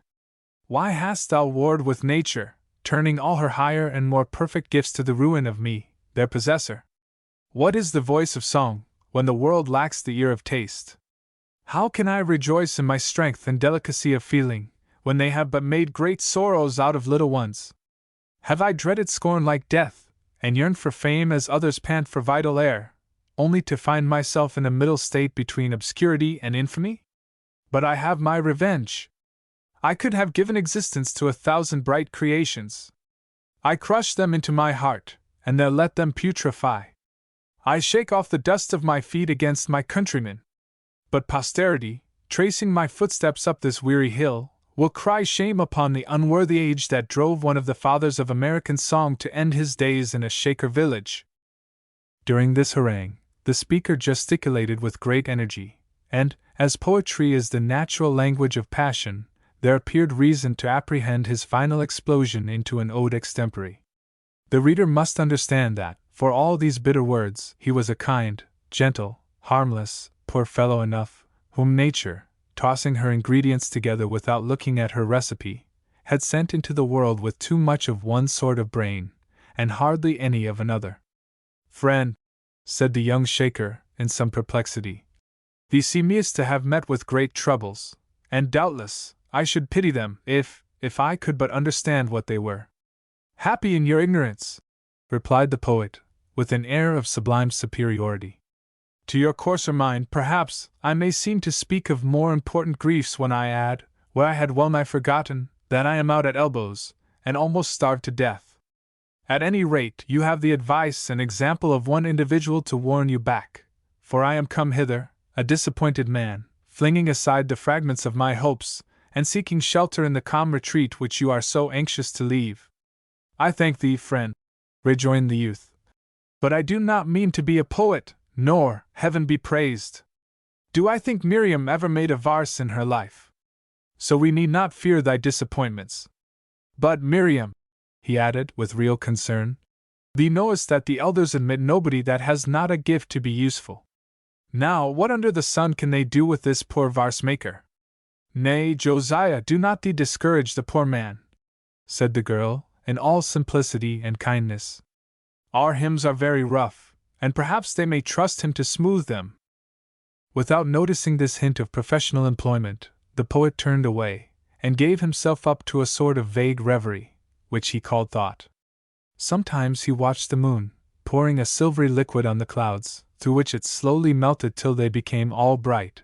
Then he saw the same sweet radiance dancing on the leafy trees which rustled as if to shake it off, or sleeping on the high tops of hills, or hovering down in distant valleys, like the material of unshaped dreams. Lastly, he looked into the spring, and there the light was mingling with the water. In its crystal bosom, too, beholding all heaven reflected there, he found an emblem of a pure and tranquil breast. He listened to that most ethereal of all sounds, the song of crickets, coming in full choir upon the wind, and fancied that, if moonlight could be heard, it would sound just like that. Finally, he took a draught at the Shaker spring, and, as if it were the true Castalia, was forthwith moved to compose a lyric, a farewell to his harp, which he swore should be its closing strain, the last verse that an ungrateful world should have from him. This effusion, with 2 or 3 other little pieces, subsequently written, he took the first opportunity to send, by one of the Shaker brethren, to Concord, where they were published in the New Hampshire Patriot. Meantime, another of the Canterbury Pilgrims, one so different from the poet that the delicate fancy of the latter could hardly have conceived of him, began to relate his sad experience. He was a small man, of quick and unquiet gestures, about 50 years old, with a narrow forehead, all wrinkled and drawn together. He held in his hand a pencil, and a card of some commission merchant in foreign parts, on the back of which, for there was light enough to read or write by, he seemed ready to figure out a calculation. "Young man," said he abruptly, "what quantity of land do the Shakers own here, in Canterbury?" "That is more than I can tell thee, friend," answered Josiah, "but it is a very rich establishment, and for a long way by the roadside thee may guess the land to be ours, by the neatness of the fences." "And what may be the value of the whole?" continued the stranger. "With all the buildings and improvements, pretty nearly, in round numbers?" "Oh, a monstrous sum, more than I can reckon," replied the young Shaker. "Well, sir," said the pilgrim, "there was a day, and not very long ago, either, when I stood at my counting-room window, and watched the signal flags of 3 of my own ships entering the harbor, from the East Indies, from Liverpool, and from up the Straits, and I would not have given the invoice of the least of them for the title deeds of this whole Shaker settlement. You stare. Perhaps, now, you won't believe that I could have put more value on a little piece of paper, no bigger than the palm of your hand, than all these solid acres of grain, grass, and pasture land would sell for? I won't dispute it, friend, answered Josiah. But I know I had rather have 50 acres of this good land than a whole sheet of thy paper. You may say so now, said the ruined merchant bitterly, for my name would not be worth the paper I should write it on. Of course, you must have heard of my failure? And the stranger mentioned his name, which, however mighty it might have been in the commercial world, the young Shaker had never heard of among the Canterbury hills. Not heard of my failure! Exclaimed the merchant, considerably piqued. Why, it was spoken of on 'Change in London, and from Boston to New Orleans men trembled in their shoes. At all events, I did fail, and you see me here on my road to the Shaker village, where, doubtless, for the Shakers are a shrewd sect, they will have a due respect for my experience, and give me the management of the trading part of the concern, in which case I think I can pledge myself to double their capital in 4 or 5 years. Turn back with me, young man, for though you will never meet with my good luck, you can hardly escape my bad. I will not turn back for this, replied Josiah calmly, any more than for the advice of the varsmaker, between whom and the friend I see a sort of likeness, though I can't justly say where it lies. But Miriam and I can earn our daily bread among the world's people as well as in the Shaker village. And do we want anything more, Miriam? Nothing more, Josiah, said the girl quietly. Yeah, Miriam, and daily bread for some other little mouths, if God send them, observed the simple Shaker lad. Miriam did not reply, but looked down into the spring, where she encountered the image of her own pretty face, blushing within the prim little bonnet. The third pilgrim now took up the conversation. He was a sunburnt countryman, of tall frame and bony strength, on whose rude and manly face there appeared a darker, more sullen and obstinate despondency than on those of either the poet or the merchant. Well, now, youngster, he began, these folks have had their say, so I'll take my turn. My story will cut but a poor figure by the side of theirs, for I never supposed that I could have a right to meat and drink, and great praise besides, only for tagging rhymes together, as it seems this man does, nor ever tried to get the substance of hundreds into my own hands, like the trader there. When I was about of your years, I married me a wife, just such a neat and pretty young woman as Miriam, if that's her name, and all I asked of Providence was an ordinary blessing on the sweat of my brow, so that we might be decent and comfortable, and have daily bread for ourselves, and for some other little mouths that we soon had to feed. We had no very great prospects before us, but I never wanted to be idle, and I thought it a matter of course that the Lord would help me, because I was willing to help myself. And didn't he help thee, friend? Demanded Josiah, with some eagerness. No, said the yeoman, sullenly, for then you would not have seen me here. I have labored hard for years, and my means have been growing narrower, and my living poorer, and my heart colder and heavier, all the time, till at last I could bear it no longer. I set myself down to calculate whether I had best go on the Oregon expedition, or come here to the Shaker village, but I had not hope enough left in me to begin the world over again, and to make my story short, here I am. And now, youngster, take my advice and turn back, or else, some few years hence, you'll have to climb this hill, with as heavy a heart as mine. This simple story had a strong effect on the young fugitives. The misfortunes of the poet and merchant had won little sympathy from their plain good sense and unworldly feelings, qualities which made them such unprejudiced and inflexible judges, that few men would have chosen to take the opinion of this youth and maiden as to the wisdom or folly of their pursuits. But here was one whose simple wishes had resembled their own, and who, after efforts which almost gave him a right to claim success from fate, had failed in accomplishing them. But thy wife, friend? Exclaimed the younger man. What became of the pretty girl, like Miriam? Oh, I am afraid she is dead. Yeah, poor man, she must be dead, she and the children, too, sobbed Miriam. The female pilgrim had been leaning over the spring, wherein latterly a tear or two might have been seen to fall, and form its little circle on the surface of the water. She now looked up, disclosing features still comely, but which had acquired an expression of fretfulness, in the same long course of evil fortune that had thrown a sullen gloom over the temper of the unprosperous yeoman.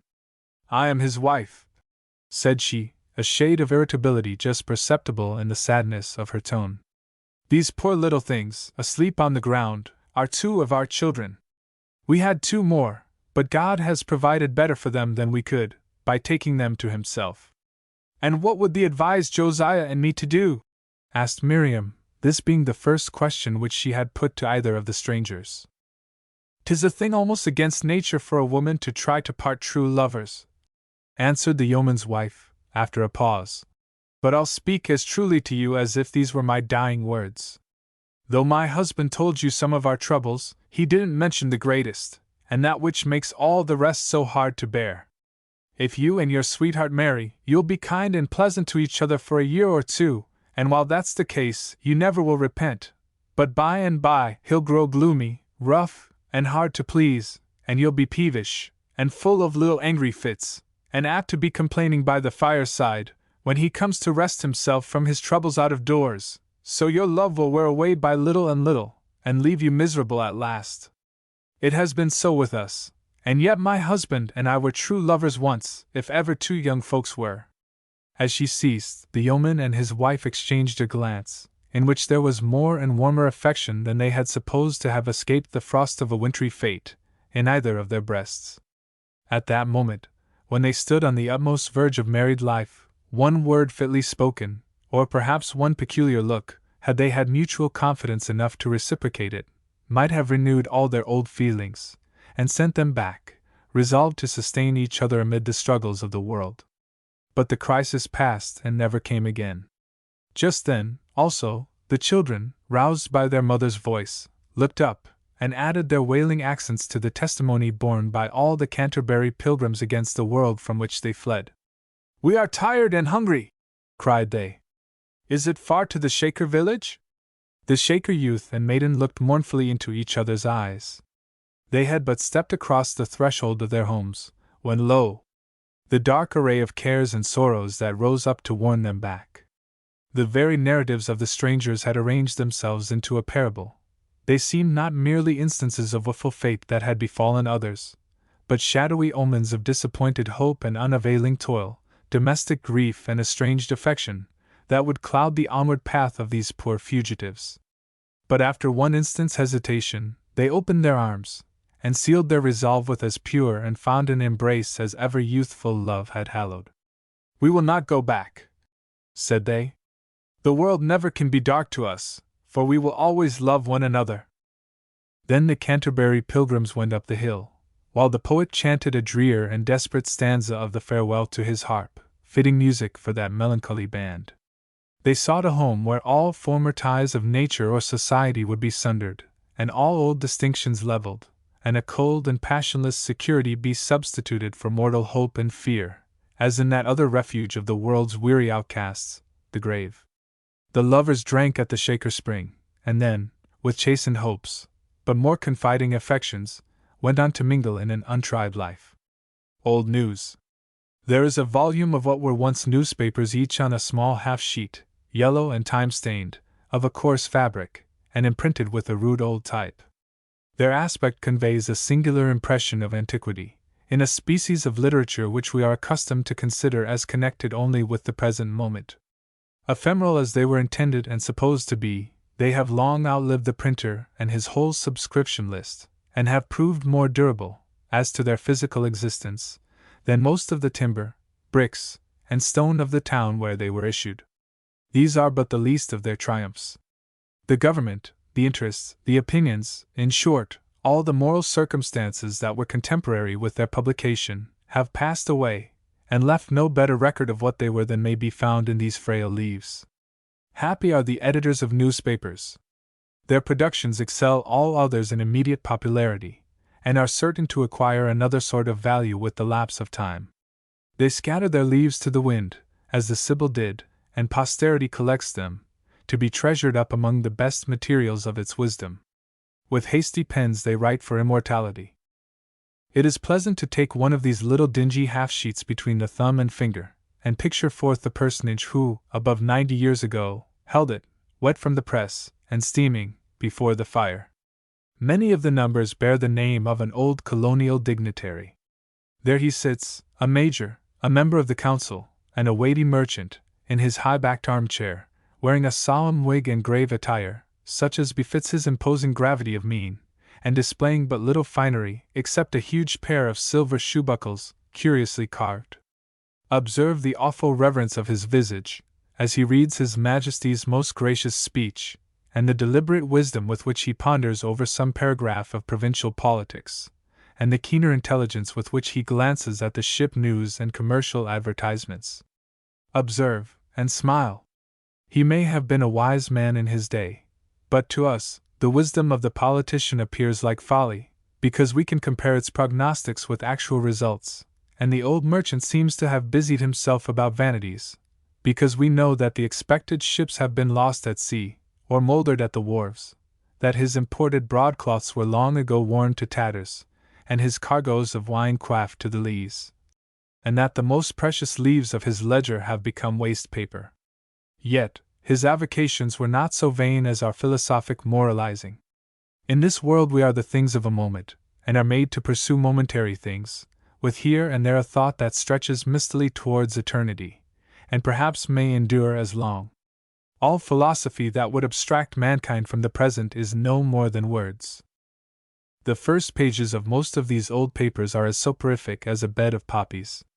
Here we have an erudite clergyman, or perhaps a Cambridge professor, occupying several successive weeks with a criticism on Tate and Brady, as compared with the New England version of the Psalms. Of course, the preference is given to the native article. Here are doctors disagreeing about the treatment of a putrid fever then prevalent, and blackguarding each other with a characteristic virulence that renders the controversy not altogether unreadable. Here are President Wigglesworth and the Rev. Dr. Coleman, endeavoring to raise a fund for the support of missionaries among the Indians of Massachusetts Bay. Easy would be the duties of such a mission now. Here, for there is nothing new under the sun, are frequent complaints of the disordered state of the currency, and the project of a bank with a capital of £500,000 secured on lands. Here are literary essays from the Gentleman's Magazine, and squibs against the Pretender from the London newspapers. And here, occasionally, are specimens of New England honor, laboriously light and lamentably mirthful, as if some very sober person, in his zeal to be merry, were dancing a jig to the tune of a funeral psalm. All this is wearisome, and we must turn the leaf. There is a good deal of amusement, and some profit, in the perusal of those little items which characterize the manners and circumstances of the country.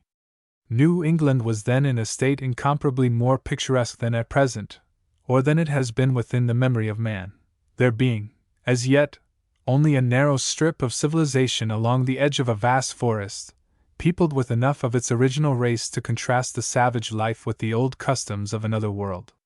The white population, also, was diversified by the influx of all sorts of expatriated vagabonds, and by the continual importation of bondservants from Ireland and elsewhere, so that there was a wild and unsettled multitude, forming a strong minority to the sober descendants of the Puritans. Then, there were the slaves, contributing their dark shade to the picture of society. The consequence of all this was a great variety and singularity of action and incident, many instances of which might be selected from these columns, where they are told with a simplicity and quaintness of style that bring the striking points into very strong relief. It is natural to suppose, too, that these circumstances affected the body of the people, and made their course of life generally less regular than that of their descendants. There is no evidence that the moral standard was higher then than now, or, indeed, that morality was so well defined as it has since become. There seem to have been quite as many frauds and robberies, in proportion to the number of honest deeds. There were murders, in hot blood and in malice, and bloody quarrels over liquor. Some of our fathers also appear to have been yoked to unfaithful wives, if we may trust the frequent notices of elopements from bed and board.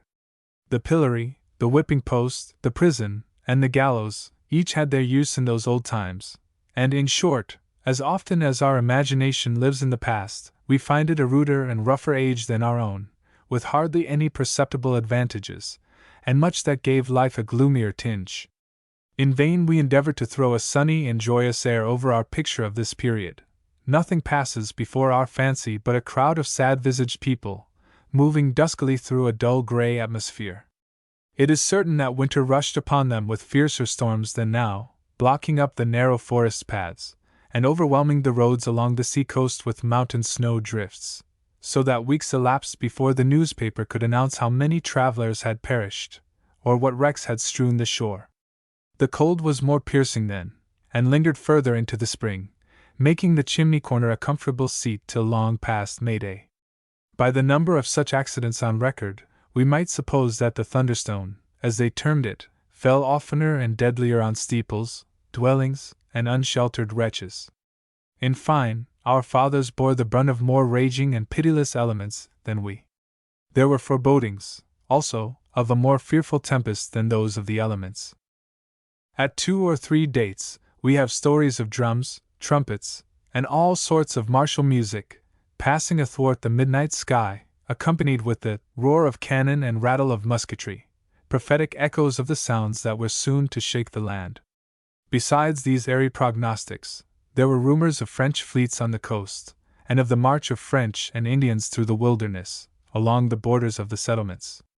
The country was saddened, moreover, with grievous sicknesses. The smallpox raged in many of the towns, and seems, though so familiar a scourge, to have been regarded with as much affright as that which drove the throng from Wall Street and Broadway at the approach of a new pestilence. There were autumnal fevers too, and a contagious and destructive throat distemper, diseases unwritten in medical hooks. The dark superstition of former days had not yet been so far dispelled as not to heighten the gloom of the present times.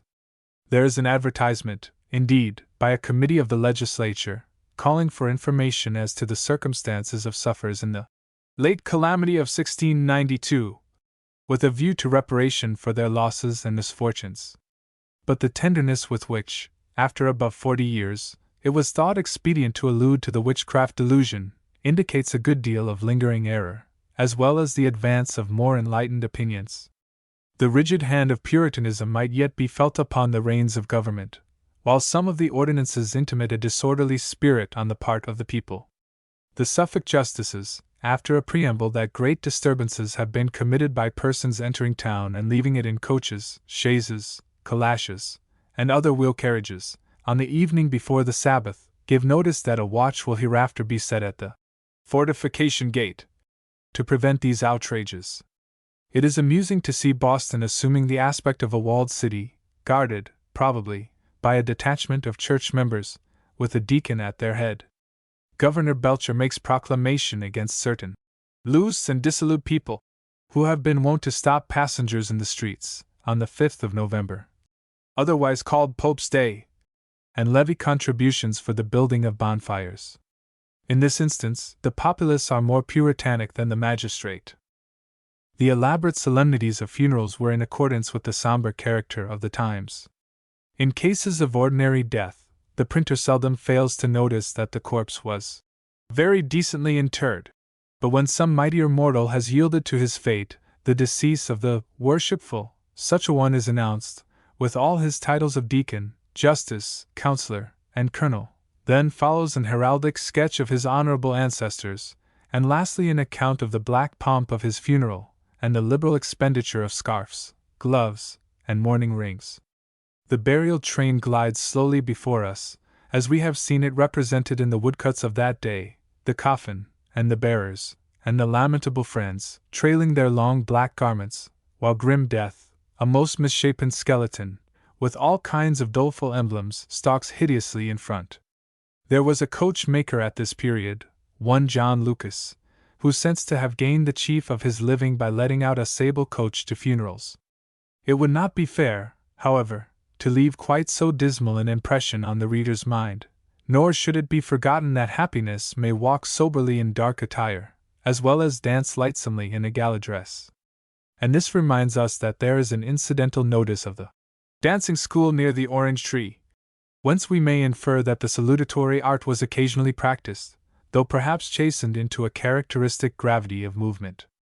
This pastime was probably confined to the aristocratic circle, of which the royal governor was the center, but we are scandalized at the attempt of Jonathan Furness to introduce a more reprehensible amusement. He challenges the whole country to match his black gelding in a race for £100, to be decided on Metonymy Common or Chelsea Beach. Nothing as to the manners of the times can be inferred from this freak of an individual. There were no daily and continual opportunities of being merry, but sometimes the people rejoiced, in their own peculiar fashion, oftener with a calm, religious smile than with a broad laugh, as when they feasted, like one great family, at Thanksgiving time, or indulged a livelier mirth throughout the pleasant days of election week. This latter was the true holiday season of New England. Military musters were too seriously important in that warlike time to be classed among amusements, but they stirred up and enlivened the public mind, and were occasions of solemn festival to the governor and great men of the province, at the expense of the field offices. The Revolution blotted a feast day out of our calendar, for the anniversary of the king's birth appears to have been celebrated with most imposing pomp, by salutes from Castle William, a military parade, a grand dinner at the town-house, and a brilliant illumination in the evening. There was nothing forced nor feigned in these testimonials of loyalty to George II. So long as they dreaded the re-establishment of a popish dynasty, the people were fervent for the House of Hanover, and besides, the immediate magistracy of the country was a barrier between the monarch and the occasional discontents of the colonies. The waves of faction sometimes reached the governor's chair, but never swelled against the throne. Thus, until oppression was felt to proceed from the king's own hand, New England rejoiced with her whole heart on His Majesty's birthday. But the slaves, we suspect, were the merriest part of the population, since it was their gift to be merry in the worst of circumstances, and they endured, comparatively, few hardships, under the domestic sway of our fathers. There seems to have been a great trade in these human commodities. No advertisements are more frequent than those of a Negro fellow, fit for almost any household work; a Negro woman, honest, healthy, and capable; a Negro wench of many desirable qualities; a Negro man, very fit for a tailor. We know not in what this natural fitness for a tailor consisted, unless it were some peculiarity of conformation that enabled him to sit cross-legged. When the slaves of a family were inconveniently prolific, it being not quite orthodox to drown the superfluous offspring, like a litter of kittens, notice was promulgated of a Negro child to be given away. Sometimes the slaves assumed the property of their own persons, and made their escape. Among many such instances, the governor raises a hue and cry after his Negro Juba. But without venturing a word in extenuation of the general system, we confess our opinion that Caesar, Pompey, Scipio, and all such great Roman namesakes, would have been better advised had they stayed at home, foddering the cattle, cleaning dishes, in fine, performing their moderate share of the labors of life, without being harassed by its cares. The sable inmates of the mansion were not excluded from the domestic affections. In families of middling rank, they had their places at the board, and when the circle closed round the evening hearth, its blaze glowed on their dark shining faces, intermixed familiarly with their master's children. It must have contributed to reconcile them to their lot, that they saw white men and women imported from Europe as they had been from Africa, and sold, though only for a term of years, yet as actual slaves to the highest bidder. Slave labor being but a small part of the industry of the country, it did not change the character of the people. The latter, on the contrary, modified and softened the institution, making it a patriarchal, and almost a beautiful, peculiarity of the times. Ah! We had forgotten the good old merchant, over whose shoulder we were peeping, while he read the newspaper. Let us now suppose him putting on his three-cornered gold-laced hat, grasping his cane, with a head inlaid of ebony and mother-of-pearl, and setting forth, through the crooked streets of Boston, on various errands, suggested by the advertisements of the day. Thus he communes with himself. I must be mindful, says he, to call at Captain Scott's, in Creek Lane, and examine his rich velvet, whether it be fit for my apparel on election day, that I may wear a stately aspect in presence of the governor and my brethren of the council. I will look in, also, at the shop of Michael Cario, the jeweler. He has silver buckles of a new fashion, and mine have lasted me some half-score years.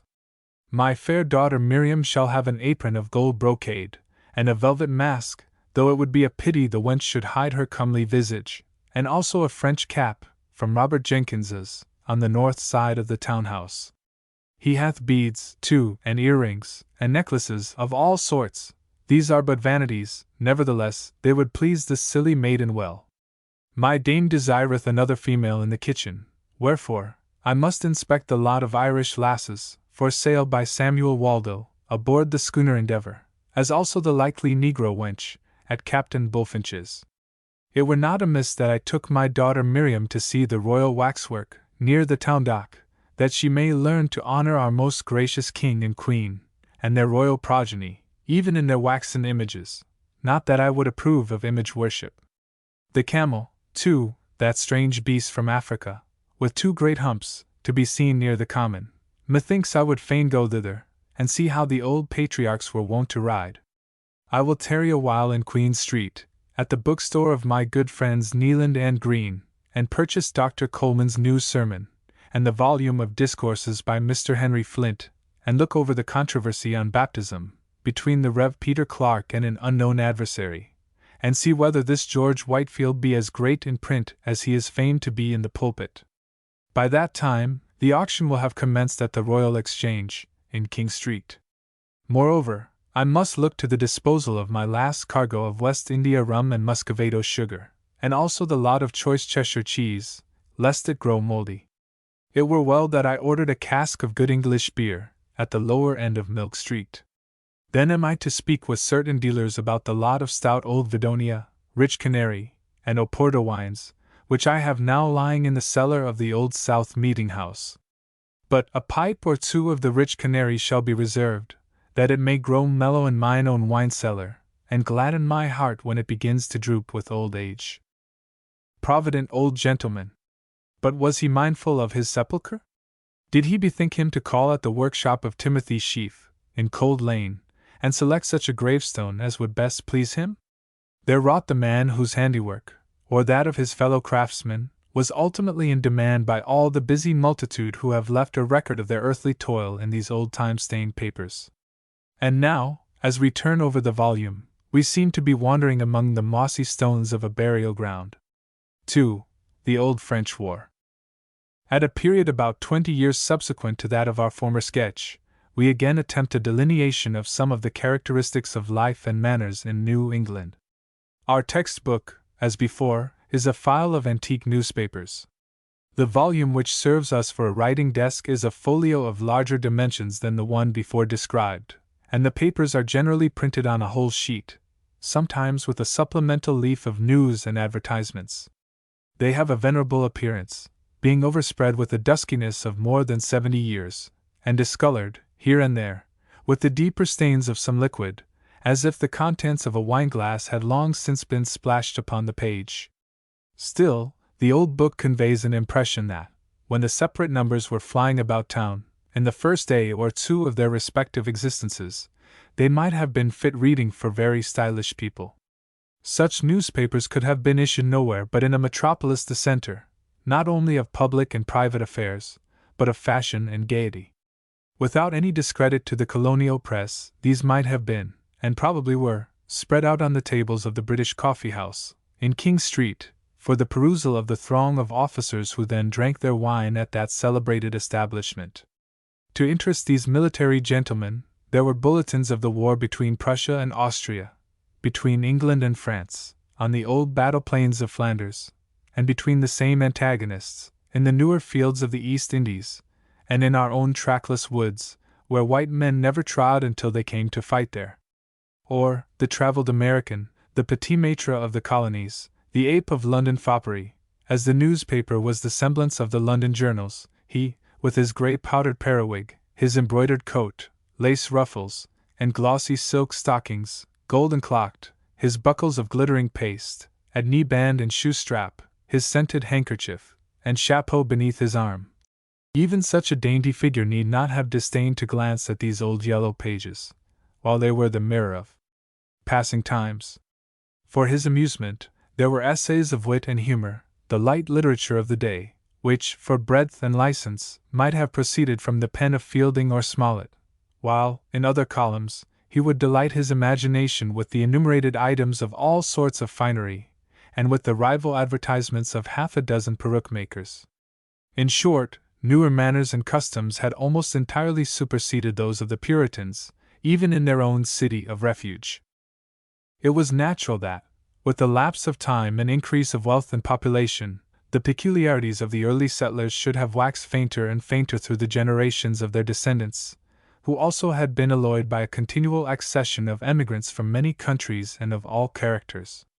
It tended to assimilate the colonial manners to those of the mother country, that the commercial intercourse was great, and that the merchants often went thither in their own ships.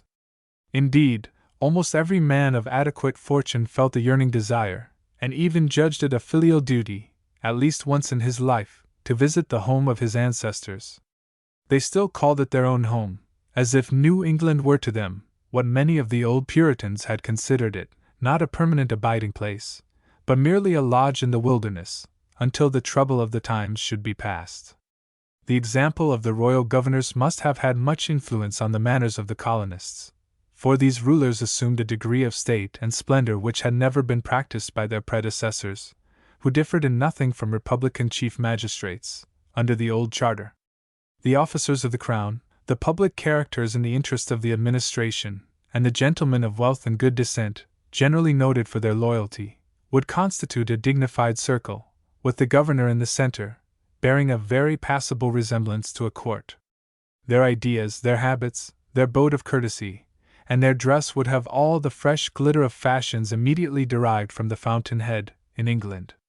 To prevent their modes of life from becoming the standard with all who had the ability to imitate them, there was no longer an undue severity of religion, nor as yet any disaffection to British supremacy, nor democratic prejudices against pomp.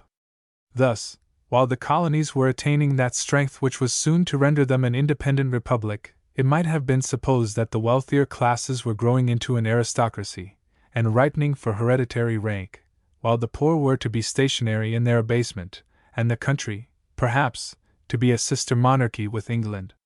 Such, doubtless, were the plausible conjectures deduced from the superficial phenomena of our connection with a monarchical government, until the prospective nobility were leveled with the mob, by the mere gathering of winds that preceded the storm of the Revolution. The portents of that storm were not yet visible in the air. A true picture of society, therefore, would have the rich effect produced by distinctions of rank that seemed permanent, and by appropriate habits of splendor on the part of the gentry. The people at large had been somewhat changed in character, since the period of our last sketch, by their great exploit, the conquest of Louisbourg. After that event, the New Englanders never settled into precisely the same quiet race which all the world had imagined them to be. They had done a deed of history, and were anxious to add new ones to the record. They had proved themselves powerful enough to influence the result of a war, and were thenceforth called upon, and willingly consented, to join their strength against the enemies of England, on those fields, at least, where victory would redound to their peculiar advantage. And now, in the heat of the old French war, they might well be termed a martial people.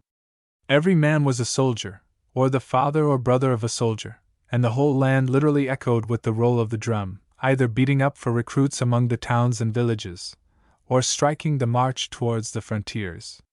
Besides the provincial troops, there were 23 British regiments in the northern colonies. The country has never known a period of such excitement and warlike life, except during the Revolution, perhaps scarcely then, for that was a lingering war, and this a stirring and eventful one.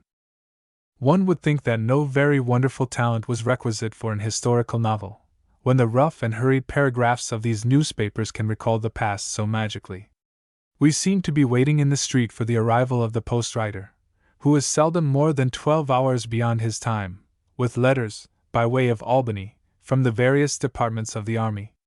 Or we may fancy ourselves in the circle of listeners, all with necks stretched out towards an old gentleman in the center, who deliberately puts on his spectacles, unfolds the wet newspaper, and gives us the details of the broken and contradictory reports, which have been flying from mouth to mouth, ever since the courier alighted at Secretary Oliver's office.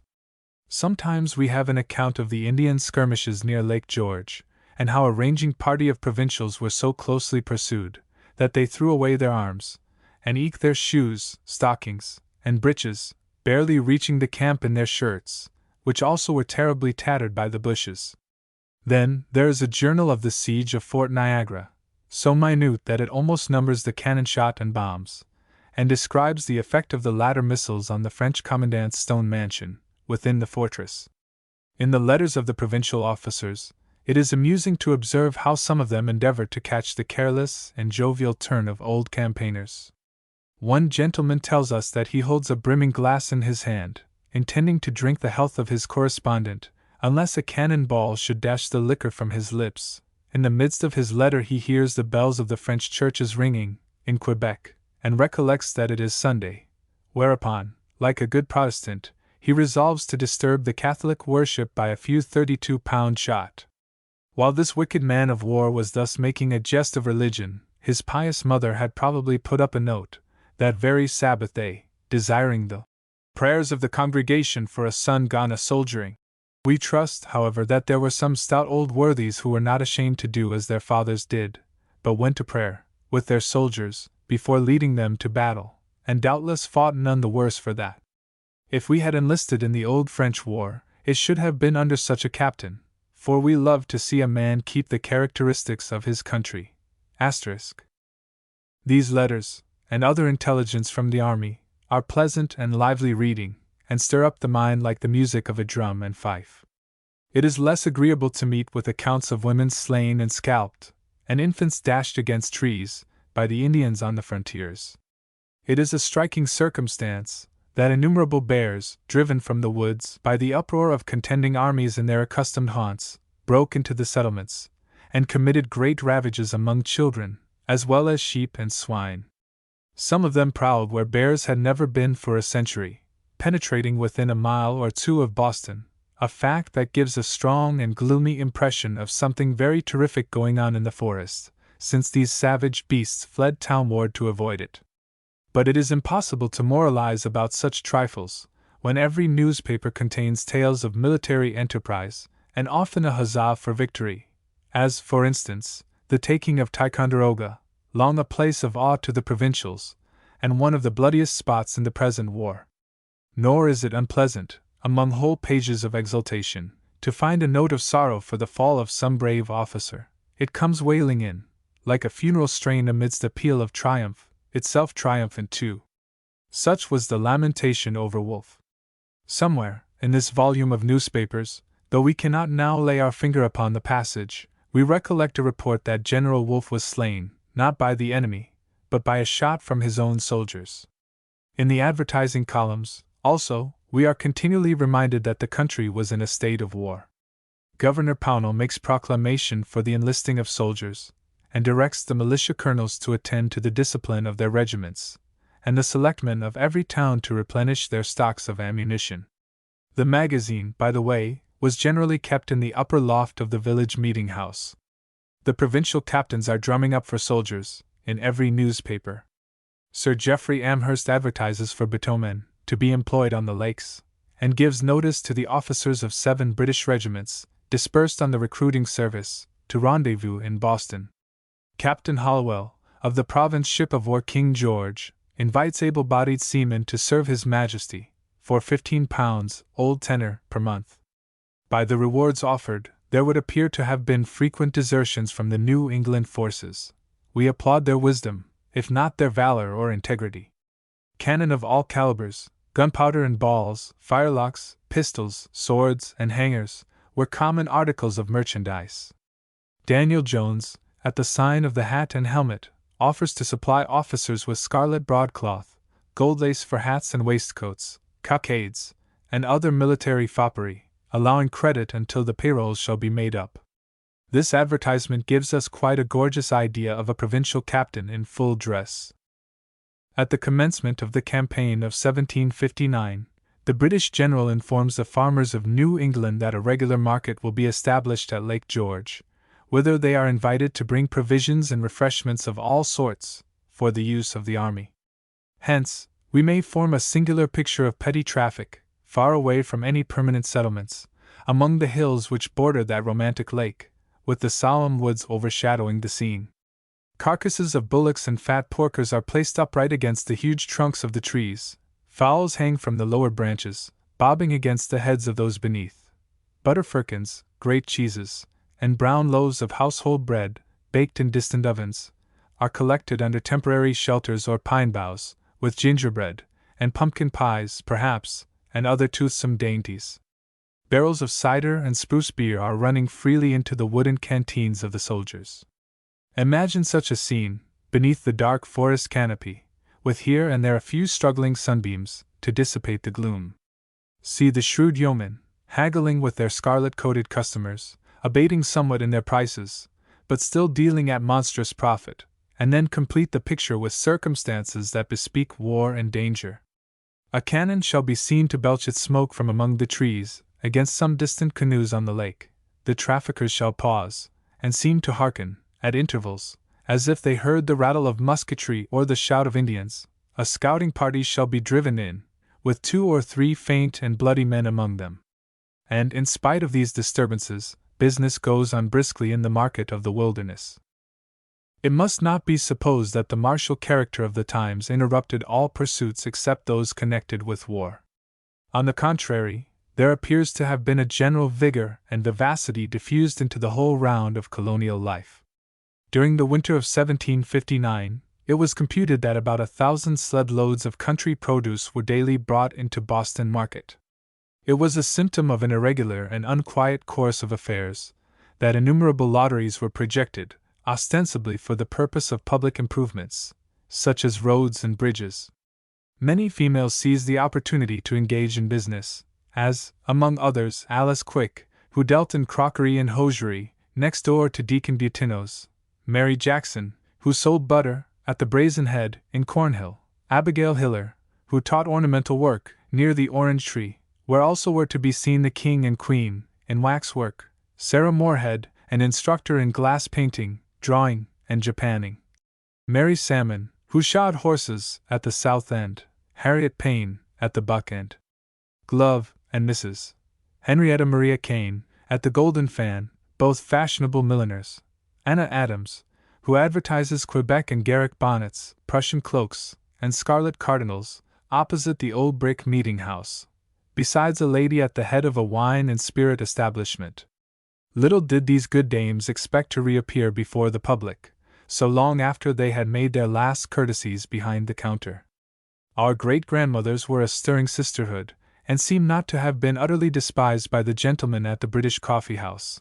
At least, some gracious bachelor, their resident, gives public notice of his willingness to take a wife, provided she be not above 23, and possess brown hair, regular features, a brisk eye, and a fortune.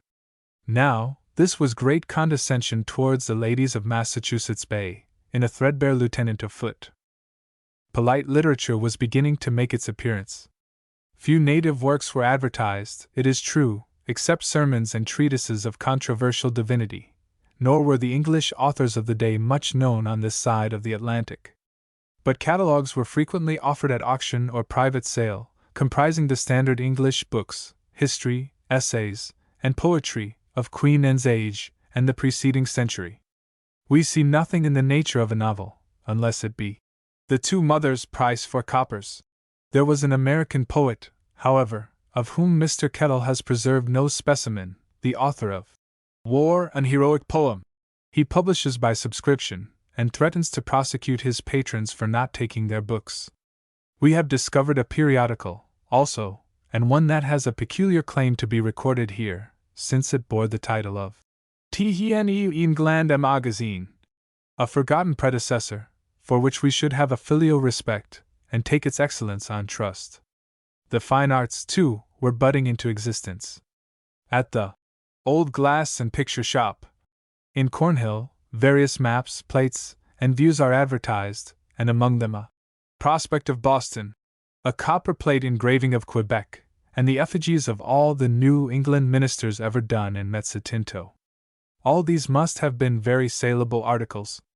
Other ornamental wares were to be found at the same shop, such as violins, flutes, haubas, musical books, English and Dutch toys, and London babies. About this period, Mr. Dipper gives notice of a concert of vocal and instrumental music. There had already been an attempt at theatrical exhibitions. There are tokens, in every newspaper, of a style of luxury and magnificence which we do not usually associate with our ideas of the times. When the property of a deceased person was to be sold, we find, among the household furniture, silk beds and hangings, damask tablecloths, Turkey carpets, pictures, pier glasses, massive plate, and all things proper for a noble mansion. Wine was more generally drunk than now, though by no means to the neglect of ardent spirits.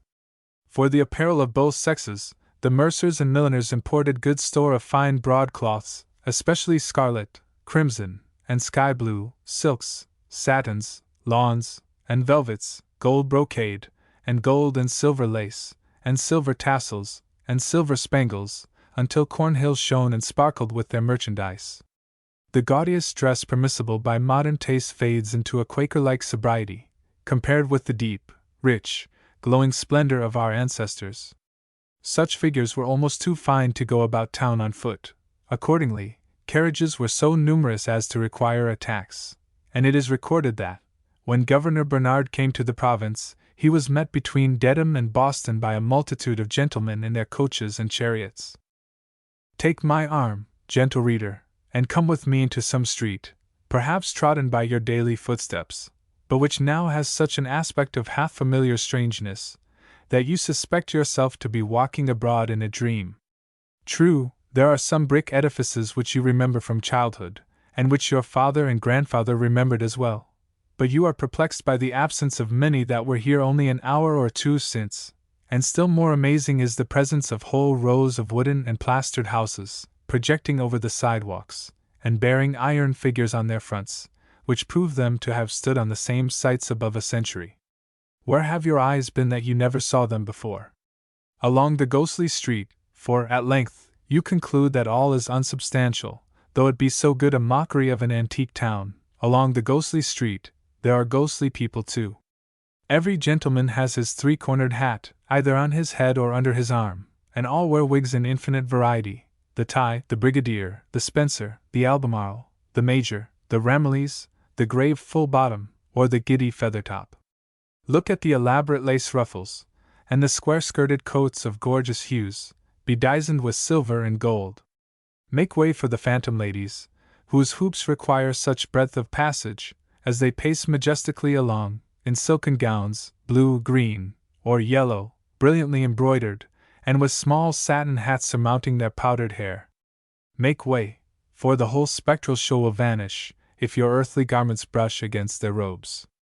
Now that the scene is brightest, and the whole street glitters with imaginary sunshine, now hark to the bells of the Old South and the Old North, ringing out with a sudden and merry peal, while the cannon of Castle William thunder below the town, and those of the Diana frigate repeat the sound, and the Charlestown batteries reply with a nearer roar. You see the crowd toss up their hats in visionary joy. You hear of illuminations and fireworks, and of bonfires, built oil scaffolds, raised several stories above the ground, that are to blaze all night in King Street and on Beacon Hill. And here come the trumpets and kettledrums, and the tramping hoofs of the Boston troop of horse guards, escorting the governor to King's Chapel, where he is to return solemn thanks for the surrender of Quebec. March on, thou shadowy troop! And vanish, ghostly crowd! And change again, old street! For those stirring times are gone. Opportunely for the conclusion of our sketch, a fire broke out, on the 20th of March, 1760, at the Brazen Head, in Cornhill, and consumed nearly 400 buildings. Similar disasters have always been epochs in the chronology of Boston. That of 1711 had hitherto been termed the Great Fire, but now resigned its baleful dignity to one which has ever since retained it. Did we desire to move the reader's sympathies on this subject, we would not be grandiloquent about the sea of billowy flame, the glowing and crumbling streets, the broad, black firmament of smoke, and the blast or wind that sprang up with the conflagration and roared behind it. It would be more effective to mark out a single family at the moment when the flames caught upon an angle of their dwelling. Then would ensue the removal of the bedridden grandmother, the cradle with the sleeping infant, and, most dismal of all, the dying man just at the extremity of a lingering disease. Do but imagine the confused agony of one thus awfully disturbed in his last hour, his fearful glance behind at the consuming fire raging after him, from house to house, as its devoted victim, and finally, the almost eagerness with which he would seize some calmer interval to die. The great fire must have realized many such a scene. Doubtless posterity has acquired a better city by the calamity of that generation. None will be inclined to lament it at this late day, except the lover of antiquity, who would have been glad to walk among those streets of venerable houses, fancying the old inhabitants still there, that he might commune with their shadows, and paint a more vivid picture of their times. 3. The Old Tory. Again we take a leap of about 20 years, and alight in the midst of the Revolution. Indeed, having just closed a volume of colonial newspapers, which represented the period when monarchical and aristocratic sentiments were at the highest, and now opening another volume printed in the same metropolis, after such sentiments had long been deemed a sin and shame, we feel as if the leap were more than figurative. Our late course of reading has tinctured us, for the moment, with antique prejudices, and we shrink from the strangely contrasted times into which we emerge, like one of those immutable old Tories, who acknowledge no oppression in the Stamp Act.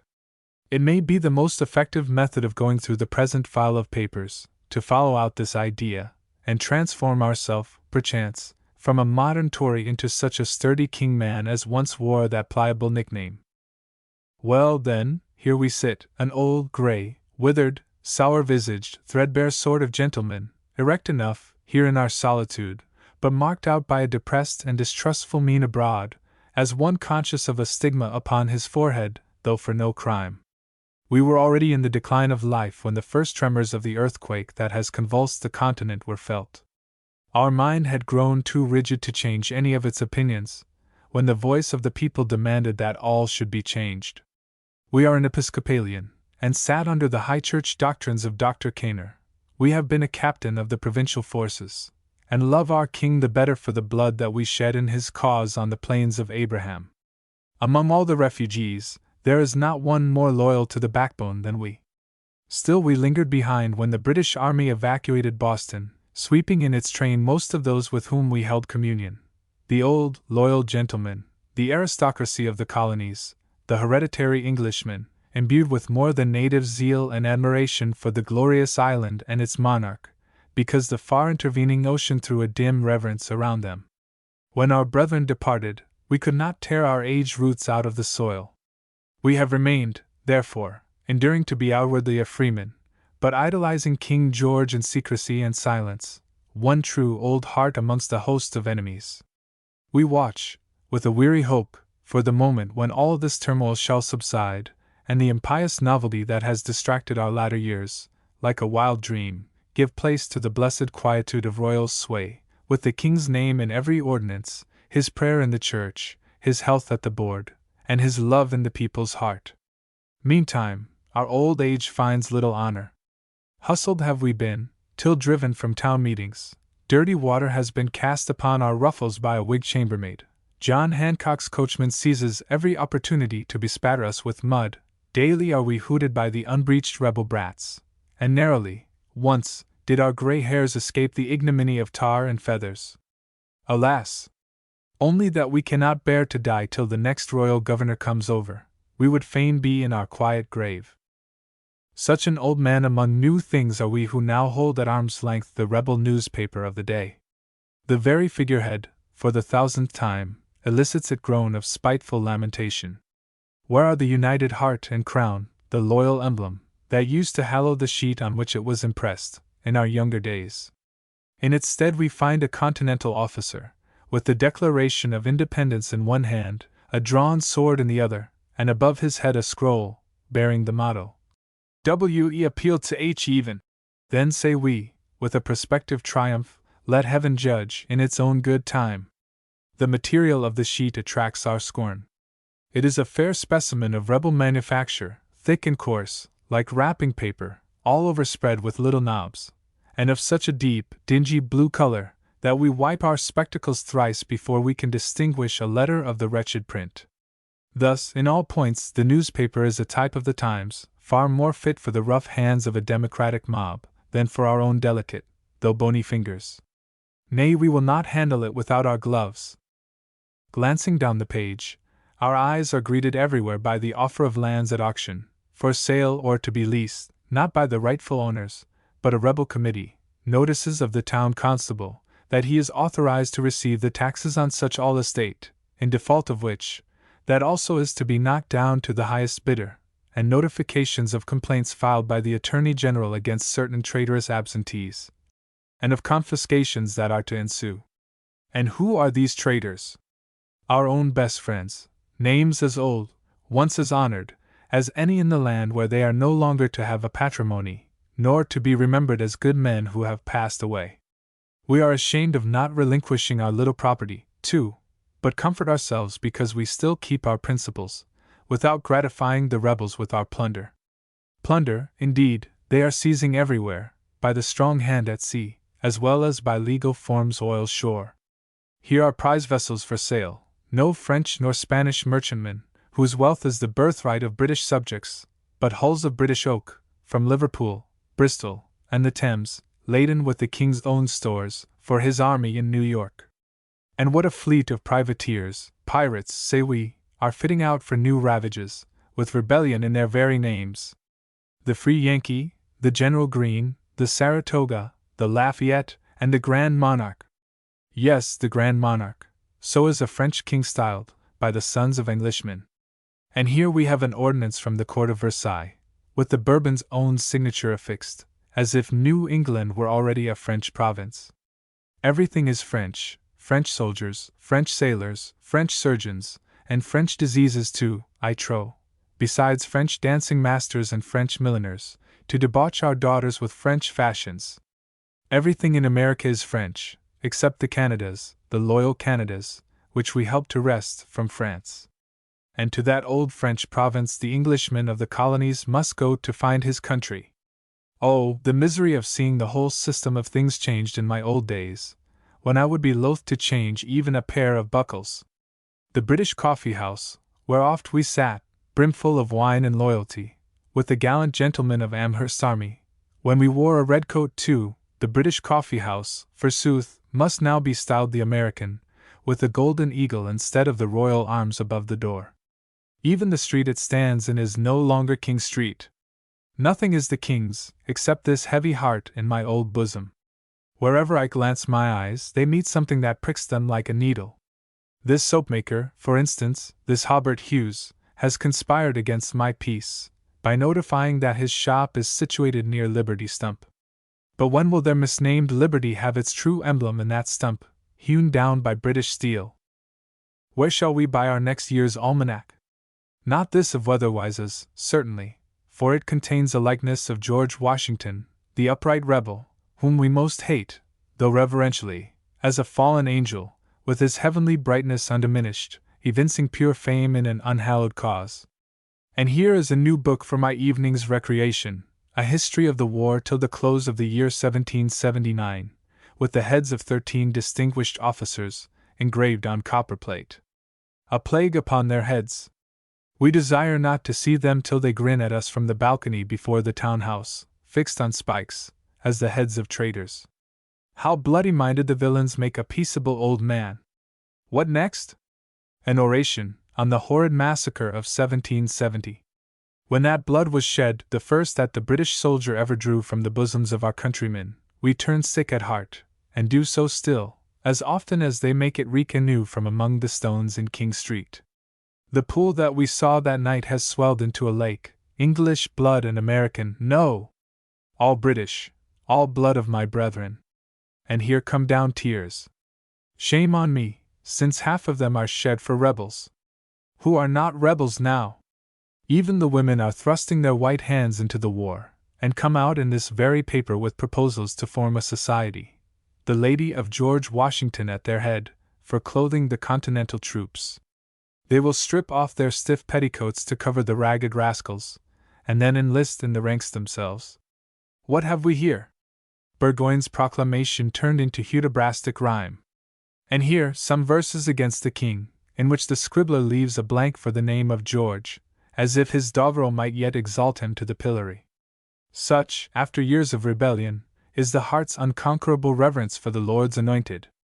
In the next column, we have Scripture parroted in a squib against His sacred majesty. What would our Puritan great-grandsires have said to that? They never laughed at God's word, though they cut off a king's head. Yes, it was for us to prove how disloyalty goes hand in hand with irreligion, and all other vices come trooping in the train. Nowadays men commit robbery and sacrilege for the mere luxury of wickedness, as this advertisement testifies. £300 reward for the detection of the villains who stole and destroyed the cushions and pulpit drapery of the Brattle Street and Old South churches. Was it a crime? I can scarcely think our temples hallowed, since the kings ceased to be prayed for. But it is not temples only that they rob. Here a man offers $1,000, in continental rags, for the recovery of his stolen cloak, and other articles of clothing. Horse thieves are innumerable. Now is the day when every beggar gets on horseback.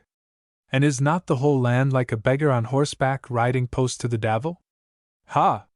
Here is a murder, too. A woman slain at midnight by all unknown ruffian, and found cold, stiff, and bloody, in her violated bed. Let the hue and cry follow hard after the man in the uniform of blue and buff who last went by that way. My life on it, he is the blood-stained ravisher.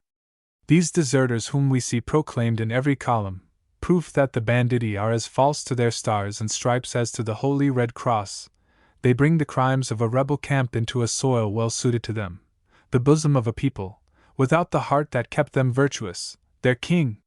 Here, flaunting down a whole column, with official seal and signature, here comes a proclamation. By whose authority? Ah! The United States, these 13 little anarchies, assembled in that one grand anarchy, their Congress. And what the import? A general fast. By heaven! For once the traitorous blockheads have legislated wisely. Yea, let a misguided people kneel down in sackcloth and ashes, from end to end, from border to border, of their wasted country. Well may they fast where there is no food, and cry aloud for whatever remnant of God's mercy their sins may not have exhausted. We too will fast, even at a rebel's summons. Pray others as they will, there shall be at least an old man kneeling for the righteous cause. Lord, put down the rebels. God save the King! Peace to the good old Tory. One of our objects has been to exemplify, without softening a single prejudice proper to the character which we assumed, that the Americans who clung to the losing side in the Revolution were men greatly to be pitied and often worthy of our sympathy. It would be difficult to say whose lot was most lamentable, that of the active Tories, who gave up their patrimonies for a pittance from the British pension roll, and their native land for a cold reception in their miscalled home, or the passive ones who remained behind to endure the coldness of former friends, and the public opprobrium, as despised citizens, under a government which they abhorred. In justice to the old gentleman who has favored us with his discontented musings, we must remark that the state of the country, so far as can be gathered from these papers, was of dismal augury for the tendencies of democratic rule. It was pardonable in the conservative of that day to mistake the temporary evils of a change for permanent diseases of the system which that change was to establish. A revolution, or anything that interrupts social order, may afford opportunities for the individual display of eminent virtues, but its effects are pernicious to general morality. Most people are so constituted that they can be virtuous only in a certain routine, and an irregular course of public affairs demoralizes them. One great source of disorder was the multitude of disbanded troops, who were continually returning home, after terms of service just long enough to give them a distaste to peaceable occupations, either citizens nor soldiers. They were very liable to become ruffians. Almost all our impressions in regard to this period are unpleasant, whether referring to the state of civil society, or to the character of the contest, which, especially where native Americans were opposed to each other, was waged with the deadly hatred of fraternal enemies. It is the beauty of war, for men to commit mutual havoc with undisturbed good humor. The present volume of newspapers contains fewer characteristic traits than any which we have looked over. Except for the peculiarities attendant on the passing struggle, manners seemed to have taken a modern cast. Whatever antique fashions lingered into the War of the Revolution, or beyond it, they were not so strongly marked as to leave their traces in the public journals. Moreover, the old newspapers had an indescribable picturesqueness, not to be found in the later ones. Whether it be something in the literary execution, or the ancient print and paper, and the idea that those same musty pages have been handled by people once alive and bustling amid the scenes there recorded, yet now in their graves beyond the memory of man, so it is, that in those elder volumes we seem to find the life of a past age preserved between the leaves, like a dry specimen of foliage. It is so difficult to discover what touches are really picturesque, that we doubt whether our attempts have produced any similar effect. The Man of Adamant, an apologue. In the old times of religious gloom and intolerance lived Richard Digby, the gloomiest and most intolerant of a stern brotherhood.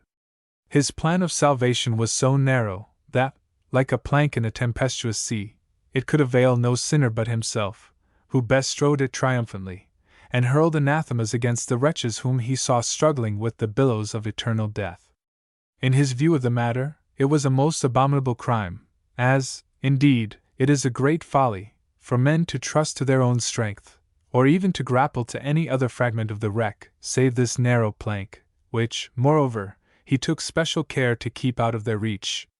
In other words, as his creed was like no man's else, and being well pleased that Providence had entrusted him alone, of mortals, with the treasure of a true faith, Richard Digby determined to seclude himself to the sole and constant enjoyment of his happy fortune. And verily, thought he, I deem it a chief condition of heaven's mercy to myself, that I hold no communion with those abominable myriads which it hath cast off to perish. Peradventure, were I to tarry longer in the tents of Kedar, the gracious boon would be revoked, and I also be swallowed up in the deluge of wrath, or consumed in the storm of fire and brimstone, or involved in whatever new kind of ruin is ordained for the horrible perversity of this generation. So Richard Digby took an axe, to hew space enough for a tabernacle in the wilderness, and some few other necessaries, especially a sword and gun, to smite and slay any intruder upon his hallowed seclusion, and plunged into the dreariest depths of the forest. On its verge, however, he paused a moment, to shake off the dust of his feet against the village where he had dwelt, and to invoke a curse on the meeting-house, which he regarded as a temple of heathen idolatry. He felt a curiosity, also, to see whether the fire and brimstone would not rush down from heaven at once, now that the one righteous man had provided for his own safety. But, as the sunshine continued to fall peacefully on the cottages and fields, and the husbandmen labored and children played, and as there were many tokens of present happiness, and nothing ominous of a speedy judgment, he turned away, somewhat disappointed. The farther he went, however, and the lonelier he felt himself, and the thicker the trees stood along his path, and the darker the shadow overhead, so much the more did Richard Digby exult. He talked to himself, as he strode onward, he read his Bible to himself, as he sat beneath the trees, and, as the gloom of the forest hid the blessed sky, I had almost added, that, at morning, noon, and eventide, he prayed to himself. So congenial was this mode of life to his disposition, that he often laughed to himself, but was displeased when an echo tossed him back the long loud roar. In this manner, he journeyed onward 3 days and 2 nights, and came, on the third evening, to the mouth of a cave, which, at first sight, reminded him of Elijah's cave at Horeb, though perhaps it more resembled Abraham's sepulchral cave at Machpelah. It entered into the heart of a rocky hill. There was so dense a veil of tangled foliage about it, that none but a sworn lover of gloomy recesses would have discovered the low arch of its entrance, or have dared to step within its vaulted chamber, where the burning eyes of a panther might encounter him. If nature meant this remote and dismal cavern for the use of man, it could only be to bury in its gloom the victims of a pestilence, and then to block up its mouth with stones, and avoid the spot forever after. There was nothing bright nor cheerful near it, except a bubbling fountain, some 20 paces off, at which Richard Digby hardly threw away a glance. But he thrust his head into the cave, shivered, and congratulated himself. "The finger of Providence hath pointed my way," cried he, aloud, while the tomb-like den returned a strange echo, as if some one within were mocking him. Here my soul will be at peace, for the wicked will not find me. Here I can read the Scriptures, and be no more provoked with lying interpretations. Here I can offer up acceptable prayers, because my voice will not be mingled with the sinful supplications of the multitude. Of a truth, the only way to heaven leadeth through the narrow entrance of this cave, and I alone have found it. In regard to this cave, it was observable that the roof, so far as the imperfect light permitted it to be seen, was hung with substances resembling opaque icicles, for the damps of unknown centuries, dripping down continually, had become as hard as adamant, and wherever that moisture fell, it seemed to possess the power of converting what it bathed to stone. The fallen leaves and sprigs of foliage, which the wind had swept into the cave, and the little feathery shrubs, rooted near the threshold, were not wet with a natural dew, but had been embalmed by this wondrous process. And here I am put in mind that Richard Digby, before he withdrew himself from the world, was supposed by skillful physicians to have contracted a disease for which no remedy was written in their medical books. It was a deposition of calculous particles within his heart, caused by an obstructed circulation of the blood, and unless a miracle should be wrought for him, there was danger that the malady might act on the entire substance of the organ, and change his fleshy heart to stone. Many, indeed, affirmed that the process was already near its consummation. Richard Digby, however, could never be convinced that any such direful work was going on within him, nor when he saw the sprigs of marble foliage, did his heart even throb the quicker, at the similitude suggested by these once tender herbs. It may be that this same insensibility was a symptom of the disease. Be that as it might, Richard Digby was well contented with his sepulchral cave. So dearly did he love this congenial spot, that, instead of going a few paces to the bubbling spring for water, he allayed his thirst with now and then a drop of moisture from the roof, which, had it fallen anywhere but on his tongue, would have been congealed into a pebble. For a man predisposed to stoniness of the heart, this surely was unwholesome liquor. But there he dwelt, for 3 days more, eating herbs and roots, drinking his own destruction, sleeping, as it were, in a tomb, and awaking to the solitude of death, yet esteeming this horrible mode of life as hardly inferior to celestial bliss. Perhaps superior, for, above the sky, there would be angels to disturb him.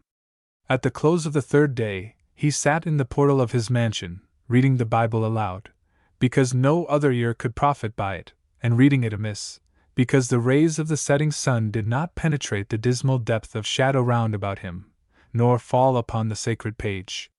Suddenly, however, a faint gleam of light was thrown over the volume, and raising his eyes, Richard Digby saw that a young woman stood before the mouth of the cave, and that the sunbeams bathed her white garment, which thus seemed to possess a radiance of its own. "Good evening, Richard," said the girl. "I have come from afar to find thee." The slender grace and gentle loveliness of this young woman were at once recognized by Richard Digby. Her name was Mary Goff. She had been a convert to his preaching of the word in England, before he yielded himself to that exclusive bigotry which now enfolded him with such an iron grasp that no other sentiment could reach his bosom. When he came a pilgrim to America, she had remained in her father's hall, but now, as it appeared, had crossed the ocean after him, impelled by the same faith that led other exiles hither, and perhaps by love almost as holy. What else but faith and love united could have sustained so delicate a creature, wandering thus far into the forest, with her golden hair disheveled by the boughs, and her feet wounded by the thorns? Yet, weary and faint though she must have been, and affrighted at the dreariness of the cave, she looked on the lonely man with a mild and pitying expression, such as might beam from an angel's eyes, towards an afflicted mortal. But the recluse, frowning sternly upon her, and keeping his finger between the leaves of his half-closed Bible, motioned her away with his hand. "Off!" cried he. "I am sanctified, and thou art sinful. Away!" "O Richard," said she earnestly, "I have come this weary way because I heard that a grievous distemper had seized upon thy heart, and a great physician hath given me the skill to cure it. There is no other remedy than this which I have brought thee. Turn me not away, therefore, nor refuse my medicine, for then must this dismal cave be thy sepulchre." "Away!" replied Richard Digby, still with a dark frown. "My heart is in better condition than thine own. Leave me, earthly one, for the sun is almost set, and when no light reaches the door of the cave, then is my prayer time. Now, great as was her need, Mary Goff did not plead with this stony-hearted man for shelter and protection, nor ask anything whatever for her own sake. All her zeal was for his welfare. "Come back with me!" she exclaimed, clasping her hands. "Come back to thy fellow men, for they need thee, Richard, and thou hast tenfold need of them. Stay not in this evil den, for the air is chill, and the damps are fatal, nor will any that perish within it ever find the path to heaven. Hasten hence, I entreat thee, for thine own soul's sake, for either the roof will fall upon thy head, or some other speedy destruction is at hand." "Perverse woman!" answered Richard Digby, laughing aloud, for he was moved to bitter mirth by her foolish vehemence. "I tell thee that the path to heaven leadeth straight through this narrow portal where I sit. And moreover, the destruction thou speakest of is ordained, not for this blessed cave, but for all other habitations of mankind, throughout the earth. Get thee hence speedily, that thou mayst have thy share." So saving, he opened his Bible again, and fixed his eyes intently on the page, being resolved to withdraw his thoughts from this child of sin and wrath, and to waste no more of his holy breath upon her. The shadow had now grown so deep, where he was sitting, that he made continual mistakes in what he read, converting all that was gracious and merciful to denunciations of vengeance and unutterable woe on every created being but himself. Mary Goff, meanwhile, was leaning against a tree, beside the sepulchral cave, very sad, yet with something heavenly and ethereal in her unselfish sorrow. The light from the setting sun still glorified her form, and was reflected a little way within the darksome den, discovering so terrible a gloom that the maiden shuddered for its self-doomed inhabitant.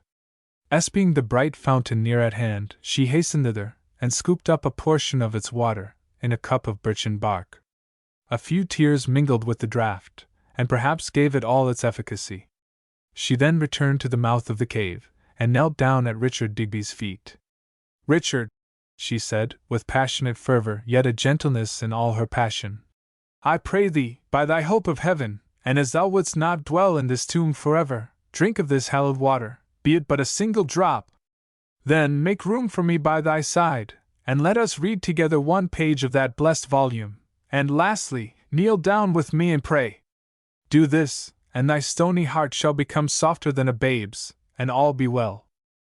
But Richard Digby, in utter abhorrence of the proposal, cast the Bible at his feet, and eyed her with such a fixed and evil frown, that he looked less like a living man than a marble statue, wrought by some dark imagined sculptor to express the most repulsive mood that human features could assume. And, as his look grew even devilish, so, with an equal change did Mary Goff become more sad, more mild, more pitiful, more like a sorrowing angel. But the more heavenly she was, the more hateful did she seem to Richard Digby, who at length raised his hand, and smote down the cup of hallowed water upon the threshold of the cave, thus rejecting the only medicine that could have cured his stony heart. A sweet perfume lingered in the air for a moment, and then was gone. "Tempt me no more, accursed woman!" exclaimed he, still with his marble frown, "lest I smite thee down also! What hast thou to do with my Bible, what with my prayers, what with my heaven?" No sooner had he spoken these dreadful words, than Richard Digby's heart ceased to beat, while, so the legend says, the form of Mary Goff melted into the last sunbeams, and returned from the sepulchral cave to heaven. For Mary Golfie had been buried in an English churchyard, months before, and either it was her ghost that haunted the wild forest, or else a dream-like spirit, typifying pure religion. Above a century afterwards, when the trackless forest of Richard Digby's day had long been interspersed with settlements, the children of a neighboring farmer were playing at the foot of a hill. The trees, on account of the rude and broken surface of this acclivity, had never been felled, and were crowded so densely together as to hide all but a few rocky prominences, wherever their roots could grapple with the soil. A little boy and girl, to conceal themselves from their playmates, had crept into the deepest shade, where not only the darksome pines, but a thick veil of creeping plants suspended from an overhanging rock, combined to make a twilight at noonday, and almost a midnight at all other seasons. There the children hid themselves, and shouted, repeating the cry at intervals, till the whole party of pursuers were drawn thither, and pulling aside the matted foliage, let in a doubtful glimpse of daylight. But scarcely was this accomplished, when the little group uttered a simultaneous shriek, and tumbled headlong down the hill, making the best of their way homeward, without a second glance into the gloomy recess. Their father, unable to comprehend what had so startled them, took his axe, and by felling one or two trees, and tearing away the creeping plants, laid the mystery open to the day.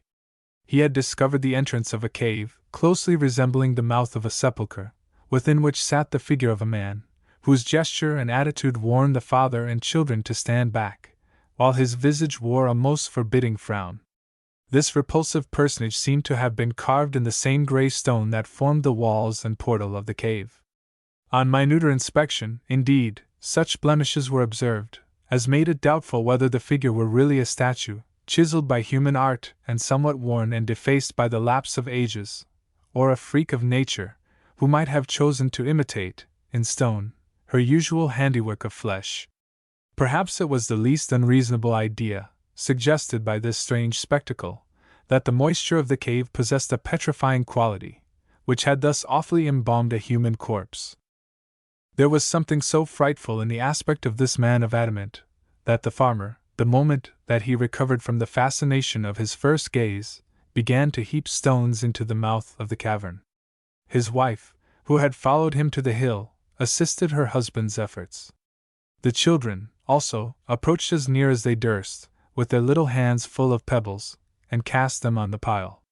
Earth was then thrown into the crevices, and the whole fabric overlaid with sods.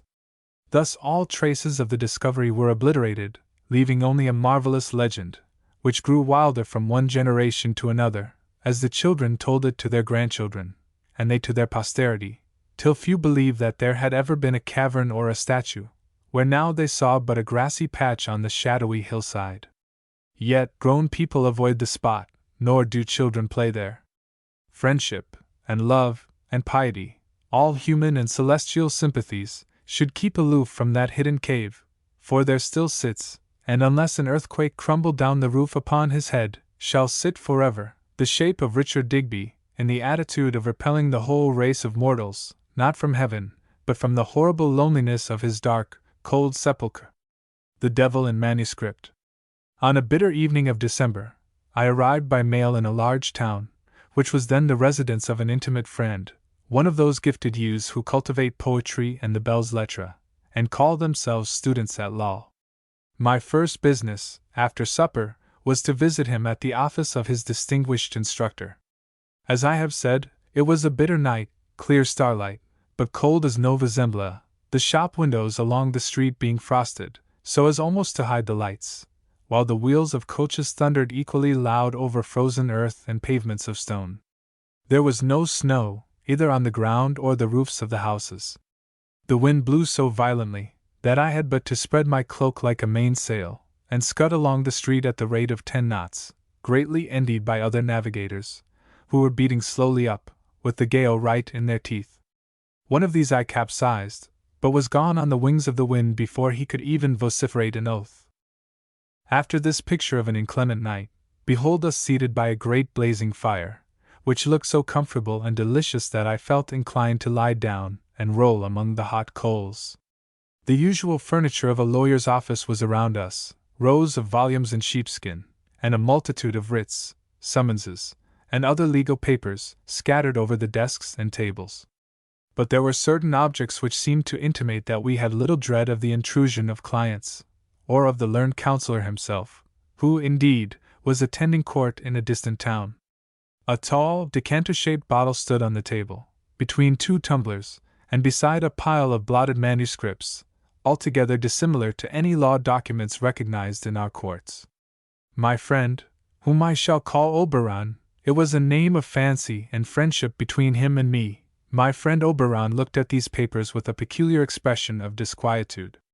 "I do believe," said he, soberly, "or at least I could believe, if I chose, that there is a devil in this pile of blotted papers.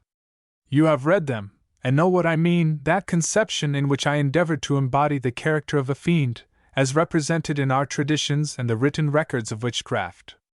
Oh, I have a horror of what was created in my own brain, and shudder at the manuscripts in which I gave that dark idea a sort of material existence. Would they were out of my sight! And of mine, too, thought I. You remember, continued Oberon, how the hellish thing used to suck away the happiness of those who, by a simple concession that seemed almost innocent, subjected themselves to his power. Just so my peace is gone, and all by these accursed manuscripts. Have you felt nothing of the same influence? Nothing, replied I, unless the spell be hid in a desire to turn novelist, after reading your delightful tales. Novelist! Exclaimed Oberon, half seriously. Then, indeed, my devil has his claw on you. You are gone.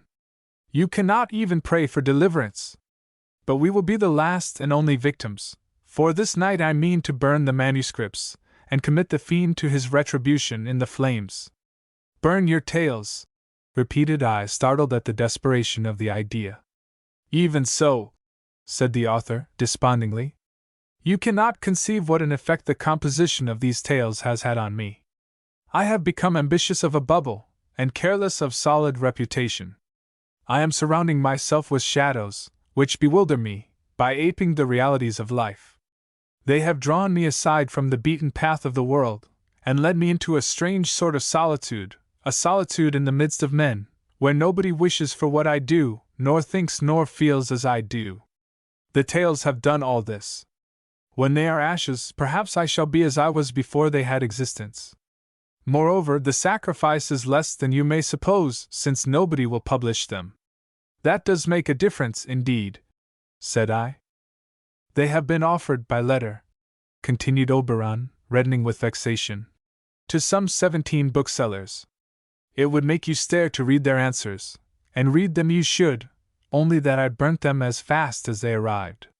One man publishes nothing but schoolbooks, another has 5 novels already under examination. What a voluminous mass the unpublished literature of America must be, cried I. Oh, the Alexandrian manuscripts were nothing to it, said my friend.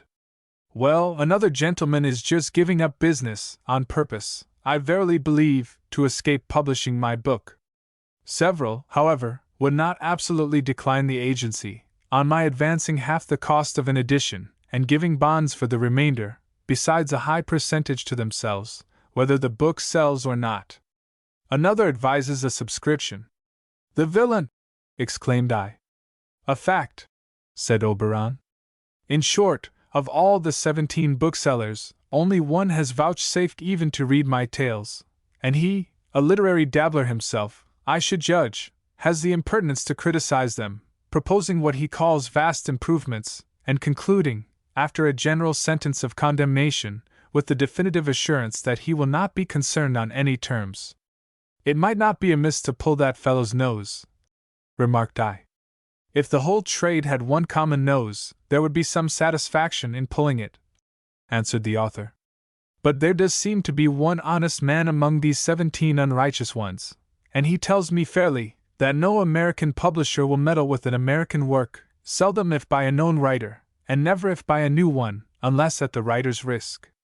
The paltry rogues, cried I.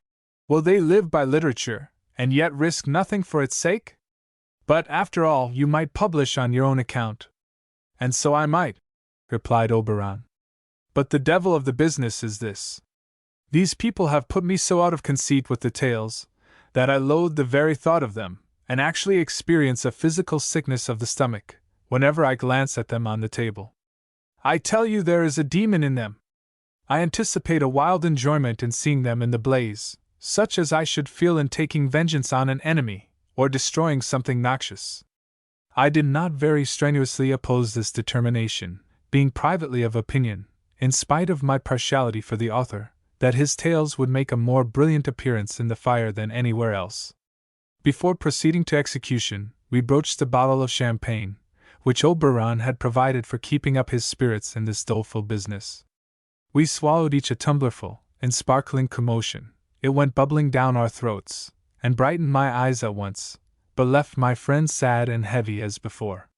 He drew the tales towards him, with a mixture of natural affection and natural disgust, like a father taking a deformed infant into his arms. "Pooh! Pish! Pshaw!" exclaimed he, holding them at arm's length. It was Gray's idea of heaven, to lounge on a sofa and read new novels.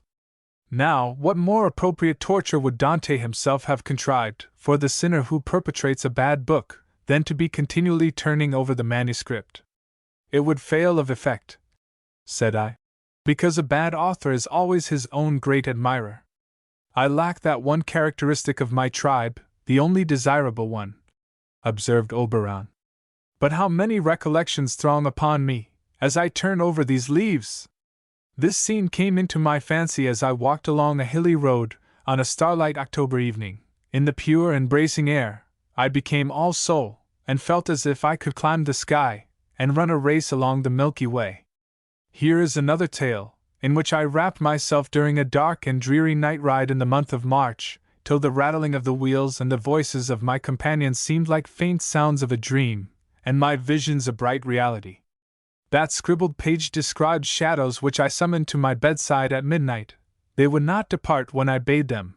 The grey dawn came, and found me wide awake and feverish, the victim of my own enchantments.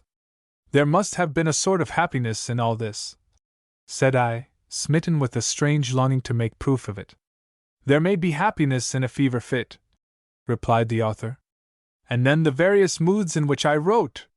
Sometimes my ideas were like precious stones under the earth, requiring toil to dig them up, and care to polish and brighten them, but often a delicious stream of thought would gush out upon the page at once, like water sparkling up suddenly in the desert, and when it had passed, I gnawed my pen hopelessly, or blundered on with cold and miserable toil, as if there were a wall of ice between me and my subject. Do you now perceive a corresponding difference?" inquired I, "between the passages which you wrote so coldly, and those fervid flashes of the mind?" "No," said Oberon, tossing the manuscripts on the table. "I find no traces of the golden pen with which I wrote in characters of fire.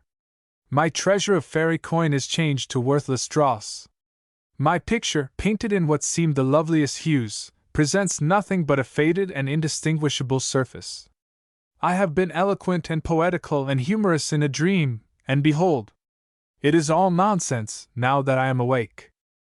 My friend now threw sticks of wood and dry chips upon the fire, and seeing it blaze like Nebuchadnezzar's furnace, seized the champagne bottle, and drank 2 or 3 brimming bumpers successively. The heady liquor combined with his agitation to throw him into a species of rage. He laid violent hands on the tales. In one instant more, their faults and beauties would alike have vanished in a glowing purgatory. But all at once, I remembered passages of high imagination, deep pathos, original thoughts, and points of such varied excellence, that the vastness of the sacrifice struck me most forcibly. I caught his arm. "Surely, you do not mean to burn them!" I exclaimed. "Let me alone!" cried Oberon, his eyes flashing fire. "I will burn them! Not a scorched syllable shall escape! Would you have me a damned author, to undergo sneers, taunts, abuse, and cold neglect, and faint praise bestowed, for pity's sake, against the giver's conscience? A hissing and a laughing stock to my own traitorous thoughts! An outlaw from the protection of the grave, one whose ashes every careless foot might spurn, unhonored in life, and remembered scornfully in death! Am I to bear all this, when yonder fire will ensure me from the whole? No! There go the tales! May my hand wither when it would write another!" The deed was done. He had thrown the manuscripts into the hottest of the fire, which at first seemed to shrink away, but soon curled around them, and made them a part of its own fervent brightness. Oberon stood gazing at the conflagration, and shortly began to soliloquize, in the wildest strain, as if fancy resisted and became riotous, at the moment when he would have compelled her to ascend that funeral pile. His words described objects which he appeared to discern in the fire, fed by his own precious thoughts. Perhaps the thousand visions which the writer's magic had incorporated with these pages became visible to him in the dissolving heat, brightening forth ere they vanished forever, while the smoke, the vivid sheets of flame, the ruddy and whitening coals, caught the aspect of a varied scenery. "They blaze," said he, as if I had steeped them in the intensest spirit of genius. There I see my lovers clasped in each other's arms. How pure the flame that bursts from their glowing hearts! And yonder the features of a villain writhing in the fire that shall torment him to eternity. My holy men, my pious and angelic women, stand like martyrs amid the flames, their mild eyes lifted heavenward. Ring out the bells! A city is on fire. See, destruction roars through my dark forests, while the lakes boil up in steaming billows, and the mountains are volcanoes, and the sky kindles with a lurid brightness. All elements are but one pervading flame. Ha! The fiend! I was somewhat startled by this latter exclamation. The tales were almost consumed, but just then threw forth a broad sheet of fire, which flickered as with laughter, making the whole room dance in its brightness, and then roared portentously up the chimney. You saw him? You must have seen him, cried Oberon. How he glared at me and laughed, in that last sheet of flame, with just the features that I imagined for him. Well, the tales are gone. The papers were indeed reduced to a heap of black cinders, with a multitude of sparks hurrying confusedly among them, the traces of the pen being now represented by white lines, and the whole mass fluttering to and fro in the draughts of air. The destroyer knelt down to look at them. What is more potent than fire? Said he, in his gloomiest tone. Even thought, invisible and incorporeal as it is, cannot escape it. In this little time, it has annihilated the creations of long nights and days, which I could no more reproduce, in their first glow and freshness, than cause ashes and whitened bones to rise up and live. There, too, I sacrificed the unborn children of my mind. All that I had accomplished, all that I planned for future years, has perished by one common ruin, and left only this heap of embers. The deed has been my fate. And what remains? A weary and aimless life, a long repentance of this hour, and at last an obscure grave, where they will bury and forget me. As the author concluded his dolorous moan, the extinguished embers arose and settled down and arose again, and finally flew up the chimney, like a demon with sable wings. Just as they disappeared, there was a loud and solitary cry in the street below us. Fire! Fire! Other voices caught up that terrible word, and it speedily became the shout of a multitude. Oberon started to his feet, in fresh excitement. A fire on such a night! Cried he. The wind blows a gale, and wherever it whirls the flames, the roofs will flash up like gunpowder. Every pump is frozen up, and boiling water would turn to ice the moment it was flung from the engine. In an hour, this wooden town will be one great bonfire. What a glorious scene for my next Shaw! The street was now all alive with footsteps, and the air full of voices. We heard one engine thundering round a corner, and another rattling from a distance over the pavements. The bells of 3 steeples clanged out at once, spreading the alarm to many a neighboring town, and expressing hurry, confusion, and terror, so inimitably that I could almost distinguish in their peal the burden of the universal cry. Fire! Fire! Fire! What is so eloquent as their iron tongues?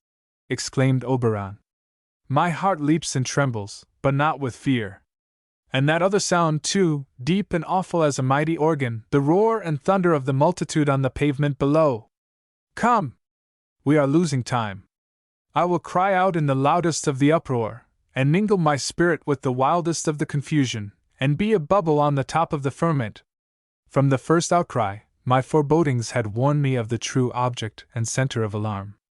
There was nothing now but uproar, above, beneath, and around us.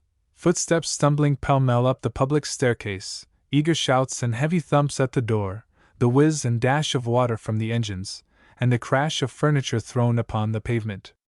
At once, the truth flashed upon my friend. His frenzy took the hue of joy, and with a wild gesture of exultation, he leaped almost to the ceiling of the chamber. My tales! Cried Oberon. The chimney! The roof! The fiend has gone forth by night, and startled thousands in fear and wonder from their beds. Here I stand, a triumphant author! Huzzah! Huzzah!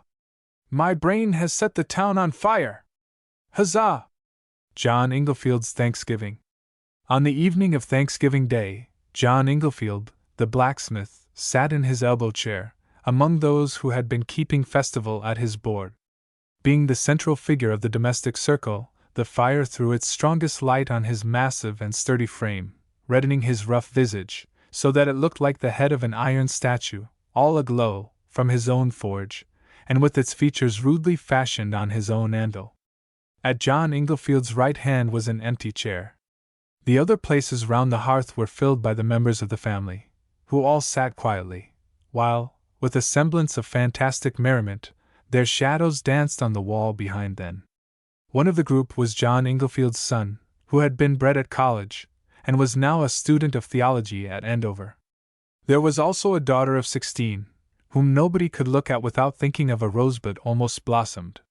The only other person at the fireside was Robert Moore, formerly an apprentice of the blacksmith, but now his journeyman, and who seemed more like an own son of John Inglefield than did the pale and slender student.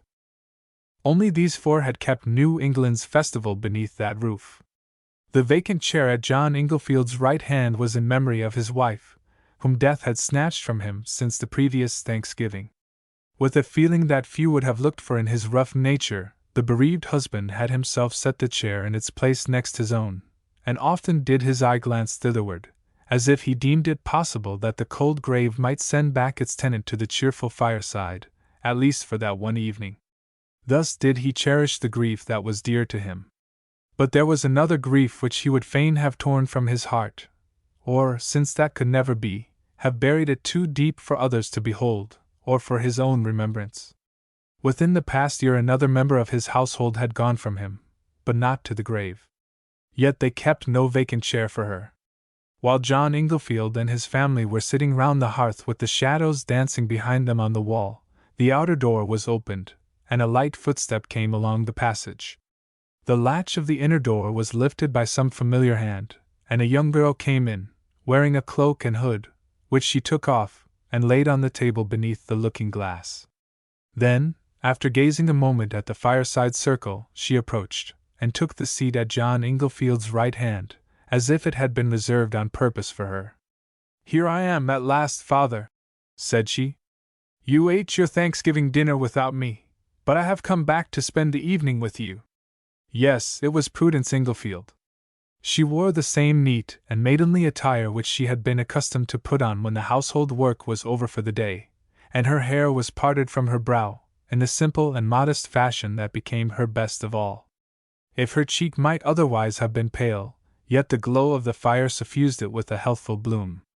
If she had spent the many months of her absence in guilt and infamy, yet they seemed to have left no traces on her gentle aspect.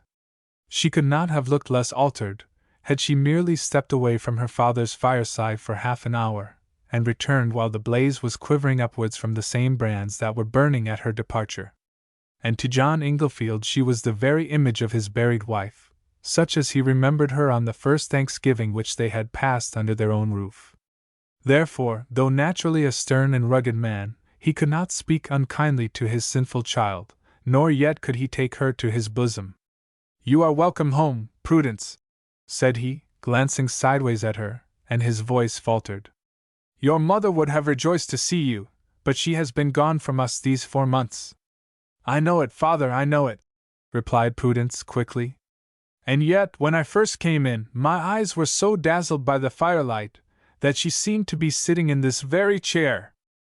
By this time the other members of the family had begun to recover from their surprise, and became sensible that it was no ghost from the grave, nor vision of their vivid recollections, but Prudence, her own self. Her brother was the next that greeted her. He advanced and held out his hand affectionately, as a brother should, yet not entirely like a brother, for, with all his kindness, he was still a clergyman, and speaking to a child of sin. "Sister Prudence," said he, earnestly, "I rejoice that a merciful providence hath turned your steps homeward, in time for me to bid you a last farewell. In a few weeks, sister, I am to sail as a missionary to the far islands of the Pacific. There is not one of these beloved faces that I shall ever hope to behold again on this earth. Oh, may I see all of them yours and all beyond the grave!" A shadow flitted across the girl's countenance. "The grave is very dark, brother," answered she, withdrawing her hand somewhat hastily from his grasp. "You must look your last at me by the light of this fire." While this was passing, the twin girl, the rosebud that had grown on the same stem with the castaway, stood gazing at her sister, longing to fling herself upon her bosom, so that the tendrils of their hearts might intertwine again. At first she was restrained by mingled grief and shame, and by a dread that Prudence was too much changed to respond to her affection, or that her own purity would be felt as a reproach by the lost one. But, as she listened to the familiar voice, while the face grew more and more familiar, she forgot everything save that Prudence had come back. Springing forward, she would have clasped her in a close embrace. At that very instant, however, Prudence started from her chair, and held out both her hands, with a warning gesture. "No, Mary, no, my sister!" cried she. "Do not you touch me! Your bosom must not be pressed to mine!" Mary shuddered and stood still, for she felt that something darker than the grave was between Prudence and herself, though they seemed so near each other in the light of their father's hearth, where they had grown up together. Meanwhile Prudence threw her eyes around the room, in search of one who had not yet bidden her welcome. He had withdrawn from his seat by the fireside, and was standing near the door, with his face averted, so that his features could be discerned only by the flickering shadow of the profile upon the wall. But Prudence called to him, in a cheerful and kindly tone. "Come, Robert," said she. "Won't you shake hands with your old friend?" Robert Moore held back for a moment, but affection struggled powerfully, and overcame his pride and resentment. He rushed towards Prudence, seized her hand, and pressed it to his bosom. "There, there, Robert," said she, smiling sadly, as she withdrew her hand. "You must not give me too warm a welcome." And now, having exchanged greetings with each member of the family, Prudence again seated herself in the chair at John Inglefield's right hand. She was naturally a girl of quick and tender sensibilities, gladsome in her general mood, but with a bewitching pathos interfused among her merriest words and deeds. It was remarked of her, too, that she had a faculty, even from childhood, of throwing her own feelings, like a spell, over her companions. Such as she had been in her days of innocence, so did she appear this evening. Her friends, in the surprise and bewilderment of her return, almost forgot that she had ever left them, or that she had forfeited any of her claims to their affection. In the morning, perhaps, they might have looked at her with altered eyes, but by the Thanksgiving fireside they felt only that their own Prudence had come back to them, and were thankful. John Inglefield's rough visage brightened with the glow of his heart, as it grew warm and merry within him. Once or twice, even, he laughed till the room rang again, yet seemed startled by the echo of his own mirth. The grave young minister became as frolicsome as a schoolboy. Mary, too, the rosebud, forgot that her twin blossom had ever been torn from the stem, and trampled in the dust. And as for Robert Moore, he gazed at Prudence with the bashful earnestness of love new-born, while she, with sweet maiden coquetry, half smiled upon and half discouraged him. In short, it was one of those intervals when sorrow vanishes in its own depth of shadow, and joy starts forth in transitory brightness. When the clock struck 8, Prudence poured out her father's customary draught of herb tea, which had been steeping by the fireside ever since twilight. "God bless you, child," said John Inglefield, as he took the cup from her hand. "You have made your old father happy again. But we miss your mother sadly, Prudence, sadly. It seems as if she ought to be here now." "Now, father, or never," replied Prudence. It was now the hour for domestic worship. But while the family were making preparations for this duty, they suddenly perceived that Prudence had put on her cloak and hood, and was lifting the latch of the door. "Prudence, Prudence! Where are you going?" cried they all, with one voice. As Prudence passed out of the door, she turned towards them, and flung back her hand with a gesture of farewell. But her face was so changed that they hardly recognized it. Sin and evil passions glowed through its comeliness, and wrought a horrible deformity. A smile gleamed in her eyes, as of triumphant mockery, at their surprise and grief. "Daughter," cried John Inglefield, between wrath and sorrow, "stay and be your father's blessing, or take his curse with you." For an instant Prudence lingered and looked back into the fire-lighted room, while her countenance wore almost the expression as if she were struggling with the fiend, who had power to seize his victim even within the hallowed precincts of her father's hearth. The fiend prevailed, and Prudence vanished into the outer darkness. When the family rushed to the door, they could see nothing, but heard the sound of wheels rattling over the frozen ground. That same night, among the painted beauties at the theater of a neighboring city, there was one whose dissolute mirth seemed inconsistent with any sympathy for pure affections, and for the joys and griefs which are hallowed by them. Yet this was Prudence Inglefield.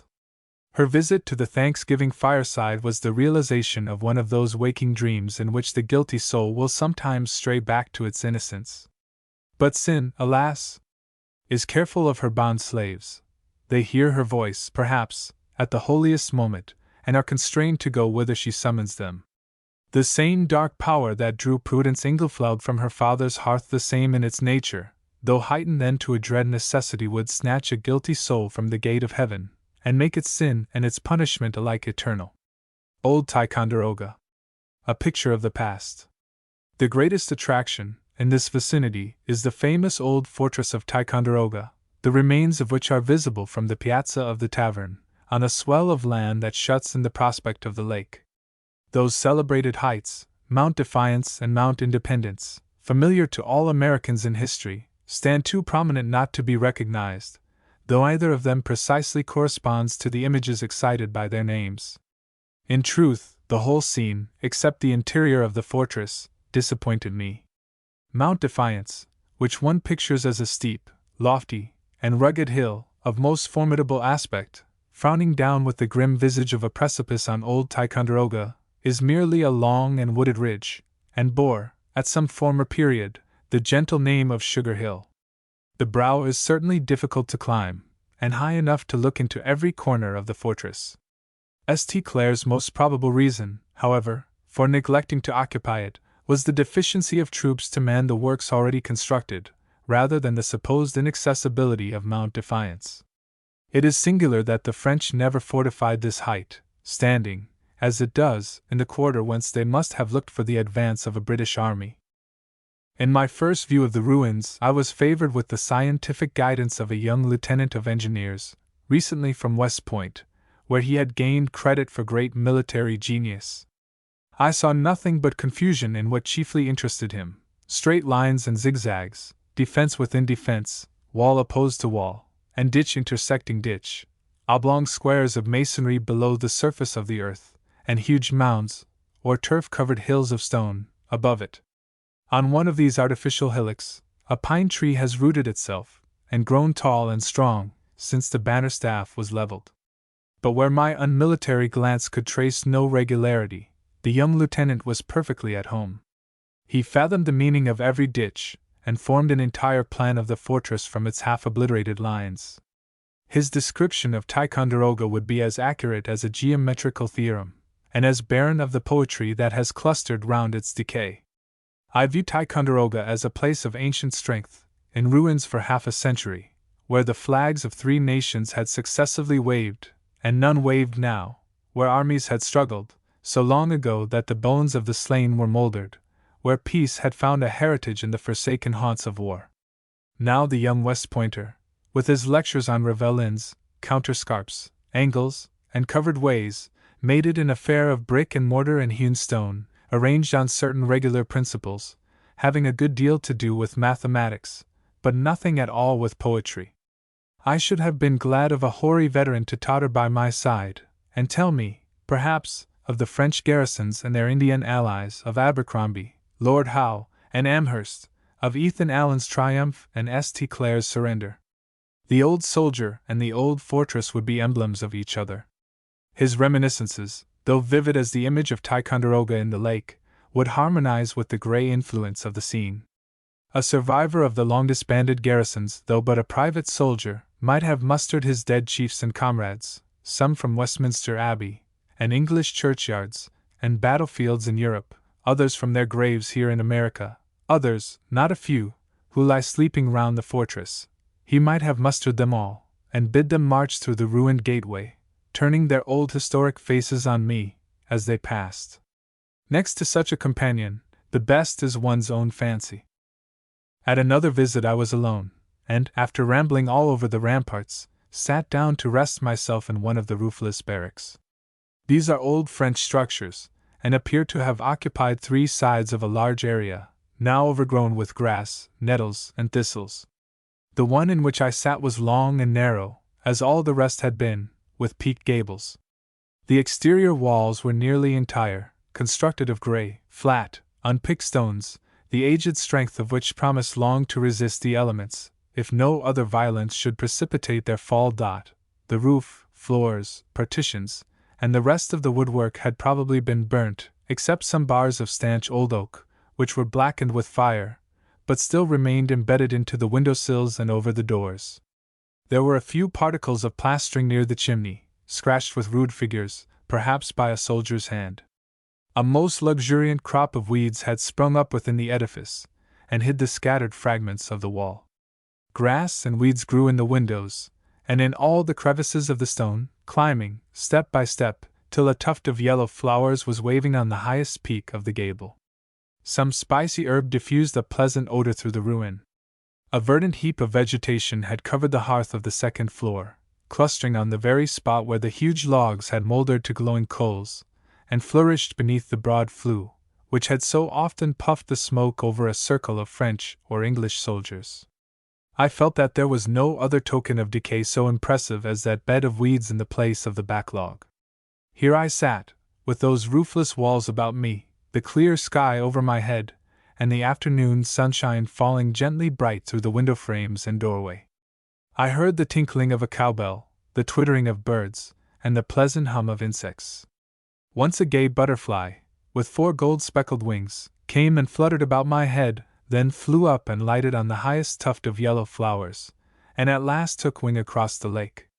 Next a bee buzzed through the sunshine, and found much sweetness among the weeds.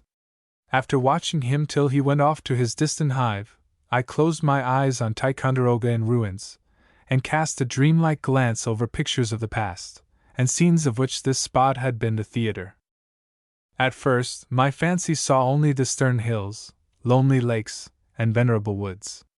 Not a tree, since their seeds were first scattered over the infant soil, had felt the axe, but had grown up and flourished through its long generation, had fallen beneath the weight of years, been buried in green moss, and nourished the roots of others as gigantic. Hark! A light paddle dips into the lake, a birch canoe glides round the point, and an Indian chief has passed, painted and feather-crested, armed with a bough of hickory, a stone tomahawk, and flint-headed arrows. But the ripple had hardly vanished from the water, when a white flag caught the breeze over a castle in the wilderness, with frowning ramparts and 100 cannon. There stood a French chevalier, commandant of the fortress, paying court to a copper-colored lady, the princess of the land, and winning her wild love by the arts which had been successful with Parisian dames. A war party of French and Indians were issuing from the gate to lay waste some village of New England. Near the fortress there was a group of dancers, the merry soldiers footing it with the swart savage maids. Deeper in the wood, some red men were growing frantic around a keg of the fire-water, and elsewhere a Jesuit preached the faith of high cathedrals beneath a canopy of forest boughs, and distributed crucifixes to be worn beside English scalps. I tried to make a series of pictures from the old French war, when fleets were on the lake and armies in the woods, and especially of Abercrombie's disastrous repulse, where thousands of lives were utterly thrown away. But being at a loss how to order the battle, I chose an evening scene in the barracks, after the fortress had surrendered to Sir Geoffrey Amherst. What an immense fire blazes on that hearth, gleaming on swords, bayonets, and musket barrels, and blending with the hue of the scarlet coats till the whole barrack room is quivering with ruddy light. One soldier has thrown himself down to rest, after a deer hunt, or perhaps a long run through the woods with Indians on his trail. 2 stand up to wrestle, and are on the point of coming to blows. A fifer plays a shrill accompaniment to a drummer's song, a strain of light love and bloody war, with a chorus thundered forth by 20 voices. Meantime, a veteran in the corner is prosing about Dettingen and Fontenoy, and relates camp traditions of Marlborough's battles, till his pipe, having been roguishly charged with gunpowder, makes a terrible explosion under his nose. And now they all vanish in a puff of smoke from the chimney. I merely glanced at the ensuing 20 years, which glided peacefully over the frontier fortress, till Ethan Allen's shout was heard, summoning it to surrender. In the name of the great Jehovah and of the Continental Congress. Strange allies, thought the British captain. Next came the hurried muster of the soldiers of liberty, when the cannon of Burgoyne, pointing down upon their stronghold from the brow of Mount Defiance, announced a new conqueror of Ticonderoga. No virgin fortress, this.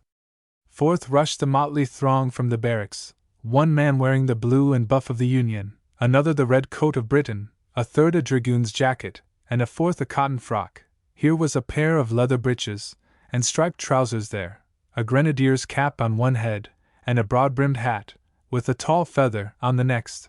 This fellow shouldering a king's arm, that might throw a bullet to Crown Point, and his comrade a long fowling piece.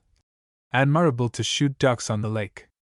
In the midst of the bustle, when the fortress was all alive with its last warlike scene, the ringing of a bell on the lake made me suddenly unclose my eyes, and behold only the grey and weed-grown ruins. They were as peaceful in the sun as a warrior's grave. Hastening to the rampart, I perceived that the signal had been given by the steamboat Franklin, which landed a passenger from Whitehall at the tavern, and resumed its progress northward, to reach Canada the next morning. A sloop was pursuing the same track. A little skiff had just crossed the ferry, while a scow, laden with lumber, spread its huge square sail, and went up the lake. The whole country was a cultivated farm. Within musket shot of the ramparts lay the neat villa of Mr. Pell, who, since the Revolution, has become proprietor of a spot for which France, England, and America have so often struggled. How forcibly the lapse of time and change of circumstances came home to my apprehension!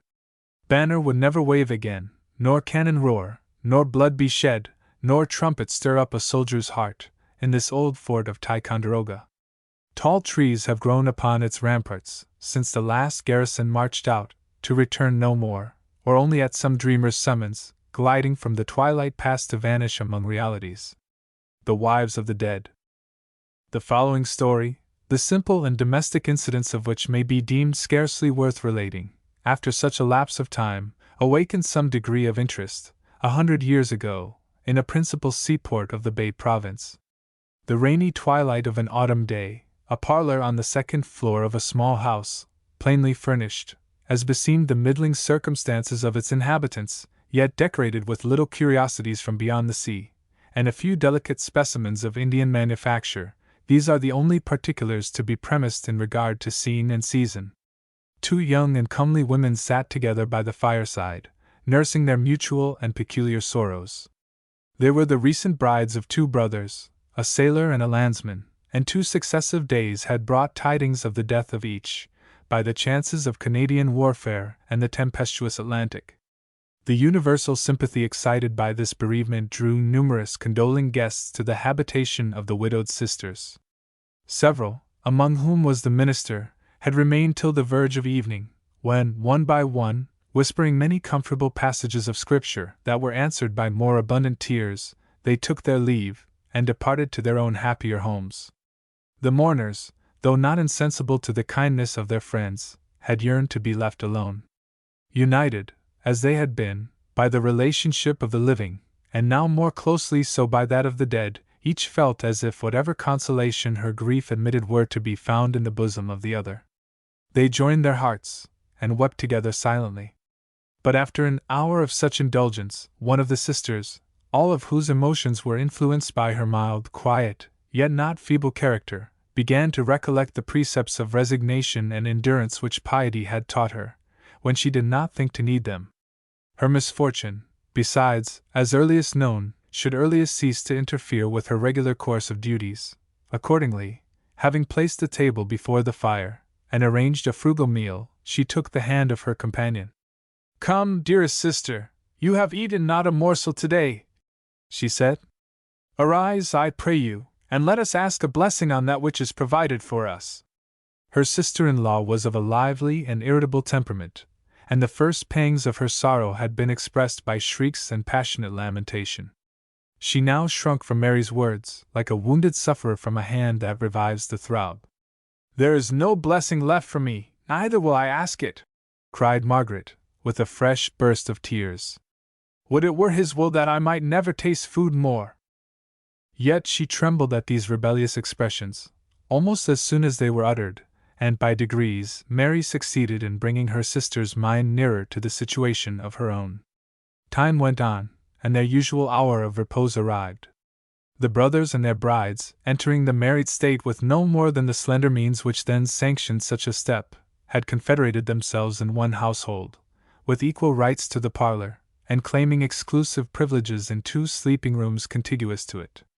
Thither the widowed ones retired, after heaping ashes upon the dying embers of their fire, and placing a lighted lamp upon the hearth. The doors of both chambers were left open, so that a part of the interior of each, and the beds with their unclosed curtains, were reciprocally visible. Sleep did not steal upon the sisters at one and the same time. Mary experienced the effect often consequent upon grief quietly borne, and soon sunk into temporary forgetfulness, while Margaret became more disturbed and feverish, in proportion as the night advanced with its deepest and stillest hours. She lay listening to the drops of rain, that came down in monotonous succession, unswayed by a breath of wind, and a nervous impulse continually caused her to lift her head from the pillow, and gaze into Mary's chamber, and the intermediate apartment. The cold light of the lamp threw the shadows of the furniture up against the wall, stamping them immovably there, except when they were shaken by a sudden flicker of the flame. 2 vacant armchairs were in their old positions on opposite sides of the hearth, where the brothers had been wont to sit in young and laughing dignity, as heads of families.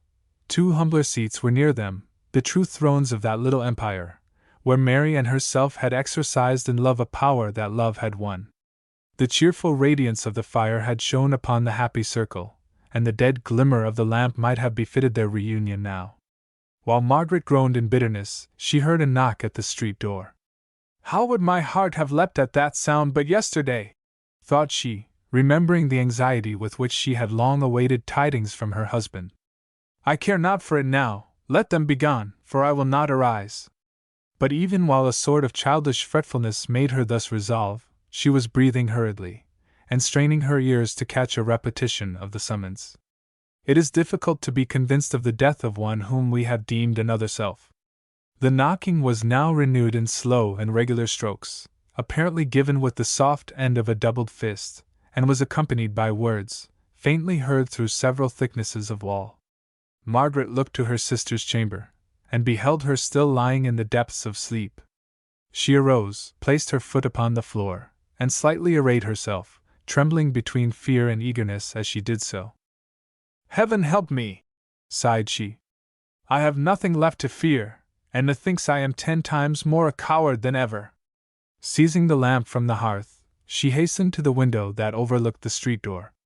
It was a lattice, turning upon hinges, and having thrown it back, she stretched her head a little way into the moist atmosphere.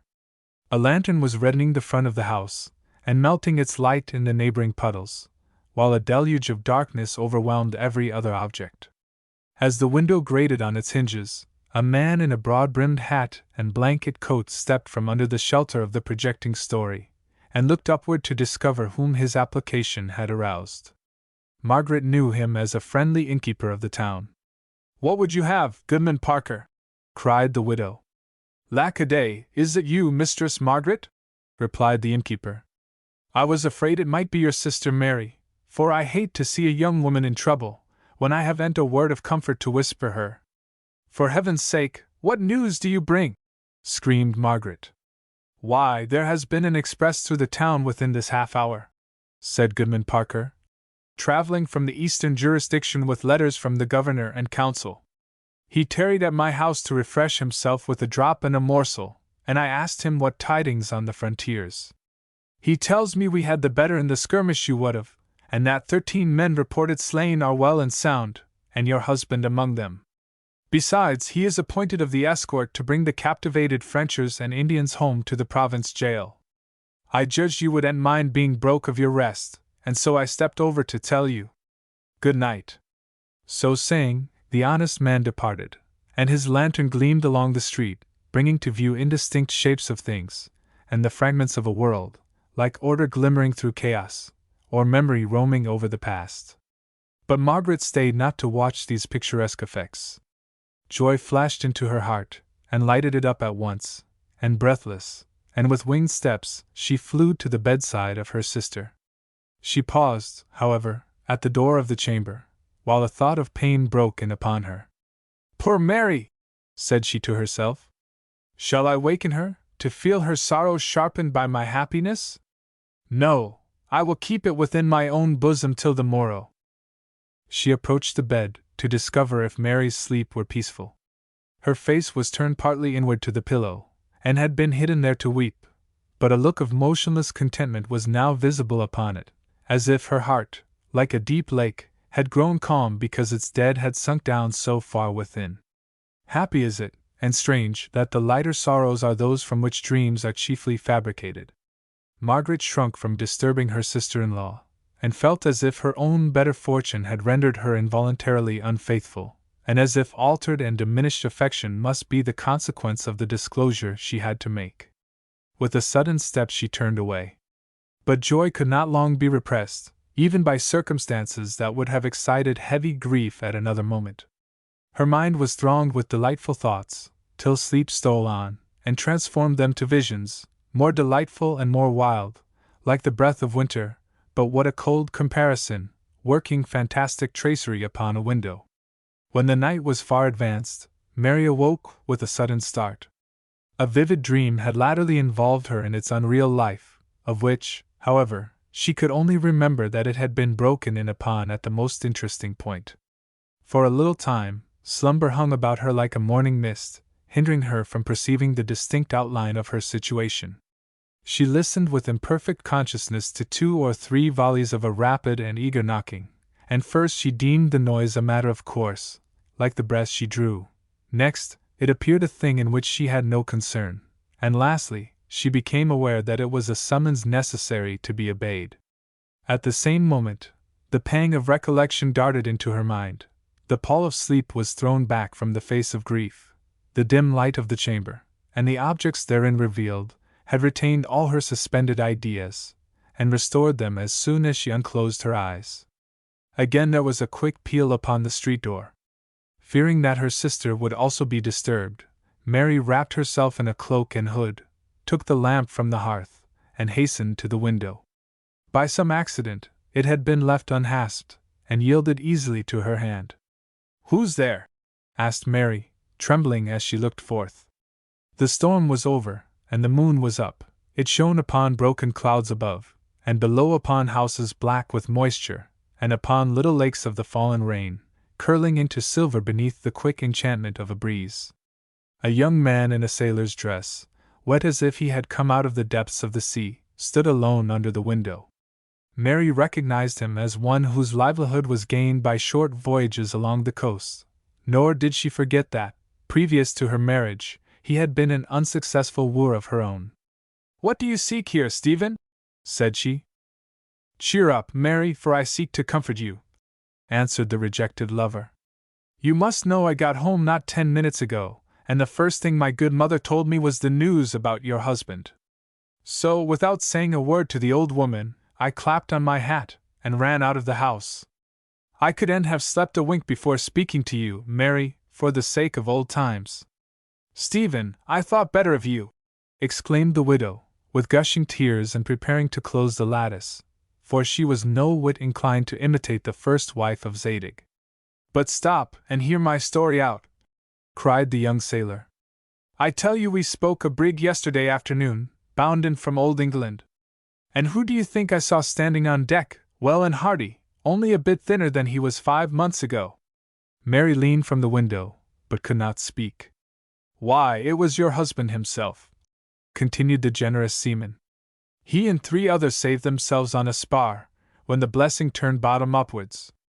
The brig will beat into the bay by daylight, with this wind, and you'll see him here tomorrow. There's the comfort I bring you, Mary, and so good night."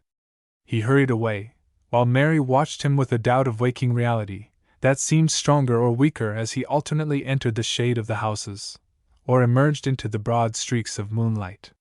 Gradually, however, a blessed flood of conviction swelled into her heart, in strength enough to overwhelm her, had its increase been more abrupt. Her first impulse was to rouse her sister-in-law, and communicate the newborn gladness. She opened the chamber door, which had been closed in the course of the night, though not latched, advanced to the bedside, and was about to lay her hand upon the slumberous shoulder. But then she remembered that Margaret would awake to thoughts of death and woe, rendered not the less bitter by their contrast with her own felicity. She suffered the rays of the lamp to fall upon the unconscious form of the bereaved one. Margaret lay in unquiet sleep, and the drapery was displaced around her. Her young cheek was rosy tinted, and her lips half opened in a vivid smile. An expression of joy, debarred its passage by her sealed eyelids, struggled forth like incense from the whole countenance. "My poor sister! You awakened too soon from that happy dream," thought Mary. Before retiring, she set down the lamp, and endeavored to arrange the bedclothes so that the chill air might not do harm to the feverish slumber. But her hand trembled against Margaret's neck, a tear also fell upon her cheek, and she suddenly awoke. Little Daffy Downdeley. Daffy Downdeley was so called because in his nature he resembled a flower, and loved to do only what was beautiful and agreeable, and took no delight in labor of any kind. But while Daffy Downdeley was yet a little boy, his mother sent him away from his pleasant home, and put him under the care of a very strict schoolmaster, who went by the name of Mr. Toil. Those who knew him best affirmed that this Mr. Toil was a very worthy character, and that he had done more good, both to children and grown people, than anybody else in the world. Certainly he had lived long enough to do a great deal of good, for, if all stories be true, he had dwelt upon earth ever since Adam was driven from the Garden of Eden. Nevertheless, Mr. Toil had a severe and ugly countenance, especially for such little boys or big men as were inclined to be idle. His voice, too, was harsh, and all his ways and customs seemed very disagreeable to our friend Daffy Downdeley. The whole day long, this terrible old schoolmaster sat at his desk overlooking the scholars, or stalked about the schoolroom with a certain awful birch rod in his hand. Now came a rap over the shoulders of a boy whom Mr. Toil had caught at play. Now he punished a whole class who were behindhand with their lessons. And in short, unless a lad chose to attend quietly and constantly to his book, he had no chance of enjoying a quiet moment in the schoolroom of Mr. Toil. "This will never do for me," thought Daffy Downdeley. Now, the whole of Daffy Downdeley's life had hitherto been passed with his dear mother, who had a much sweeter face than old Mr. Toil, and who had always been very indulgent to her little boy. No wonder, therefore, that poor Daffy Downdeley found it a woeful change, to be sent away from the good lady's side, and put under the care of this ugly-visaged schoolmaster, who never gave him any apples or cakes, and seemed to think that little boys were created only to get lessons. "I can't bear it any longer," said Daffy Downdeley to himself, when he had been at school about a week. "I'll run away, and try to find my dear mother, and at any rate I shall never find anybody half so disagreeable as this old Mr. Toil."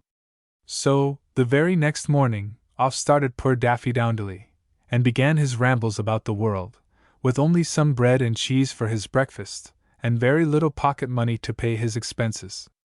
But he had gone only a short distance, when he overtook a man of grave and sedate appearance, who was trudging at a moderate pace along the road. "Good morning, my fine lad," said the stranger, and his voice seemed hard and severe, but yet had a sort of kindness in it. "Whence do you come so early, and whither are you going?" Little Daffy Downdeley was a boy of very ingenuous disposition, and had never been known to tell a lie in all his life. Nor did he tell one now. He hesitated a moment or two, but finally confessed that he had run away from school, on account of his great dislike to Mr. Toil, and that he was resolved to find some place in the world where he should never see or hear of the old schoolmaster again. "Oh, very well, my little friend," answered the stranger. "Then we will go together, for I, likewise, have had a good deal to do with Mr. Toil, and should be glad to find some place where he was never heard of." Our friend Daffy Downdeley would have been better pleased with a companion of his own age, with whom he might have gathered flowers along the roadside, or have chased butterflies, or have done many other things to make the journey pleasant. But he had wisdom enough to understand that he should get along through the world much easier by having a man of experience to show him the way. So he accepted the stranger's proposal, and they walked on very sociably together. They had not gone far, when the road passed by a field where some haymakers were at work, mowing down the tall grass, and spreading it out in the sun to dry. Daffydowndilly was delighted with the sweet smell of the new-mown grass, and thought how much pleasanter it must be to make hay in the sunshine, under the blue sky, and with the birds singing sweetly in the neighboring trees and bushes, than to be shut up in a dismal schoolroom, learning lessons all day long, and continually scolded by old Mr. Toil. But in the midst of these thoughts, while he was stopping to peep over the stone wall, he started back and caught hold of his companion's hand. "Quick, quick!" cried he. "Let us run away, or he will catch us." "Who will catch us?" asked the stranger. "Mr. Toil, the old schoolmaster," answered Daffydowndilly. "Don't you see him amongst the haymakers?" And Daffydowndilly pointed to an elderly man, who seemed to be the owner of the field, and the employer of the men at work there. He had stripped off his coat and waistcoat, and was busily at work in his shirt sleeves. The drops of sweat stood upon his brow, but he gave himself not a moment's rest, and kept crying out to the haymakers to make hay while the sun shone. Now, strange to say, the figure and features of this old farmer were precisely the same as those of old Mr. Toil, who, at that very moment, must have been just entering his schoolroom. "Don't be afraid," said the stranger. "This is not Mr. Toil the schoolmaster, but a brother of his, who was bred a farmer, and people say he is the most disagreeable man of the two. However, he won't trouble you, unless you become a laborer on the farm." Little Daffydowndilly believed what his companion said, but was very glad, nevertheless, when they were out of sight of the old farmer, who bore such a singular resemblance to Mr. Toil. The two travelers had gone but little farther, when they came to a spot where some carpenters were erecting a house. Daffydowndilly begged his companion to stop a moment, for it was a very pretty sight to see how neatly the carpenters did their work, with their broad axes, and saws, and planes, and hammers, shaping out the doors, and putting in the window sashes, and nailing on the clapboards, and he could not help thinking that he should like to take a broad axe, a saw, a plane, and a hammer, and build a little house for himself. And then, when he should have a house of his own, old Mr. Toil would never dare to molest him. But just while he was delighting himself with this idea, little Daffydowndilly beheld something that made him catch hold of his companion's hand, all in a fright. "Make haste! Quick, quick!" cried he. "There he is again!" "Who?" asked the stranger, very quietly. "Old Mr. Toil," said Daffydowndilly, trembling. "There! He that is overseeing the carpenters. 'T is my old schoolmaster, as sure as I'm alive." The stranger cast his eyes where Daffydowndilly pointed his finger, and he saw an elderly man, with a carpenter's rule and compasses in his hand. This person went to and fro about the unfinished house, measuring pieces of timber, and marking out the work that was to be done, and continually exhorting the other carpenters to be diligent. And wherever he turned his hard and wrinkled visage, the men seemed to feel that they had a taskmaster over them, and sawed, and hammered, and planed, as if for dear life. "Oh no! This is not Mr. Toil, the schoolmaster," said the stranger. "It is another brother of his, who follows the trade of carpenter." "I am very glad to hear it," quoth Daffydowndilly. "But if you please, sir, I should like to get out of his way as soon as possible." Then they went on a little farther, and soon heard the sound of a drum and fife. Daffydowndilly pricked up his ears at this, and besought his companion to hurry forward, that they might not miss seeing the soldiers. Accordingly, they made what haste they could, and soon met a company of soldiers, gaily dressed, with beautiful feathers in their caps, and bright muskets on their shoulders. In front marched 2 drummers and 2 fifers, beating on their drums and playing on their fifes with might and main, and making such lively music that little Daffydowndilly would gladly have followed them to the end of the world. And if he was only a soldier, then, he said to himself, old Mr. Toil would never venture to look him in the face. "Quick step! Forward march!" shouted a gruff voice. Little Daffydowndilly started, in great dismay, for this voice which had spoken to the soldiers sounded precisely the same as that which he had heard every day in Mr. Toil's schoolroom, out of Mr. Toil's own mouth. And turning his eyes to the captain of the company, what should he see but the very image of old Mr. Toil himself, with a smart cap and feather on his head, a pair of gold epaulets on his shoulders, a laced coat on his back, a purple sash round his waist, and a long sword, instead of a birch rod, in his hand. And though he held his head so high, and strutted like a turkey cock, still he looked quite as ugly and disagreeable as when he was hearing lessons in the schoolroom. "This is certainly old Mr. Toil," said Daffydowndilly, in a trembling voice. "Let us run away, for fear he should make us enlist in his company." "You are mistaken again, my little friend," replied the stranger, very composedly. "This is not Mr. Toil, the schoolmaster, but a brother of his, who has served in the army all his life. People say he's a terribly severe fellow, but you and I need not be afraid of him." "Well, well," said little Daffydowndilly. "But if you please, sir, I don't want to see the soldiers any more." So the child and the stranger resumed their journey, and by, they came to a house by the roadside, where a number of people were making merry. Young men and rosy-cheeked girls, with smiles on their faces, were dancing to the sound of a fiddle. It was the pleasantest sight that Daffydowndilly had yet met with, and it comforted him for all his disappointments. "Oh, let us stop here," cried he to his companion, "for Mr. Toil will never dare to show his face where there is a fiddler, and where people are dancing and making merry. We shall be quite safe here." But these last words died away upon Daffydowndilly's tongue, for, happening to cast his eyes on the fiddler, whom should he behold again, but the likeness of Mr. Toil, holding a fiddle bow instead of a birch rod, and flourishing it with as much ease and dexterity as if he had been a fiddler all his life. He had somewhat the air of a Frenchman, but still looked exactly like the old schoolmaster, and Daffydowndilly even fancied that he nodded and winked at him, and made signs for him to join in the dance. "Oh dear me!" whispered he, turning pale. "It seems as if there was nobody but Mr. Toil in the world. Who could have thought of his playing on a fiddle? This is not your old schoolmaster," observed the stranger, "but another brother of his, who was bred in France, where he learned the profession of a fiddler. He is ashamed of his family, and generally calls himself Monsieur Le Plaisir, but his real name is Toil, and those who have known him best think him still more disagreeable than his brothers." "Pray let us go a little farther," said Daffydowndilly. "I don't like the looks of this fiddler at all." Well, thus the stranger and little Daffydowndilly went wandering along the highway, and in shady lanes, and through pleasant villages, and whithersoever they went, behold, there was the image of old Mr. Toil. He stood like a scarecrow in the cornfields. If they entered a house, he sat in the parlor; if they peeped into the kitchen, he was there. He made himself at home in every cottage, and stole, under one disguise or another, into the most splendid mansions. Everywhere there was sure to be somebody wearing the likeness of Mr. Toil, and who, as the stranger affirmed, was one of the old schoolmaster's innumerable brethren. Little Daffydowndilly was almost tired to death, when he perceived some people reclining lazily in a shady place, by the side of the road.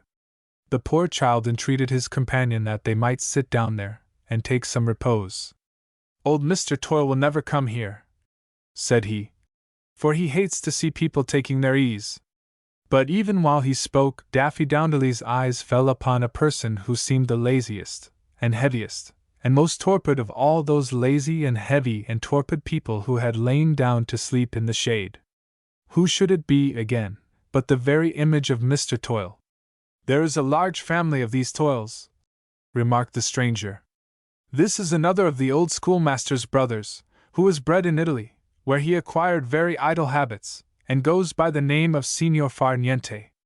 He pretends to lead an easy life, but is really the most miserable fellow in the family." "Oh, take me back, take me back!" cried poor little Daffydowndilly, bursting into tears. "If there is nothing but toil all the world over, I may just as well go back to the schoolhouse." "Yonder it is, there is the schoolhouse," said the stranger, for though he and little Daffydowndilly had taken a great many steps, they had traveled in a circle, instead of a straight line. "Come, we will go back to school together." There was something in his companion's voice that little Daffydowndilly now remembered, and it is strange that he had not remembered it sooner. Looking up into his face, behold! There again was the likeness of old Mr. Toil, so that the poor child had been in company with toil all day, even while he was doing his best to run away from him. Some people, to whom I have told little Daffydowndilly's story, are of opinion that old Mr. Toil was a magician, and possessed the power of multiplying himself into as many shapes as he saw fit. Be this as it may, little Daffydowndilly had learned a good lesson, and from that time forward was diligent at his task, because he knew that diligence is not a whit more toilsome than sport or idleness. And when he became better acquainted with Mr. Toil, he began to think that his ways were not so very disagreeable, and that the old schoolmaster's smile of approbation made his face almost as pleasant as even that of Daffydowndilly's mother. My kinsman Major Molyneux. After the kings of Great Britain had assumed the right of appointing the colonial governors, the measures of the latter seldom met with the ready and generous approbation which had been paid to those of their predecessors, under the original charters. The people looked with most jealous scrutiny to the exercise of power which did not emanate from themselves, and they usually rewarded their rulers with slender gratitude for the compliances by which, in softening their instructions from beyond the sea, they had incurred the reprehension of those who gave them. The annals of Massachusetts Bay will inform us that of 6 governors in the space of about 40 years from the surrender of the old charter, under James II, 2 were imprisoned by a popular insurrection, a third, as Hutchinson inclines to believe, was driven from the province by the whizzing of a musket ball, a fourth, in the opinion of the same historian, was hastened to his grave by continual bickerings with the House of Representatives, and the remaining 2, as well as their successors, till the Revolution, were favored with few and brief intervals of peaceful sway. The inferior members of the court party, in times of high political excitement, led scarcely a more desirable life. These remarks may serve as a preface to the following adventures, which chanced upon a summer night, not far from 100 years ago. The reader, in order to avoid a long and dry detail of colonial affairs, is requested to dispense with an account of the train of circumstances that had caused much temporary inflammation of the popular mind. It was near 9 o'clock of a moonlight evening, when a boat crossed the ferry with a single passenger, who had obtained his conveyance at that unusual hour by the promise of an extra fare. While he stood on the landing place, searching in either pocket for the means of fulfilling his agreement, the ferryman lifted a lantern, by the aid of which, and the newly risen moon, he took a very accurate survey of the stranger's figure. He was a youth of barely 18 years, evidently country bred, and now, as it should seem, upon his first visit to town. He was clad in a coarse grey coat, well worn, but in excellent repair. His undergarments were durably constructed of leather, and fitted tight to a pair of serviceable and well-shaped limbs. His stockings of blue yarn were the incontrovertible work of a mother or a sister, and on his head was a 3-cornered hat, which in its better days had perhaps sheltered the graver brow of the lad's father. Under his left arm was a heavy cudgel formed of an oak sapling, and retaining a part of the hardened root, and his equipment was completed by a wallet, not so abundantly stocked as to incommode the vigorous shoulders on which it hung. Brown, curly hair, well-shaped features, and bright, cheerful eyes were nature's gifts, and worth all that art could have done for his adornment. The youth, one of whose names was Robin, finally drew from his pocket the half of a little province bill of 5 shillings, which, in the depreciation in that sort of currency, did but satisfy the ferryman's demand, with the surplus of a sexangular piece of parchment, valued at 3 pence. He then walked forward into the town, with as light a step as if his day's journey had not already exceeded 30 miles, and with as eager an eye as if he were entering London City, instead of the little metropolis of a New England colony. Before Robin had proceeded far, however, it occurred to him that he knew not whither to direct his steps, so he paused, and looked up and down the narrow street, scrutinizing the small and mean wooden buildings that were scattered on either side. "This low hovel cannot be my kinsman's dwelling," thought he, "nor yonder old house, where the moonlight enters at the broken casement, and truly I see none hereabouts that might be worthy of him. It would have been wise to inquire my way of the ferryman, and doubtless he would have gone with me, and earned a shilling from the Major for his pains. But the next man I meet will do as well." He resumed his walk, and was glad to perceive that the street now became wider, and the houses more respectable in their appearance. He soon discerned a figure moving on moderately in advance, and hastened his steps to overtake it. As Robin drew nigh, he saw that the passenger was a man in years, with a full periwig of gray hair, a wide-skirted coat of dark cloth, and silk stockings rolled above his knees. He carried a long and polished cane, which he struck down perpendicularly before him at every step, and at regular intervals he uttered 2 successive hems, of a peculiarly solemn and sepulchral intonation. Having made these observations, Robin laid hold of the skirt of the old man's coat just when the light from the open door and windows of a barber's shop fell upon both their figures. "Good evening to you, honored sir," said he, making a low bow, and still retaining his hold of the skirt. "I pray you tell me whereabouts is the dwelling of my kinsman, Major Molyneux." The youth's question was uttered very loudly, and one of the barbers, whose razor was descending on a well-soaped chin, and another who was dressing a Ramillies wig, left their occupations, and came to the door.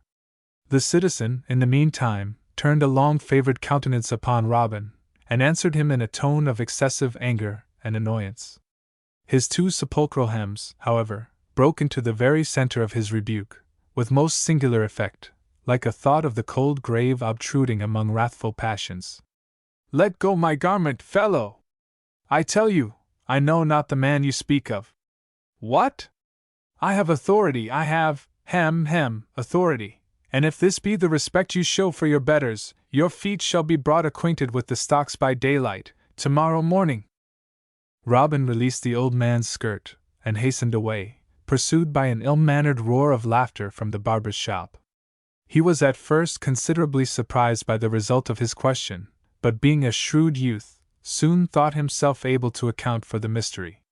"This is some country representative," was his conclusion, "who has never seen the inside of my kinsman's door, and lacks the breeding to answer a stranger civilly. The man is old, or verily, I might be tempted to turn back and smite him on the nose. Ah, Robin, Robin! Even the barber's boys laugh at you for choosing such a guide. You will be wiser in time, friend Robin." He now became entangled in a succession of crooked and narrow streets, which crossed each other, and meandered at no great distance from the waterside. The smell of tar was obvious to his nostrils, the masts of vessels pierced the moonlight above the tops of the buildings, and the numerous signs, which Robin paused to read, informed him that he was near the center of business. But the streets were empty, the shops were closed, and lights were visible only in the second stories of a few dwelling houses. At length, on the corner of a narrow lane through which he was passing, he beheld the broad countenance of a British hero swinging before the door of an inn, whence proceeded the voices of many guests. The casement of one of the lower windows was thrown back, and a very thin curtain permitted Robin to distinguish a party at supper, round a well-furnished table. The fragrance of the good cheer steamed forth into the outer air, and the youth could not fail to recollect that the last remnant of his traveling stock of provision had yielded to his morning appetite, and that noon had found and left him dinnerless. "Oh, that a parchment 3 might give me a right to sit down at yonder table," said Robin with a sigh. "But the Major will make me welcome to the best of his victuals, so I will even step boldly in, and inquire my way to his dwelling." He entered the tavern, and was guided by the murmur of voices and the fumes of tobacco to the public room. It was a long and low apartment, with oaken walls, grown dark in the continual smoke, and a floor which was thickly sanded, but of no immaculate purity. A number of persons, the larger part of whom appeared to be mariners, or in some way connected with the sea, occupied the wooden benches, or leather-bottomed chairs, conversing on various matters, and occasionally lending their attention to some topic of general interest. 3 or 4 little groups were draining as many bowls of punch, which the West India trade had long since made a familiar drink in the colony. Others, who had the appearance of men who lived by regular and laborious handicraft, preferred the insulated bliss of an unshared potation, and became more taciturn under its influence. Nearly all, in short, evinced a predilection for the good creature in some of its various shapes, for this is a vice to which, as fast-day sermons of 100 years ago will testify, we have a long hereditary claim. The only guests to whom Robin's sympathies inclined him were 2 or 3 sheepish countrymen, who were using the inn somewhat after the fashion of a Turkish caravansary, They had gotten themselves into the darkest corner of the room, and heedless of the Nicotian atmosphere, were supping on the bread of their own ovens, and the bacon cured in their own chimney smoke. But though Robin felt a sort of brotherhood with these strangers, his eyes were attracted from them to a person who stood near the door, holding whispered conversation with a group of ill-dressed associates. His features were separately striking almost to grotesqueness, and the whole face left a deep impression on the memory. The forehead bulged out into a double prominence, with a veil between. The nose came boldly forth in an irregular curve, and its bridge was of more than a finger's breadth. The eyebrows were deep and shaggy, and the eyes glowed beneath them like fire in a cave. While Robin deliberated of whom to inquire respecting his kinsman's dwelling, he was accosted by the innkeeper, a little man in a stained white apron, who had come to pay his professional welcome to the stranger. Being in the second generation from a French Protestant, he seemed to have inherited the courtesy of his parent nation, but no variety of circumstances was ever known to change his voice from the one shrill note in which he now addressed Robin. "From the country, I presume, sir?" said he, with a profound bow. "Beg leave to congratulate you on your arrival, and trust you intend a long stay with us. Fine town here, sir, beautiful buildings, and much that may interest a stranger. May I hope for the honor of your commands in respect to supper? The man sees a family likeness. The rogue has guessed that I am related to the Major," thought Robin, who had hitherto experienced little superfluous civility. All eyes were now turned on the country lad, standing at the door, in his worn three-cornered hat, grey coat, leather breeches, and blue yarn stockings, leaning on an oaken cudgel, and bearing a wallet on his back. Robin replied to the courteous innkeeper, with such an assumption of confidence as befitted the Major's relative. "My honest friend," he said, "I shall make it a point to patronize your house on some occasion when—" here he could not help lowering his voice, "when I may have more than a parchment 3d in my pocket. My present business," continued he, speaking with lofty confidence, "is merely to inquire my way to the dwelling of my kinsman, Major Molina." There was a sudden and general movement in the room, which Robin interpreted as expressing the eagerness of each individual to become his guide. But the innkeeper turned his eyes to a written paper on the wall, which he read, or seemed to read, with occasional recurrences to the young man's figure. "What have we here?" said he, breaking his speech into little dry fragments. "Left the house of the subscriber, bounden servant, Hezekiah Mudge, had on, when he went away, grey coat, leather breeches, master's third best hat.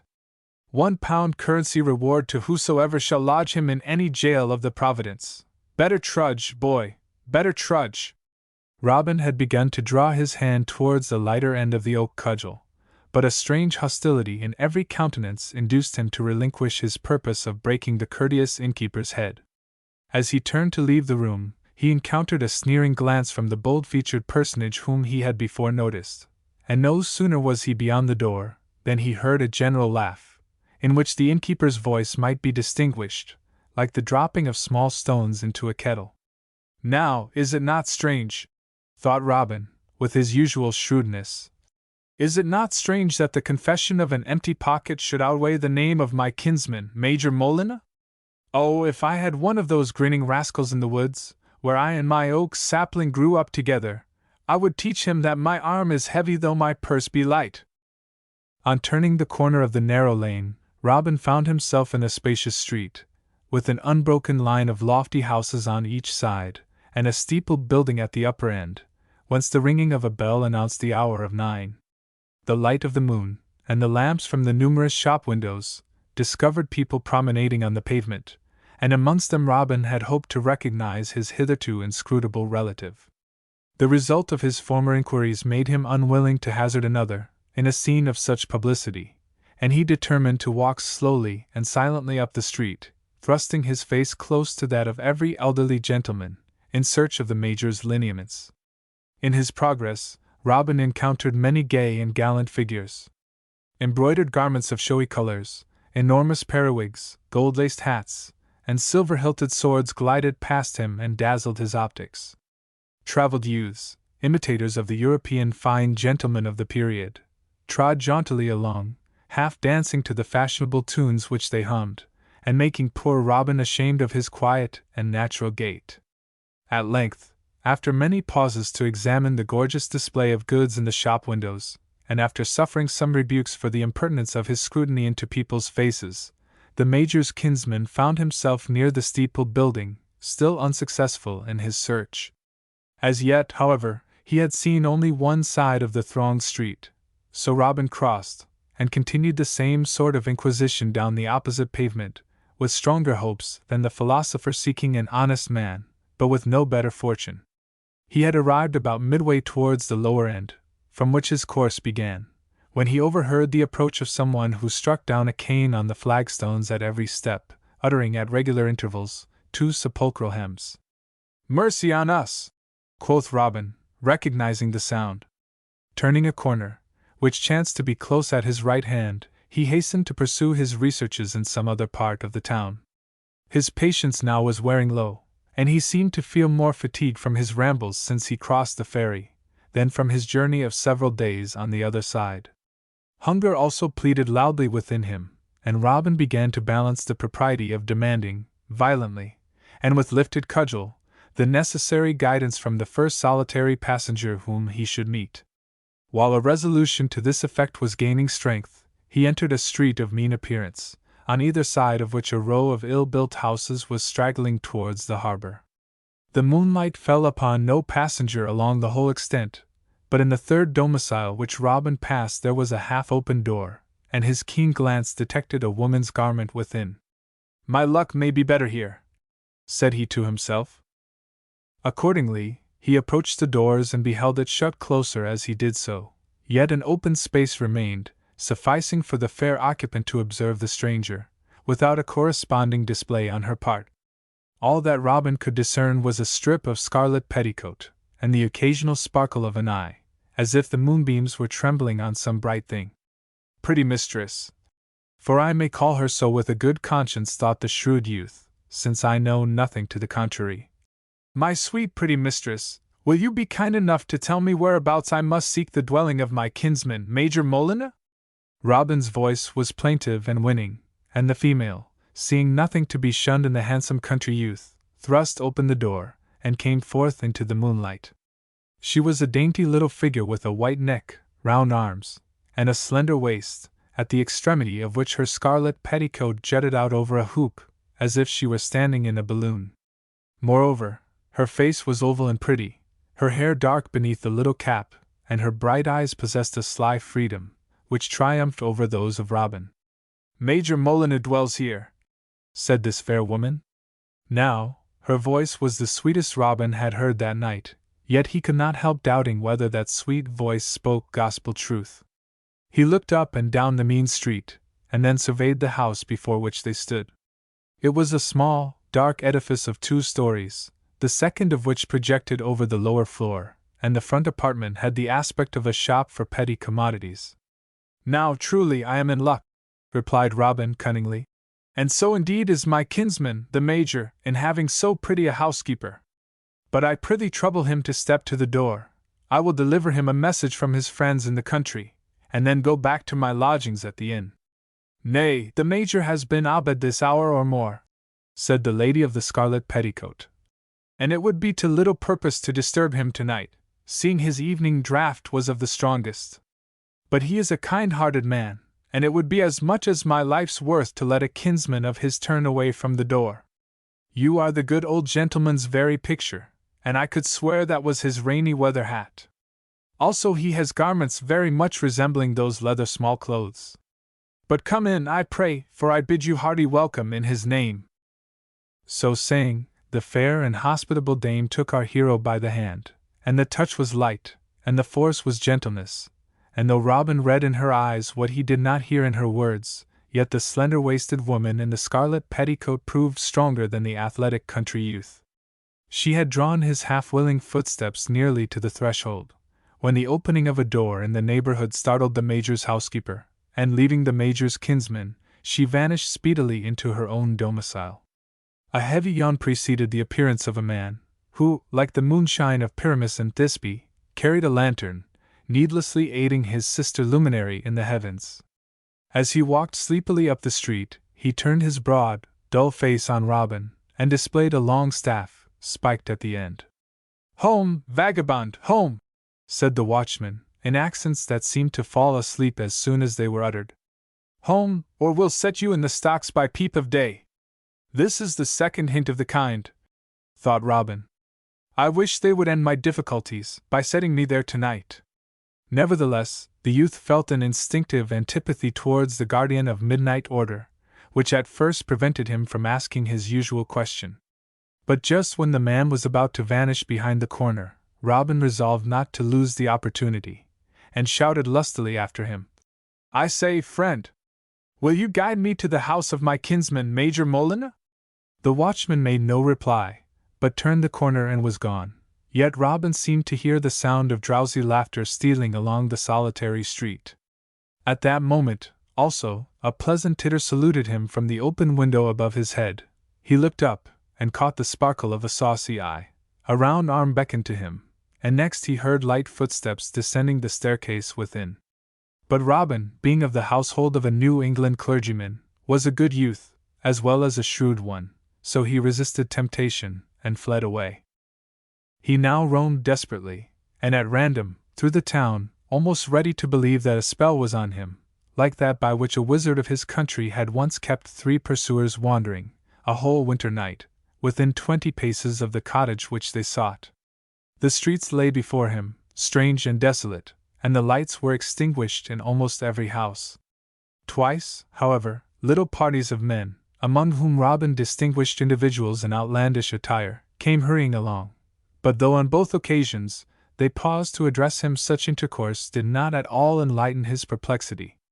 They did but utter a few words in some language of which Robin knew nothing, and perceiving his inability to answer, bestowed a curse upon him in plain English and hastened away.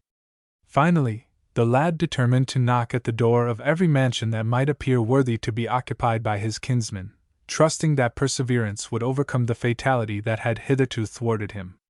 Firm in this resolve, he was passing beneath the walls of a church, which formed the corner of 2 streets, when, as he turned into the shade of its steeple, he encountered a bulky stranger muffled in a cloak.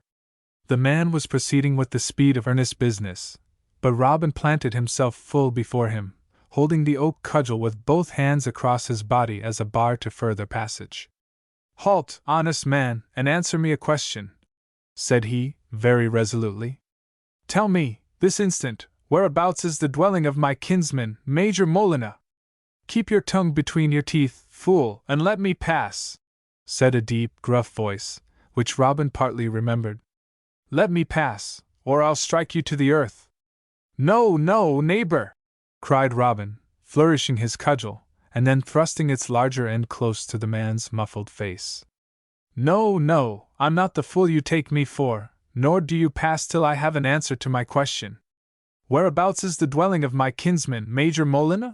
The stranger, instead of attempting to force his passage, stepped back into the moonlight, unmuffled his face, and stared full into that of Robin. "Watch here an hour, and Major Molyneux will pass by," said he. Robin gazed with dismay and astonishment on the unprecedented physiognomy of the speaker. The forehead with its double prominence, the broad hooked nose, the shaggy eyebrows, and fiery eyes were those which he had noticed at the inn, but the man's complexion had undergone a singular, or, more properly, a twofold change. One side of the face blazed an intense red, while the other was black as midnight, the division line being in the broad bridge of the nose, and a mouth which seemed to extend from ear to ear was black or red, in contrast to the color of the cheek. The effect was as if 2 individual devils, a fiend of fire and a fiend of darkness, had united themselves to form this infernal visage. The stranger grinned in Robin's face, muffled his party-colored features, and was out of sight in a moment. "Strange things we travelers see!" ejaculated Robin. He seated himself, however, upon the steps of the church door, resolving to wait the appointed time for his kinsman. A few moments were consumed in philosophical speculations upon the species of man who had just left him, but having settled this point shrewdly, rationally, and satisfactorily, he was compelled to look elsewhere for his amusement. And first he threw his eyes along the street. It was of more respectable appearance than most of those into which he had wandered, and the moon, creating, like the imaginative power, a beautiful strangeness in familiar objects, gave something of romance to a scene that might not have possessed it in the light of day. The irregular and often quaint architecture of the houses, some of whose roofs were broken into numerous little peaks, while others ascended, steep and narrow, into a single point, and others again were square, the pure snow white of some of their complexions, the aged darkness of others, and the thousand sparklings, reflected from bright substances in the walls of many, these matters engaged Robin's attention for a while, and then began to grow wearisome. Next he endeavored to define the forms of distant objects, starting away, with almost ghostly indistinctness, just as his eye appeared to grasp them, and finally he took a minute survey of an edifice which stood on the opposite side of the street, directly in front of the church door, where he was stationed. It was a large, square mansion, distinguished from its neighbors by a balcony, which rested on tall pillars, and by an elaborate Gothic window, communicating therewith. "Perhaps this is the very house I have been seeking," thought Robin. Then he strove to speed away the time, by listening to a murmur which swept continually along the street, yet was scarcely audible, except to an unaccustomed ear like his. It was a low, dull, dreamy sound, compounded of many noises, each of which was at too great a distance to be separately heard. Robin marveled at this snore of a sleeping town, and marveled more whenever its continuity was broken by now and then a distant shout, apparently loud where it originated. But altogether it was a sleep-inspiring sound, and to shake off its drowsy influence, Robin arose, and climbed a window frame, that he might view the interior of the church. There the moonbeams came trembling in, and fell down upon the deserted pews, and extended along the quiet aisles. A fainter yet more awful radiance was hovering around the pulpit, and one solitary ray had dared to rest upon the open page of the great Bible. Had nature, in that deep hour, become a worshipper in the house which man had builded?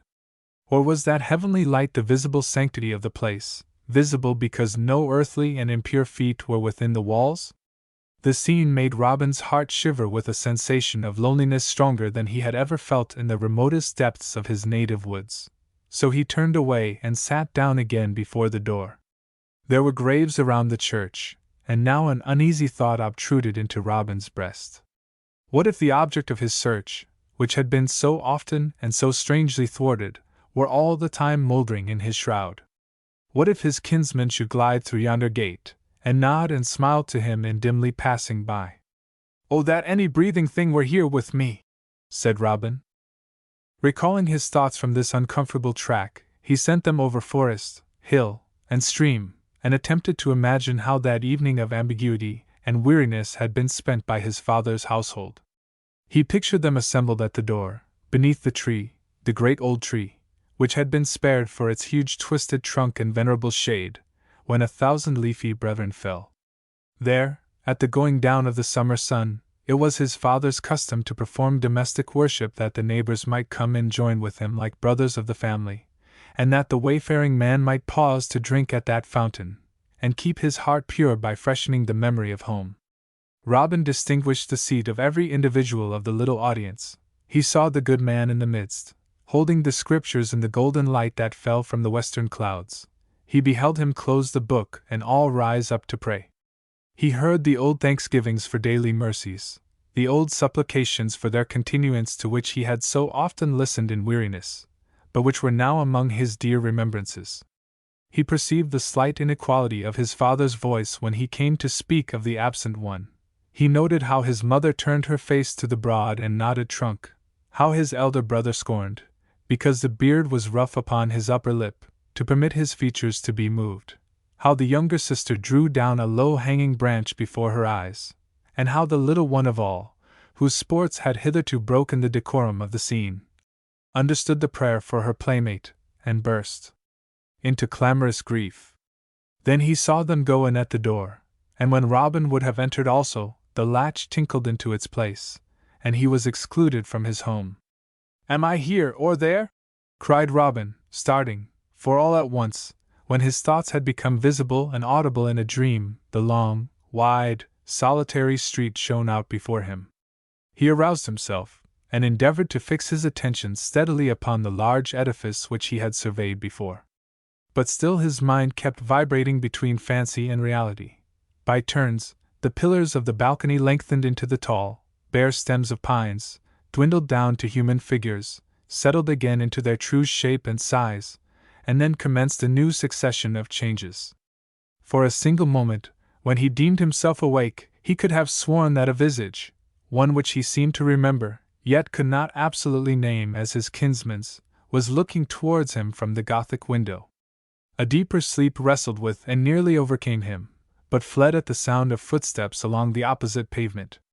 Robin rubbed his eyes, discerned a man passing at the foot of the balcony, and addressed him in a loud, peevish, and lamentable cry. "Hullo, friend! Must I wait here all night for my kinsman, Major Molyneux?"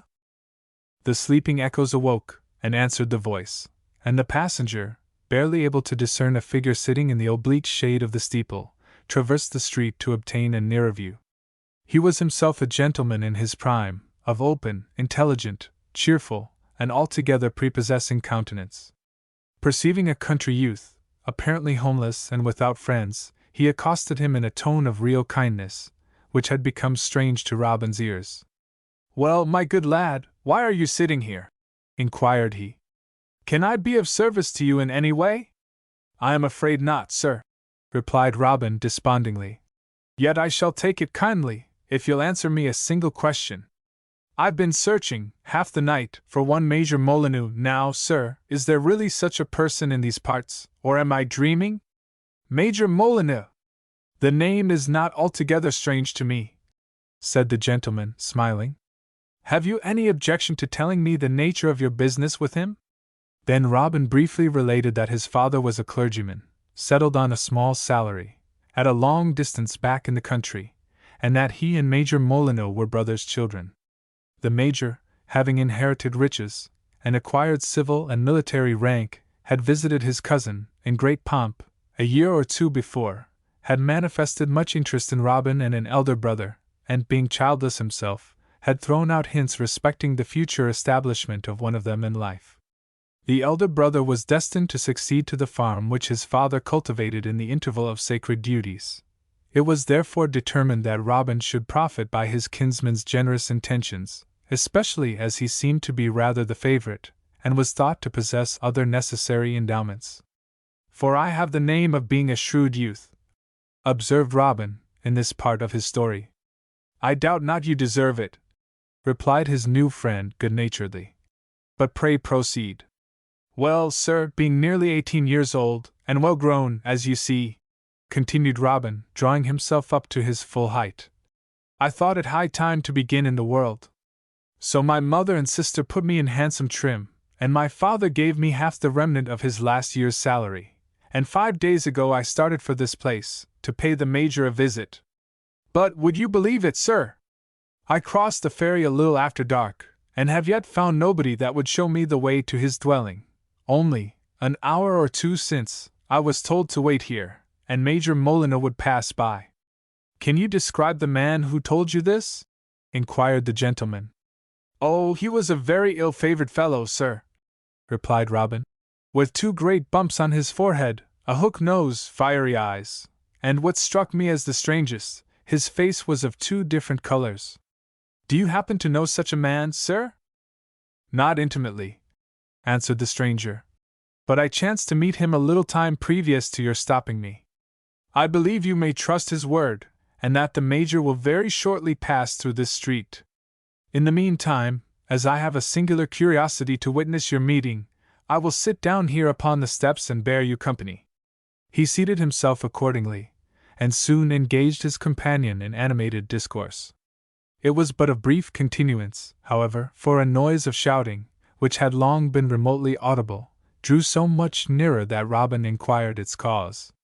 "What may be the meaning of this uproar?" asked he. "Truly, if your town be always as noisy, I shall find little sleep while I am an inhabitant." "Why, indeed, friend Robin, there do appear to be 3 or 4 riotous fellows abroad tonight," replied the gentleman. "You must not expect all the stillness of your native woods here in our streets. But the watch will shortly be at the heels of these lads and set them in the stocks by peep of day," interrupted Robin, recollecting his own encounter with the drowsy lantern-bearer. But dear sir, if I may trust my ears, an army of watchmen would never make head against such a multitude of riders. There were at least 1,000 voices went up to make that one shout. May not a man have several voices, Robin, as well as 2 complexions? Said his friend. Perhaps a man may, but heaven forbid that a woman should, responded the shrewd youth, thinking of the seductive tones of the Major's housekeeper. The sounds of a trumpet in some neighboring street now became so evident and continual that Robin's curiosity was strongly excited. In addition to the shouts, he heard frequent bursts from many instruments of discord, and a wild and confused laughter filled up the intervals. Robin rose from the steps, and looked wistfully towards a point where the people seemed to be hastening. Surely some prodigious merrymaking is going on, exclaimed he. I have laughed very little since I left home, sir, and should be sorry to lose an opportunity. Shall we step round the corner by that darkish house and take our share of the fun? Sit down again, sit down, good Robin, replied the gentleman, laying his hand on the skirt of the grey coat. You forget that we must wait here for your kinsman, and there is reason to believe that he will pass by, in the course of a very few moments. The near approach of the uproar had now disturbed the neighborhood. Windows flew open on all sides, and many heads, in the attire of the pillow, and confused by sleep suddenly broken, were protruded to the gaze of whoever had leisure to observe them. Eager voices hailed each other from house to house, all demanding the explanation, which not a soul could give. Half-dressed men hurried towards the unknown commotion, stumbling as they went over the stone steps that thrust themselves into the narrow footwalk. The shouts, the laughter, and the tuneless bray, the antipodes of music, came onwards with increasing din, till scattered individuals, and then denser bodies, began to appear round a corner at the distance of 100 yards. Will you recognize your kinsman if he passes in this crowd? Inquired the gentleman. Indeed, I can't warrant it, sir, but I'll take my stand here, and keep a bright lookout, answered Robin, descending to the outer edge of the pavement. A mighty stream of people now emptied into the street, and came rolling slowly towards the church. A single horseman wheeled the corner in the midst of them, and close behind him came a band of fearful wind instruments, sending forth a fresher discord now that no intervening buildings kept it from the ear. Then a redder light disturbed the moonbeams, and a dense multitude of torches shone along the street, concealing, by their glare, whatever object they illuminated. The single horseman, clad in a military dress, and bearing a drawn sword, rode onward as the leader, and by his fierce and variegated countenance, appeared like war personified. The red of one cheek was an emblem of fire and sword, the blackness of the other betokened the mourning that attends them. In his train were wild figures in the Indian dress, and many fantastic shapes without a model, giving the whole march a visionary air, as if a dream had broken forth from some feverish brain, and were sweeping visibly through the midnight streets. A mass of people, inactive, except as applauding spectators, hemmed the procession in, and several women ran along the sidewalk, piercing the confusion of heavier sounds with their shrill voices of mirth or terror. The double-faced fellow has his eye upon me, muttered Robin, with an indefinite but an uncomfortable idea that he was himself to bear a part in the pageantry. The leader turned himself in the saddle, and fixed his glance full upon the country youth, as the steed went slowly by. When Robin had freed his eyes from those fiery ones, the musicians were passing before him, and the torches were close at hand, but the unsteady brightness of the latter formed a veil which he could not penetrate. The rattling of wheels over the stones sometimes found its way to his ear, and confused traces of a human form appeared at intervals, and then melted into the vivid light. A moment more, and the leader thundered a command to halt. The trumpets vomited a horrid breath, and then held their peace. The shouts and laughter of the people died away, and there remained only a universal hum, allied to silence. Right before Robin's eyes was an uncovered cart. There the torches blazed the brightest, there the moon shone out like day, and there, in tar and feathery dignity, sat his kinsman, Major Molyneux. He was an elderly man, of large and majestic person, and strong, square features, betokening a steady soul. But steady as it was, his enemies had found means to shake it. His face was pale as death, and far more ghastly. The broad forehead was contracted in his agony, so that his eyebrows formed one grizzled line. His eyes were red and wild, and the foam hung white upon his quivering lip. His whole frame was agitated by a quick and continual tremor, which his pride strove to quell, even in those circumstances of overwhelming humiliation. But perhaps the bitterest pang of all was when his eyes met those of Robin, for he evidently knew him on the instant, as the youth stood witnessing the foul disgrace of a head grown grey in honor. They stared at each other in silence, and Robin's knees shook, and his hair bristled, with a mixture of pity and terror. Soon, however, a bewildering excitement began to seize upon his mind: the preceding adventures of the night, the unexpected appearance of the crowd, the torches, the confused din and the hush that followed, the spectre of his kinsman reviled by that great multitude, all this, and more than all, a perception of tremendous ridicule in the whole scene, affected him with a sort of mental inebriety. At that moment a voice of sluggish merriment saluted Robin's ears.